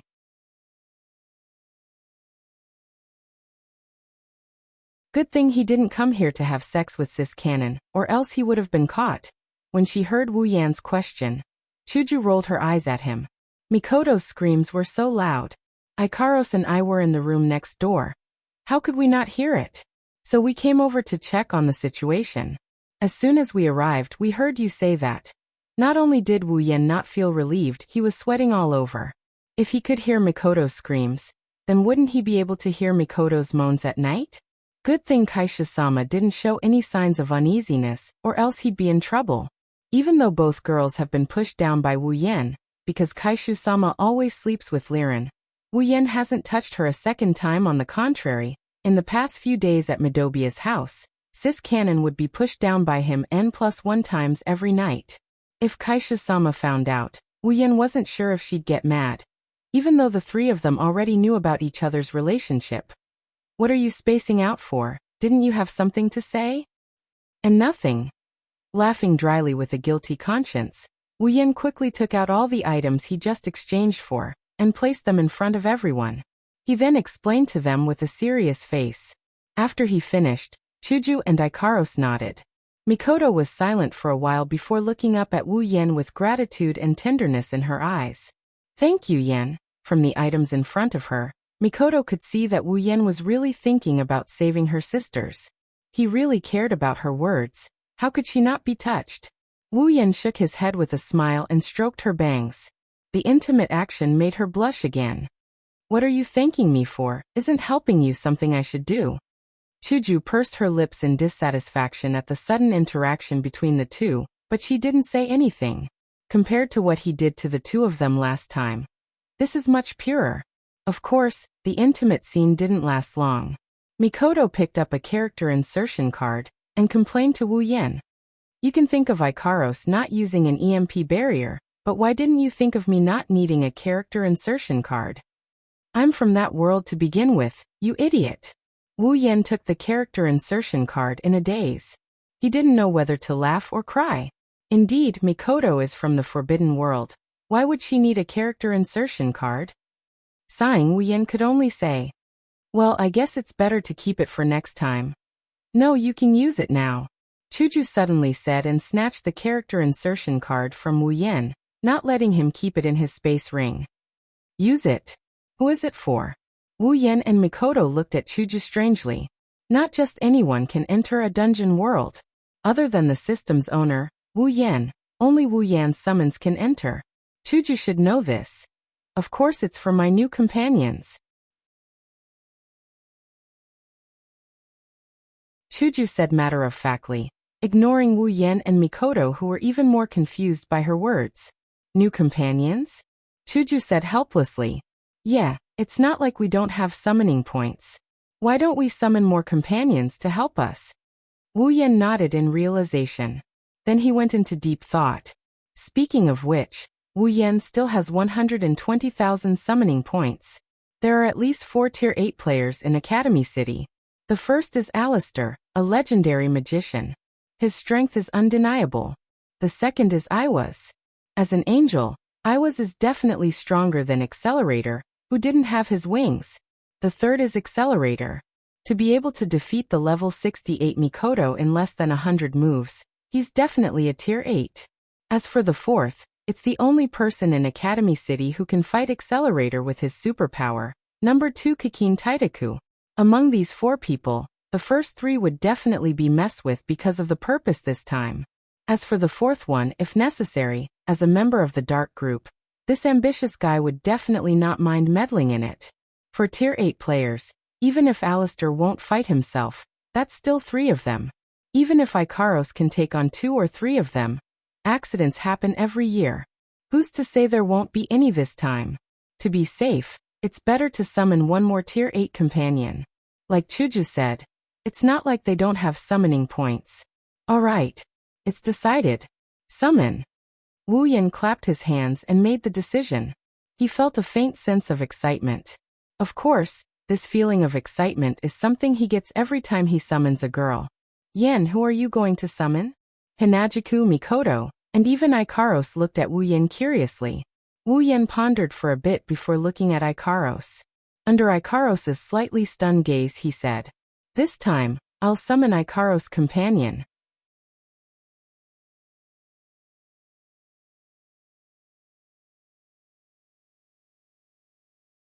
Chapter 140. Is everyone ready? Wu Yan, Chuju, Mikoto, Ikaros and Astria stood in a circle. Other than Mikoto, all 4 of them raised their character insertion cards. Astria nodded furiously when she heard Wu Yan's question. The other girls nodded as well. Wu Yan opened the system and clicked on the dungeon tab.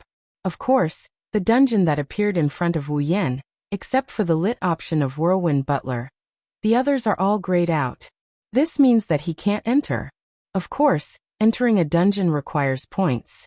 Of course, Wu Yan could choose not to pay points, but the system would randomly decide which dungeon to enter. Just like the first time Wu Yan entered a dungeon, he randomly selected the Whirlwind Butler dungeon. Wu Yan didn't panic. He spoke to the system. System. Request entry into the summoned character's dungeon world. Beep. User requests entry into the summoned character's dungeon world. Request in progress. That's right. If you don't want to pay points to activate the dungeon world, other than randomly selecting a dungeon world, there is another way. That is to request entry into the summoned character's dungeon world. Ding. Request successful. Just as the system's voice rang, Wu Yan's options lit up in his dungeon list: Magic, *****, Catalog and Heavenly Gift. Seeing this, everyone's spirits were lifted. Then they raised the character insertion card in their hands and chose to use it. The card turned into several rays of light and blended into the list of dungeons. Ding! Characters Wu Yan, Gue Chuju, Ikaros, and Astria have used character insertion cards. When the characters enter the dungeon, the system will randomly assign them an identity and place them into the dungeon world. The girls nodded at Wu Yan. Wu Yan let out a sigh of relief. He looked at the magic tab and clicked on it. Wu Yan, Hinajiku, Mikoto, Ikaros, and Astria all vanished into thin air. They disappeared without a trace. Academy City. It's a place isolated from the outside world. It's a place of its own because it's 30 years ahead of the outside world in terms of technology. This is a paradise for espers. Espers receive research and development from various research institutes to obtain their own abilities. They live here and use abilities that normal people can't get. They have special privileges that normal people can't get. This is hell for espers. Maybe in places unknown to others, there are 1 or 2 people who were happily shopping yesterday, but today they're being dissected on a dissection table. They're the guinea pigs of those so-called scientists. There are also humans without abilities here. They're known as the powerless. In this academy city where abilities are paramount, they live a life of complacency and self-destruction. In the eyes of a group of powerless people who were jealous of the world, powerhouses were hateful people.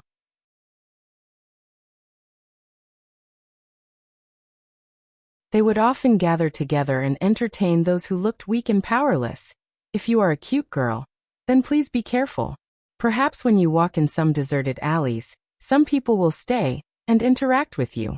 For example, at this time in a certain alley, there was such a cute girl who was forced into a corner. She looked at the boy in front of her who had his eyes closed and was thinking about something. She stood there trembling. Even though she called the disciplinary committee for help, who knows if the guy in front of her will make a move on her when the committee arrives? She could only pray in her heart that the guy in front of her will continue to meditate and won't wake up. However, the hope in her heart was quickly dashed. After a bout of dizziness, Wu Yan felt his body return to his control. He quickly opened his eyes and tried to see the scene in front of him. What appeared in front of Wu Yan stunned him. It took him a while to come back to his senses. A girl, a very cute girl. Even compared to Hinajuku and Mikoto, she wasn't too far off. At this time, her eyes were filled with tears, trembling less than 10 centimeters away from him. When she saw him open his eyes, her face was filled with shock and fear. What's going on? Before Wu Yan could figure out what's going on, the system beeped like crazy, knocking Wu Yan's head so hard he felt dizzy. Dungeon World. Magic Catalog. Dungeon Mission. Rescue. Mission 1. Save 20,000 Misaka sisters. Revive all the dead Misaka sisters and heal all the Misaka sisters who are still alive.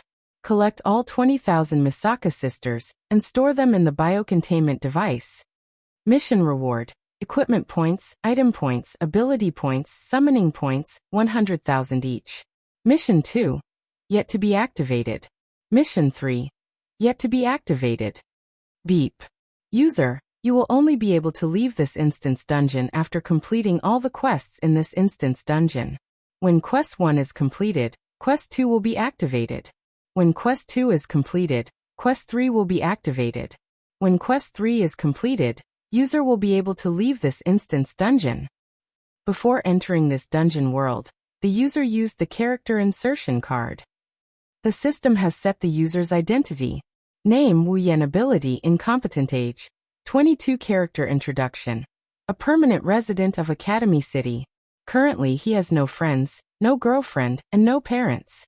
The most valuable thing in his family is a small house that can only accommodate a kitchen, bathroom, table, and bed. Normally he takes it upon himself to rob the rich to help the poor. He barely managed to survive, and is a good-for-nothing delinquent.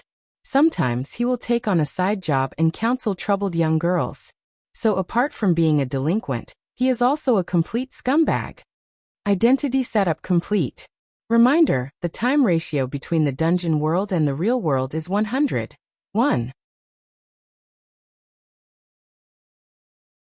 Therefore, the user can train in this dungeon world without any worries. I wish you a pleasant time in this dungeon world. F***CK your **SS. After accepting the identity that the system inserted into him and the memories of his life in the Academy City, Wu Yan started cursing without hesitation, scaring the girl in front of him so much that she didn't cry out loud.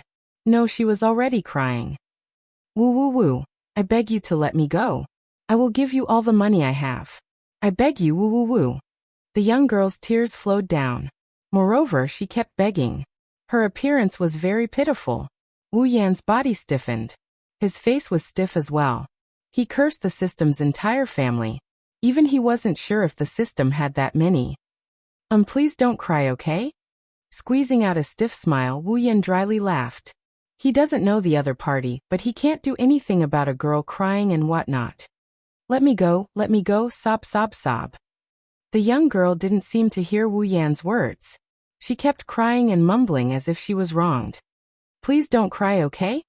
Although Wu Yan really wanted to let her go, his reputation would be ruined. Even though the system's introduction showed that Wu Yan's reputation was ruined beyond repair, Wu Yan still wanted to salvage something. He really didn't want to be treated as a scum. Therefore, Wu Yan could only soften his tone and gently persuade the young girl. At least give him a chance to explain. Sob, sob, sob. The young girl completely ignored Wu Yan. She didn't care what Wu Yan said and continued crying. Wu Yan's head was about to swell. However, Wu Yan didn't know that he would soon regret it. He regretted not letting the girl go.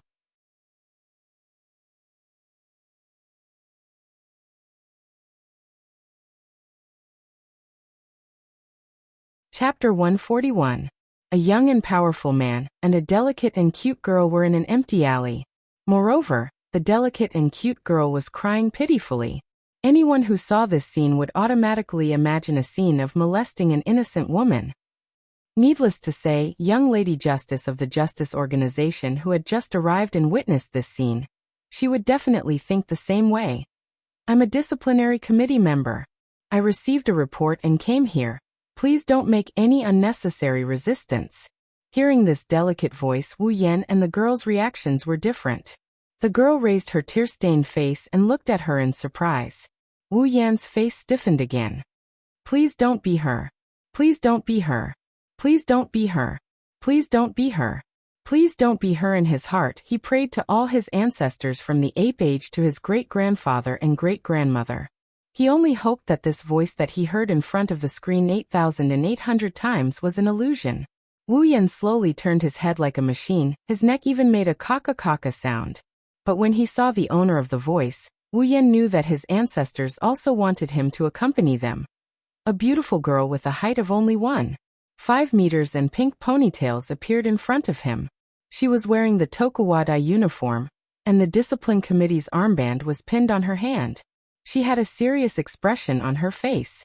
She was just short of writing the word justice on her face. The petite girl was standing right there. And it was this figure that made Wu Yan want to find a hole to hide in and bury himself. The sooner he dies, the sooner he can reincarnate. Of all the people, why did it have to be her? How could Wu Yan not recognize the girl in front of him? She was the one who looked cute but had a twisted heart. She could be considered one of his rivals in love. The girl who wrote the novel Kuroko, read as a pervert, Shiroi Kuroko. At this moment, this girl who is most likely going to transfer him to the sewers after finding out that he pushed down her beloved Wani-sama is looking at him like he's a scumbag, causing him to feel ashamed. Shiroi Kuroko pulled on her disciplinary committee member's armband and squinted her eyes at Wu Yan. She shouted, "You barbarian over there, put down the girl in your hand." Wu Yan's hands trembled. His legs went soft and he almost fell to the ground. He finally understood how that bastard Ty Lee felt when he shouted, "Put down the loli in your hand." Even the girl who was looking at Shiroi Kuroko in surprise was startled. She wondered if she asked for help from the wrong person. Shiroi Kuroko didn't realize what she said at all. She just stared at Wu Yan, and her hand started to move under her skirt. Of course, Wu Yan definitely didn't think that she was trying to give him benefits. Looking at the girl, and then looking at Shiroi Kuroko, Wu Yan smiled very brightly. Wu Yan looked at Shiroi Kuroko and said softly, "If I said that it was all a misunderstanding, would you believe me?" As soon as he said that, Wu Yan saw that Shiroi Kuroko's expressionless face had a pair of eyes full of contempt. Her bright expression immediately turned into depression. This really is a misunderstanding. Wu Yan felt like he was about to cry. "If you want to appeal, please go to the disciplinary committee's branch office." Shiroi Kuroko took out a pair of handcuffs. Her eyes flashed with a dangerous light. It was obvious that she wanted to arrest Wu Yan first. Maybe it's because of Shiroi Kuroko's imposing manner. The girl timidly glanced at Wu Yan before running over to Shiroi Kuroko's side. She hid behind Shiroi Kuroko's back. Although Shiroi Kuroko's height is not enough to cover her. "Oh? You didn't stop the hostage from escaping." When the girl ran to her side, Shiroi Kuroko put down her other hand that was reaching for the steel nail, and looked at Wu Yan with some surprise. I already told you, it's a misunderstanding. Wu Yan felt wronged. Who else can he blame? He could only blame the system. He couldn't report the system, so he could only swallow his anger. Hearing Wu Yan's words, Shiroi Kuroko's eyes still had obvious doubt. But perhaps because Wu Yan didn't stop the girl from escaping, she believed him a little.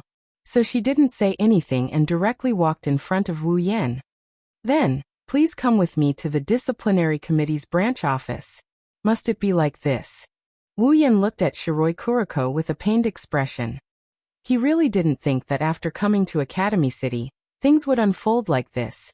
In fact, Wu Yan should be happy because the system didn't give him the identity of a murderer or arsonist. It's already good enough. If you really want to prove your innocence, you must go. Shiroi Kuroko's meaning was clear. If you don't go, it means you have a guilty conscience. Looking at Shiroi Kuroko, who was staring at him to prevent him from escaping, Wu Yan inexplicably had the urge to curse her mother. Okay. After saying that, Wu Yan felt all the strength in his body leaving him along with his voice. Shiroi Kuroko didn't relax her strict watch on Wu Yan because of this. She brought Wu Yan to the disciplinary committee's branch office, which is the legendary branch office 177. Looking at Shiroi Kuroko, who was walking with unusual elegance, Wu Yan silently complained in his heart. You damn Yuri.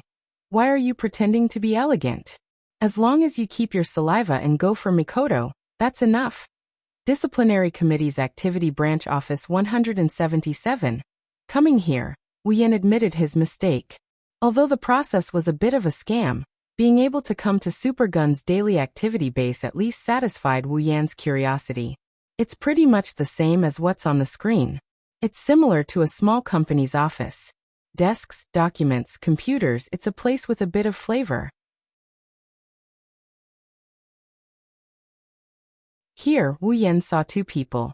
One of them is a tall and sexy woman with a pair of glasses on her face. Her breasts aren't as plump as Ikaros and Astria, but they're still much better than her peers. She doesn't have the aura of an older sister, but she has the looks of an older sister. The other one has short black hair. She's as petite as Shiroi Kuroko. She's wearing Sakugawa Middle School's uniform with a garland of flowers on her head. She's known as the guardian angel and walking vase. Haru Hikari. She's a celebrity. Wu Yan sighed as Shiroi Kuroko invited him in. Soon, the two working girls saw the two people walking in. Thank you for your hard work, Shiroi-san. Haru said softly to Shiroi Kuroko. She looked like a wife waiting for her husband to come home from a business trip. Wu Yan wondered if this poor girl has already been taken in by that Yuri girl. It's nothing, the prisoner didn't resist and surrendered. Shiroi Kuroko said. Wu Yan felt a bit of sadness in his lower body. Can you not call me a prisoner? Wu Yan raised his hand in protest. Trying to molest an underage girl, sir, that's a crime. Haru Hikari said righteously. Even though Wu Yan agreed with what she said, Wu Yan felt something was off. I'm not a prisoner. I didn't molest an underage girl. Letting out an aggrieved cry, Wu Yan had no choice but to clear his name. After all, this crime is too much for him to bear. Well, that's how it is. He claims it's all a misunderstanding. Shiroi Kuroko said nonchalantly. Misunderstanding? Haru looked at Shiroi Kuroko suspiciously. She then looked at Wu Yan and said, but in the records, Wu Yan-san, you have attempted to molest more than 10 girls. Wu Yan felt his head go black. He had already lost all hope in this dungeon world. The records Haru mentioned were in the system's memories. Seeing Haru Hikari Kuroko, Kanori Miho, and Shiroi Kuroko looking at him like he's a scumbag, Wu Yan wanted to cry but had no tears. He shouted himself hoarse. It's really a misunderstanding this time.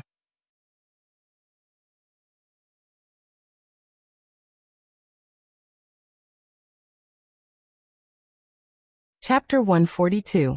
No matter what Wu Yan said, the three girls were suspicious of him, making Wu Yan want to cry but no tears came out. Perhaps it's because of Wu Yan's frivolous personality. The three girls were a lot nicer to him. Of course, the nicer words coming out of that Yuri girl's mouth weren't so nice. In the end, under Wu Yan's efforts, they didn't add another record to his record. They only gave him a warning, especially Shiroi Kuroko. She said something like she won't let him go the next time she sees him. She's just like a bad girl. After writing a bad review warning on the file, Konami looked at Wu Yan and said, "Okay, let your friend vouch for you and you can go." Wu Yan flinched. "Let's not talk about the official's guarantee. Just finding a guarantor is a problem. Don't forget, the identity given by the system is that he has no friends, no parents, no girlfriend. Where is he going to find a guarantor?" Do I have to have someone vouch for me before I can go?" Wu Yan said with a hollow laugh. It's been an hour since he came to Academy City, and he felt his heart weaken a lot. Konami frowned and stared at Wu Yan. She said seriously, "This is the rule. As a citizen of Academy City, you should know about it." Wu Yan rolled his eyes. To be honest, he really didn't know. The anime hasn't been broadcasted, the manga hasn't been drawn, the novel hasn't been written. How could he know about this rule? "But I can't find anyone to vouch for me." Wu Yan held back for a long time and said this. "You can't find anyone?" The three girls were stunned. Shiroi Kuroko looked at Wu Yan strangely. That look was exactly the same as when Wu Yan met Lulu in the Behemoth Forest. Lulu looked at him with the same look. That look of looking at a mountain savage. "Don't tell me your relationships are so bad that you don't have a friend who can vouch for you." Although I don't want to admit it. Wu Yan's mouth twitched. His resentment towards the system deepened. Shiroi Kuroko stared at Wu Yan seriously for a while, then sighed and spread out her hands. "Looks like you'll be detained here for a few days. Must it be like this?" The three girls nodded in unison. Even Chu-chun was no exception. Wu Yan raised his head and looked at the ceiling. His face was filled with grief. He was speechless for a long time. In Academy City, it's not that Wu Yan doesn't know anyone. On the contrary, he knows a lot of people. He even knows that damn otaku Alistair. It's just that they don't know him. The only people who know him are the girls who came with Wu Yan. But who knows what identities they were given and where they are now? This time, Wu Yan's intestines are turning green from regret. He didn't expect them to be separated. He changed so many items. Why didn't he think of a different method of communication? Even though they can sense each other's presence due to the intertwining of life force, they didn't expect him to be arrested the moment he arrived. Without a way to contact them, by the time they come looking for him, he would have already been detained to the point where he can be released. Sigh, I wonder how they are doing. Wu Yan isn't worried about Chuju. She has strong self-discipline. Wu Yan is a bit worried about Ikaros. Ikaros isn't good at interacting with people. Wu Yan is worried about Astria. Who knows if that idiot can survive in this place? There's also Mikoto. Wu Yan isn't worried about her. After all, she's a resident of this place. She's probably in her dorm right now, waiting for this Yuri girl to go back to Yuri. Suddenly, Wu Yan's eyes lit up and he shouted excitedly, "I got it!" The sudden shout startled all the women present. Early Spring screamed as her head hit the computer. It was so painful that she was about to cry. "What are you shouting for, all of a sudden?" Shiroi Kuroko shouted in dissatisfaction. Her two pink ponytails stood up. Even Kanori-mi was dissatisfied. Seeing the three girls glaring at him, Wu Yan smiled awkwardly. He quickly said to Shiroi Kuroko, "Oh right, I found someone to vouch for me. Kuroko, lend me your phone." Shiroi Kuroko jumped up and glared at Wu Yan. She gritted her teeth and shouted, "Don't call me that. I'm not familiar with you at all." Wu Yan just remembered that in Japan, only people who are very familiar with each other can call each other by their names. You can't blame Wu Yan, he's not from Japan. He laughed dryly. "Don't mind the details." Shiroi Kuroko snorted before taking out her phone and shoving it into Wu Yan's hand. Then, she sat down and ignored Wu Yan. Wu Yan held the phone that looked more like a Bluetooth headset than a mobile phone. His eyebrows twitched. "This is high-tech. She's trying to kill me." Luckily, Wu Yan often saw Kuroko using her phone on the screen. He clumsily used the phone to search for something. Soon, a name appeared on the screen. Wu Yan's face lit up. He quickly dialed the number back. Under the confused eyes of the three women, the call was finally picked up after a series of busy tones. An extremely familiar voice also sounded. "Oh, Kuroko." On the other side of the phone, The owner's voice rang out as soon as he picked up the call. Moreover, it rang throughout the entire branch 177. It was unusually loud, causing Hazy to instantly stand up and exclaim in shock. Wani-sama. Wu Yan wanted to smash the phone. Not only was it hard to control, it even put the phone on speaker. Kuroko, what's wrong? Mikoto's voice came again. However, the room was eerily quiet. Shiroi Kuroko looked at Wu Yan like she wanted to eat him alive. Wu Yan's head was about to explode. Ape! How dare you use my phone to harass my Wani-sama? She put one hand under her skirt, and the other hand reached for the phone in Wu Yan's hand. She wanted to take back the phone. And Wu Yan at the same time. Wait. Let me finish. When Wu Yan's voice rang out, Mikoto on the other side of the phone was shocked. How could Mikoto not hear Wu Yan's voice wrong? But why is Wu Yan with Kuroko? Yen? Is it Yen? Mikoto's words made Kuroko's hand stop. At the same time, it also made Wu Yan give up on taking her down. Kuroko's mouth was wide open. Wu Yan smiled bitterly at the phone. Mikoto, it's me. Why are you holding Kuroko's phone? Even if Mikoto wasn't here, Wu Yan could imagine how strange and confused she must be right now. Wu Yan's bitter smile deepened. Can't help it. This trip to Academy City didn't go well from the start. Listen to me first. Thus, Wu Yan blurted out an ambiguous explanation. After all, there were 3 girls present. Wu Yan couldn't explain it clearly. On the side, Kuroko opened and closed her mouth in disbelief. She looked at Wu Yan calling out Mikoto's name, and Mikoto calling out Yan's name so intimately, so familiarly. Not long after, the explanation ended. Everyone was silent. Mikoto was also silent on the other side of the phone. After a while, Mikoto's voice came through. In other words, you've been arrested by Kuroko and you're waiting for me to vouch for you. That's what happened. Wu Yan turned his face away unnaturally. Even if Mikoto wasn't in front of him, he didn't feel like he could face anyone. Where's the perverted girl? Wu Yan wasn't sure if it was his imagination. But Wu Yan felt like Sis Cannon's voice had a tinge of darkness to it. You should know that's not the case. Wu Yan sighed. After a few seconds, Mikoto said unhappily, wait there. She hung up. Wu Yan finally let out a sigh of relief. If possible, he didn't want to stay here anymore. However, while Wu Yan's side was settled, Kuroko's side was freaking out. What the hell is going on? Why, you scum! How could you know Wani-sama?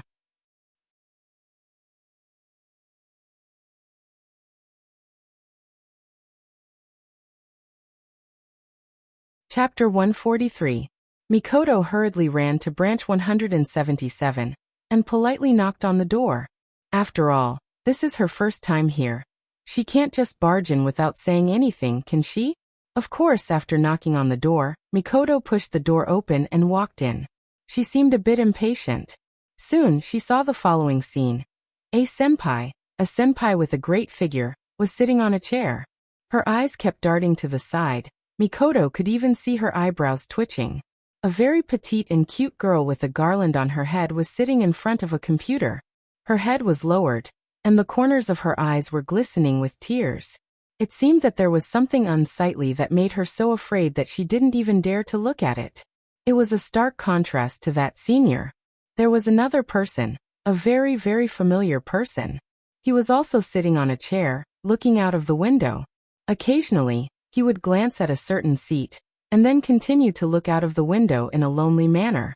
He had a posture as lonely as snow. What's going on? Such a strange scene made Mikoto's body a bit stiff.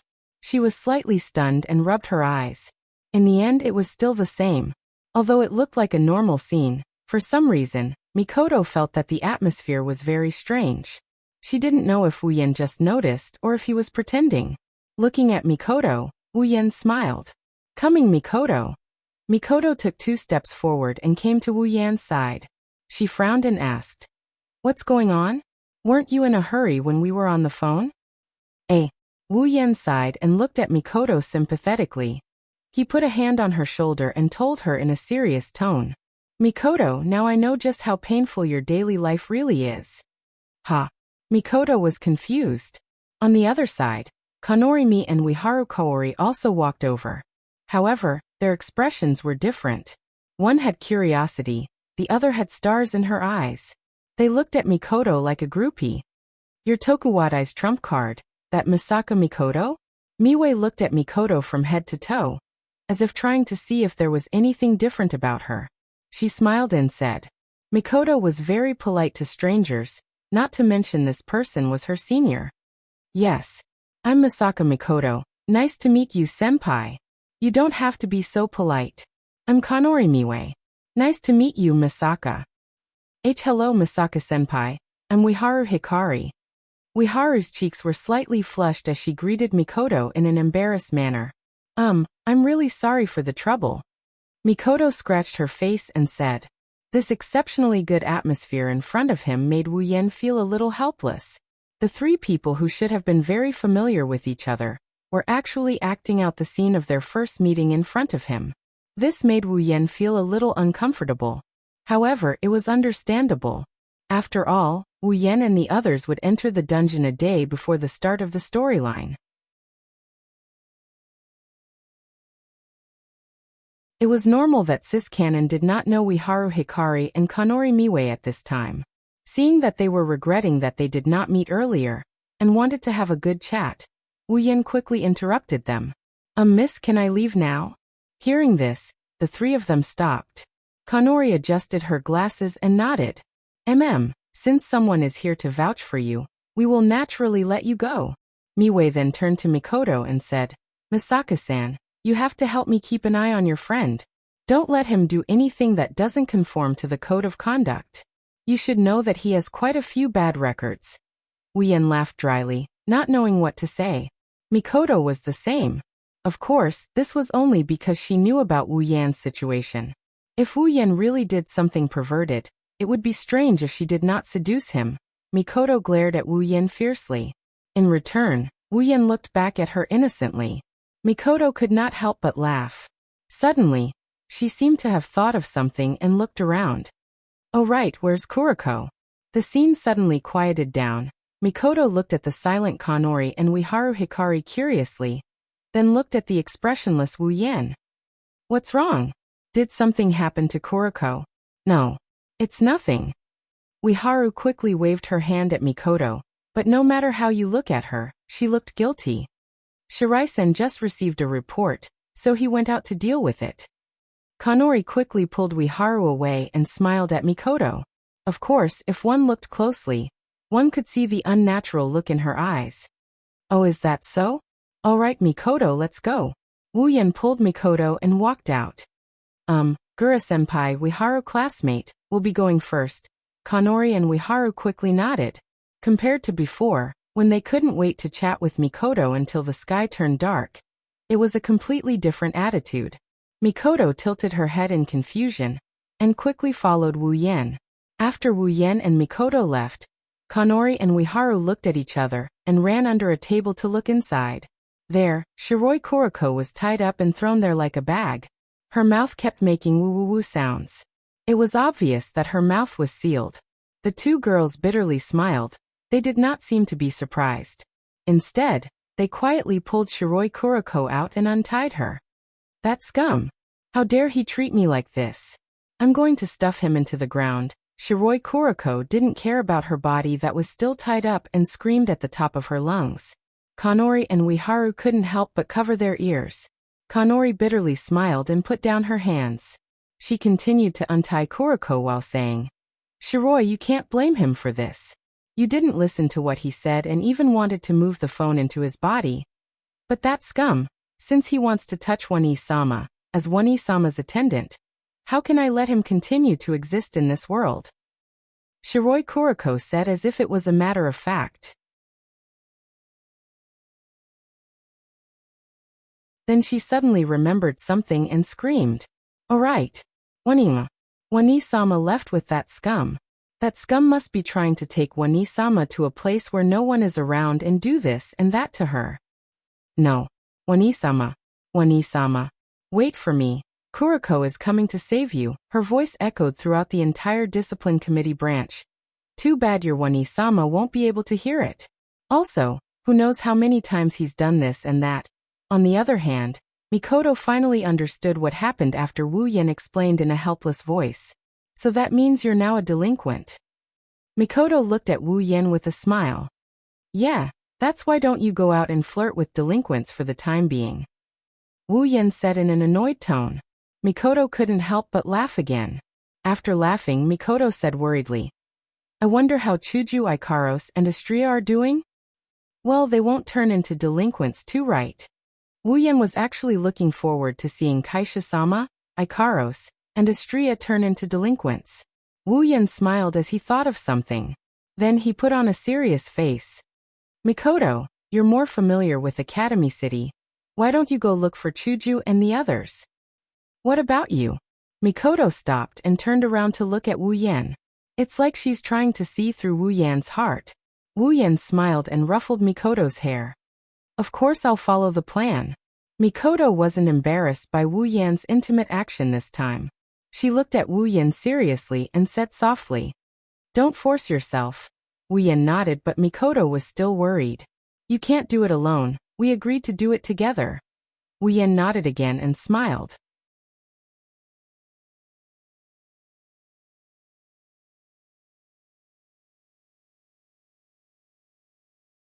Chapter 144. Night in a phone booth. Wu Yan is holding a small notebook he got from Mikoto.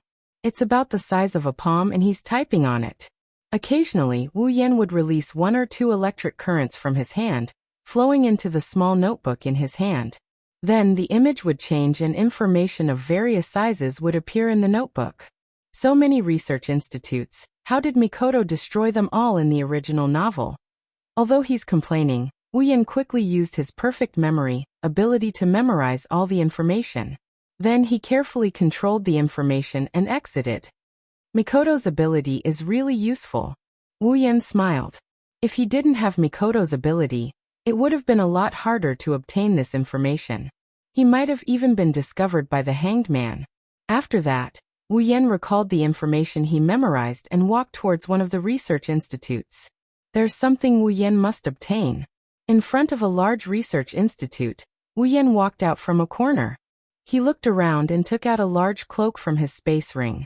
After covering himself with it, Wu Yan disappeared. In the research institute, Wu Yan is quietly walking down a corridor. With an electromagnetic shield, he's not afraid of any electronic devices detecting him.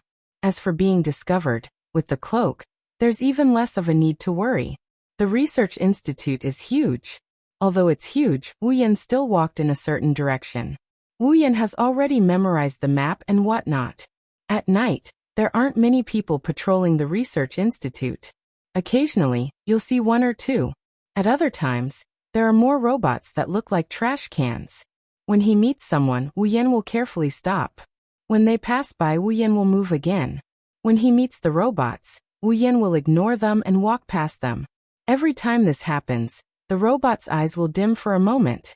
When Wu Yan passes by, they'll return to normal and continue patrolling. Along the way, Wu Yan lost count of how many times he's encountered a door. Others might have had to spend a lot of effort to enter these doors, but Wu Yan only needs to swipe his card and the door will open. Mikoto's ability is really suitable for invading these places. Opening another door, Wu Yan walked in. Behind the door, it's no longer the usual steel corridor.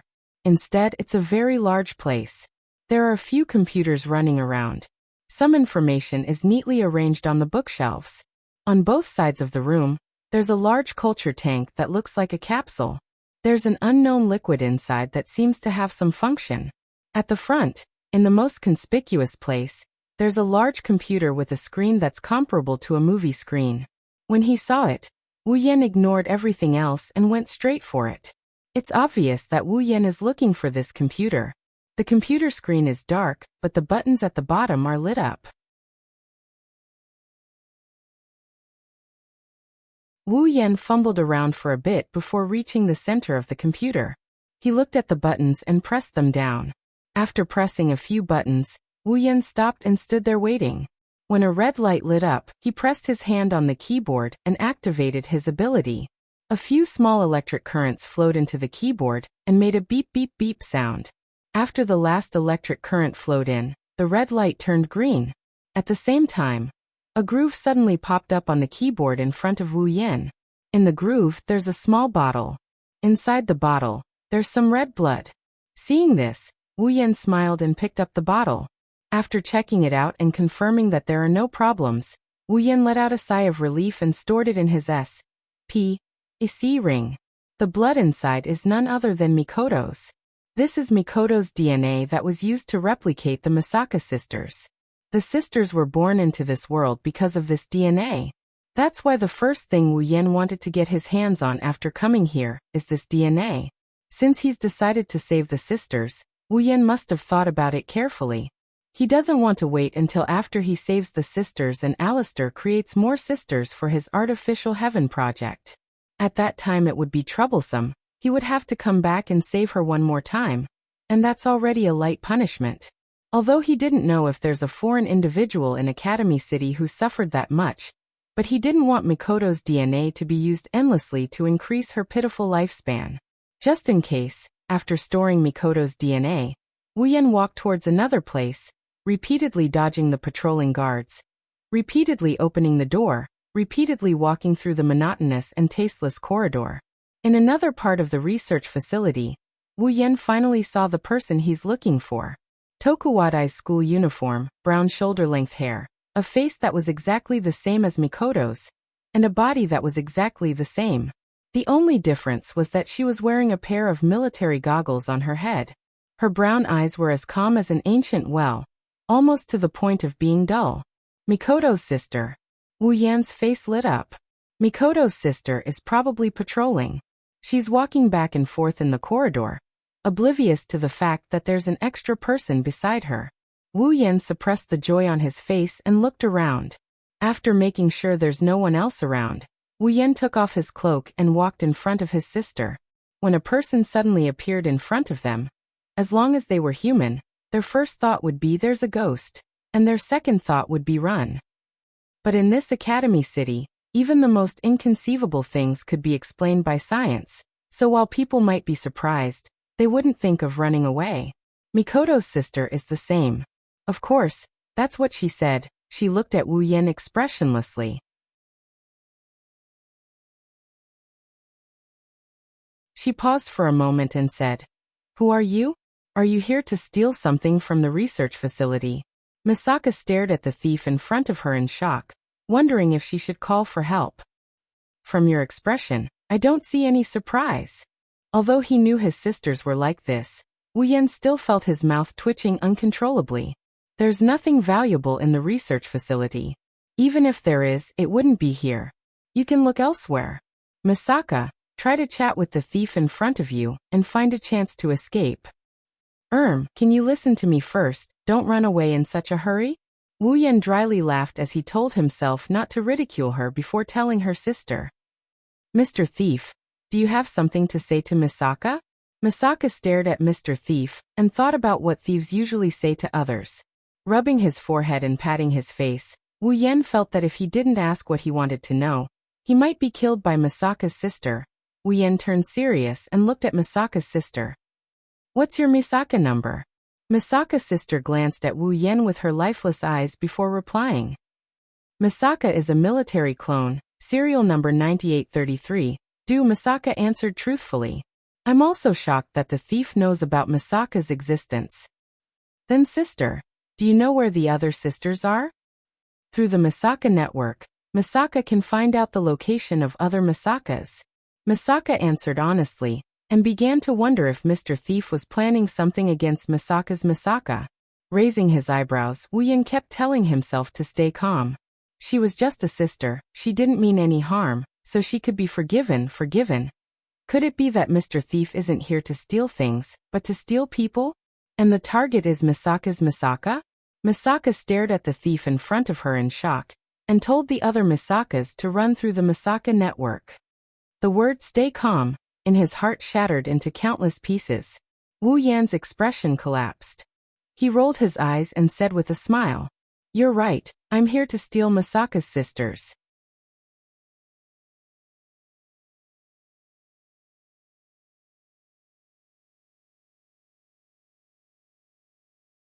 Chapter 145.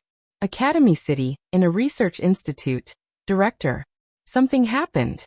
An old man frowned when he heard the voice. He looked at the source of the voice and shouted, "What are you doing? Don't you know that I don't like to be disturbed?" The person who shouted something happened said anxiously, "But leader, something really happened." "What happened?" "The number 3 military clones in the research institute are all gone." "Oh." The old man was stunned. He waved his hand casually. "If they're gone, then so be it. Just ask the people below to make a few more." But director, the number 3 DNA sample is gone too." "What did you say?" The old man was shocked. At the same time, in Academy City, there were no less than 5 research institutes with the same name. The same conversation was happening one after another. The sisters living under their names had all disappeared. Moreover, the original DNA samples that had been preserved in batches had also disappeared. When the people in charge of these research institutes realized that something was wrong, they immediately used all kinds of methods to investigate. In the end, whether it was surveillance cameras or other detection devices, none of them could find out what happened. After that, some other researchers who were involved in the same research found out about what happened to the sisters from their colleagues. They all counted the sisters under their names, and were relieved when they found nothing wrong. Soon after, countless researchers started investigating the matter from the sisters. The sisters had access to the Misaka network. If they wanted to know the whereabouts of the other sisters, asking the sisters was undoubtedly the most effective method. However, what shocked them the most was that all the sisters said that the missing sisters had been stolen by a strange thief. The relevant personnel were all furious on the spot. For a scientist, there was nothing more infuriating than stealing their research material. Some of the researchers' eyes even turned red. However, when they asked the sisters what the thief looked like, none of them could answer. The reason was simple. They only knew how to use words like strange person and thief to describe the culprit. They didn't know how to describe the culprit. When they asked about the whereabouts of the missing sisters, they said that the sisters' connection to the Misaka network was cut off. However, one thing is for sure, there's a plan going on to target the sisters. Academy City, School District 7. There's a tall building with no doors or windows. It's located right in the middle of School District 7, but there's not a single person within 10 meters of it. Inside the building, in a sci-fi room, there was a huge test tube that connected the ground floor to the top floor. The tube was filled with an unknown yellow liquid. A man with long white hair, wearing a green surgical gown, was floating in the liquid. He was hanging upside down. This man is the director of Academy City, the source of all this, Alistair. In front of him, there were some images that were being replayed over and over again. However, he wasn't sure if it was because the owner wasn't satisfied with it, but the replays were still going on. These images were of the research institute that was in a mess because of the missing sisters and the original DNA sample. After an unknown amount of time, the scene finally stopped replaying and disappeared. Alistair closed his eyes, and as he did so, the place fell into a long period of silence. Only a murmur that no one could hear clearly echoed in this space for a few seconds. "Thief, ha!" While the entire upper class of Academy City was in chaos, the person who caused all of this was leisurely walking down a street, observing everything around him with great interest, as if he was a country bumpkin, strolling around leisurely. For those who live in Academy City, of course, they wouldn't be able to understand Wu Yan's feelings. When he first came to Academy City, he got caught up in the drama of molesting girls, and became a pervert. After a few twists and turns, he was released and immediately became a thief. He didn't even have the time to properly observe Academy City. He had to admit that Academy City had its own unique attraction. As a high-tech city, of course, technology could be seen everywhere. However, there were also some places that were retro. It formed a nice scenery that made Wu Yan's eyes light up. After a sleepless night, Wu Yan didn't feel tired. As a veteran otaku, staying up late was a common occurrence. Staying up all night was nothing to him. After a phone call with Mikoto in the morning and reassuring her, Wu Yan walked around. Of course, in Sis Cannon's words, you have to let her know if you're dead or alive. As he walked down the street, The students who passed by made Wu Yan sigh. He couldn't help but lament that he was old, and that he was no longer in the same world as the students. He didn't realize that the two girls he had pushed down were also students. Sometimes, he could hear some gossip from these people. For example, what happened to a certain celebrity in Academy City, or bragging that they were friends with a certain LV5. He could even hear some familiar names from their conversations. At first, Wu Yan took it as a joke. However, when he heard another piece of news from a passing student, Wu Yan couldn't stay calm anymore. Hey, have you heard? There's a very beautiful girl who fainted by the river beside the bridge stairs. Many boys went there to court her. That's right. That's right. Are you serious?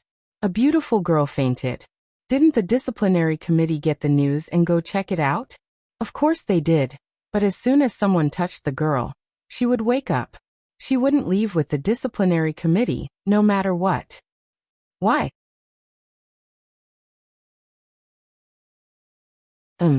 I heard that she was waiting for someone. Master. Wow. Is she a maid who was abandoned by her master? Haha, how could that be? Who would abandon such a beautiful girl? They should be executed by shooting. You're right. Wu Yan's foot was still in the air. His expression was blank, as if he had been struck by lightning. When the students walked past him, he immediately stopped one of them. May I ask, what does the girl you mentioned look like? Oh, I haven't seen her before, but I heard that she's a foreigner. She has really long blonde hair. The corner of Wu Yan's mouth twitched and his eyebrows twitched. Where is that girl? Hearing this, the student looked at him with disdain as if he was looking at something terrible. He turned his head away impatiently and said, She's at the bridge in front. Thanks. Wu Yan didn't care about the disdain in the student's eyes. After thanking him, he ran over, causing the other students to look at him with even more disdain. Another creature with a lower body who wants to court a beautiful girl when he hears about her. Wu Yan couldn't hear this sentence, but even if he did, he wouldn't be in the mood to care. At this moment, he ran forward as fast as he could, his heart throbbing with pain. If he wasn't wrong, the beautiful girl that the student mentioned should be someone he knew soon. Wu Yan confirmed his guess. He looked at the group of people surrounding a certain cute thing on the ground. Wu Yan slapped his head and didn't say anything for a long time. Maybe because she sensed Wu Yan's presence. She lifted her head and looked at Wu Yan's direction. A look of pleasant surprise surfaced on her pretty face. She jumped up, startling the people around her. She ran to Wu Yan's side without a care in the world and started complaining with tears and snot running down her face. You, master, I had a hard time looking for you. Astria is so hungry, I'm starving to death you. You're tuning in to the Li Mei's Wuxia Whispers YouTube channel. We're so grateful for your support, and don't forget to subscribe to join us on this incredible journey through captivating stories.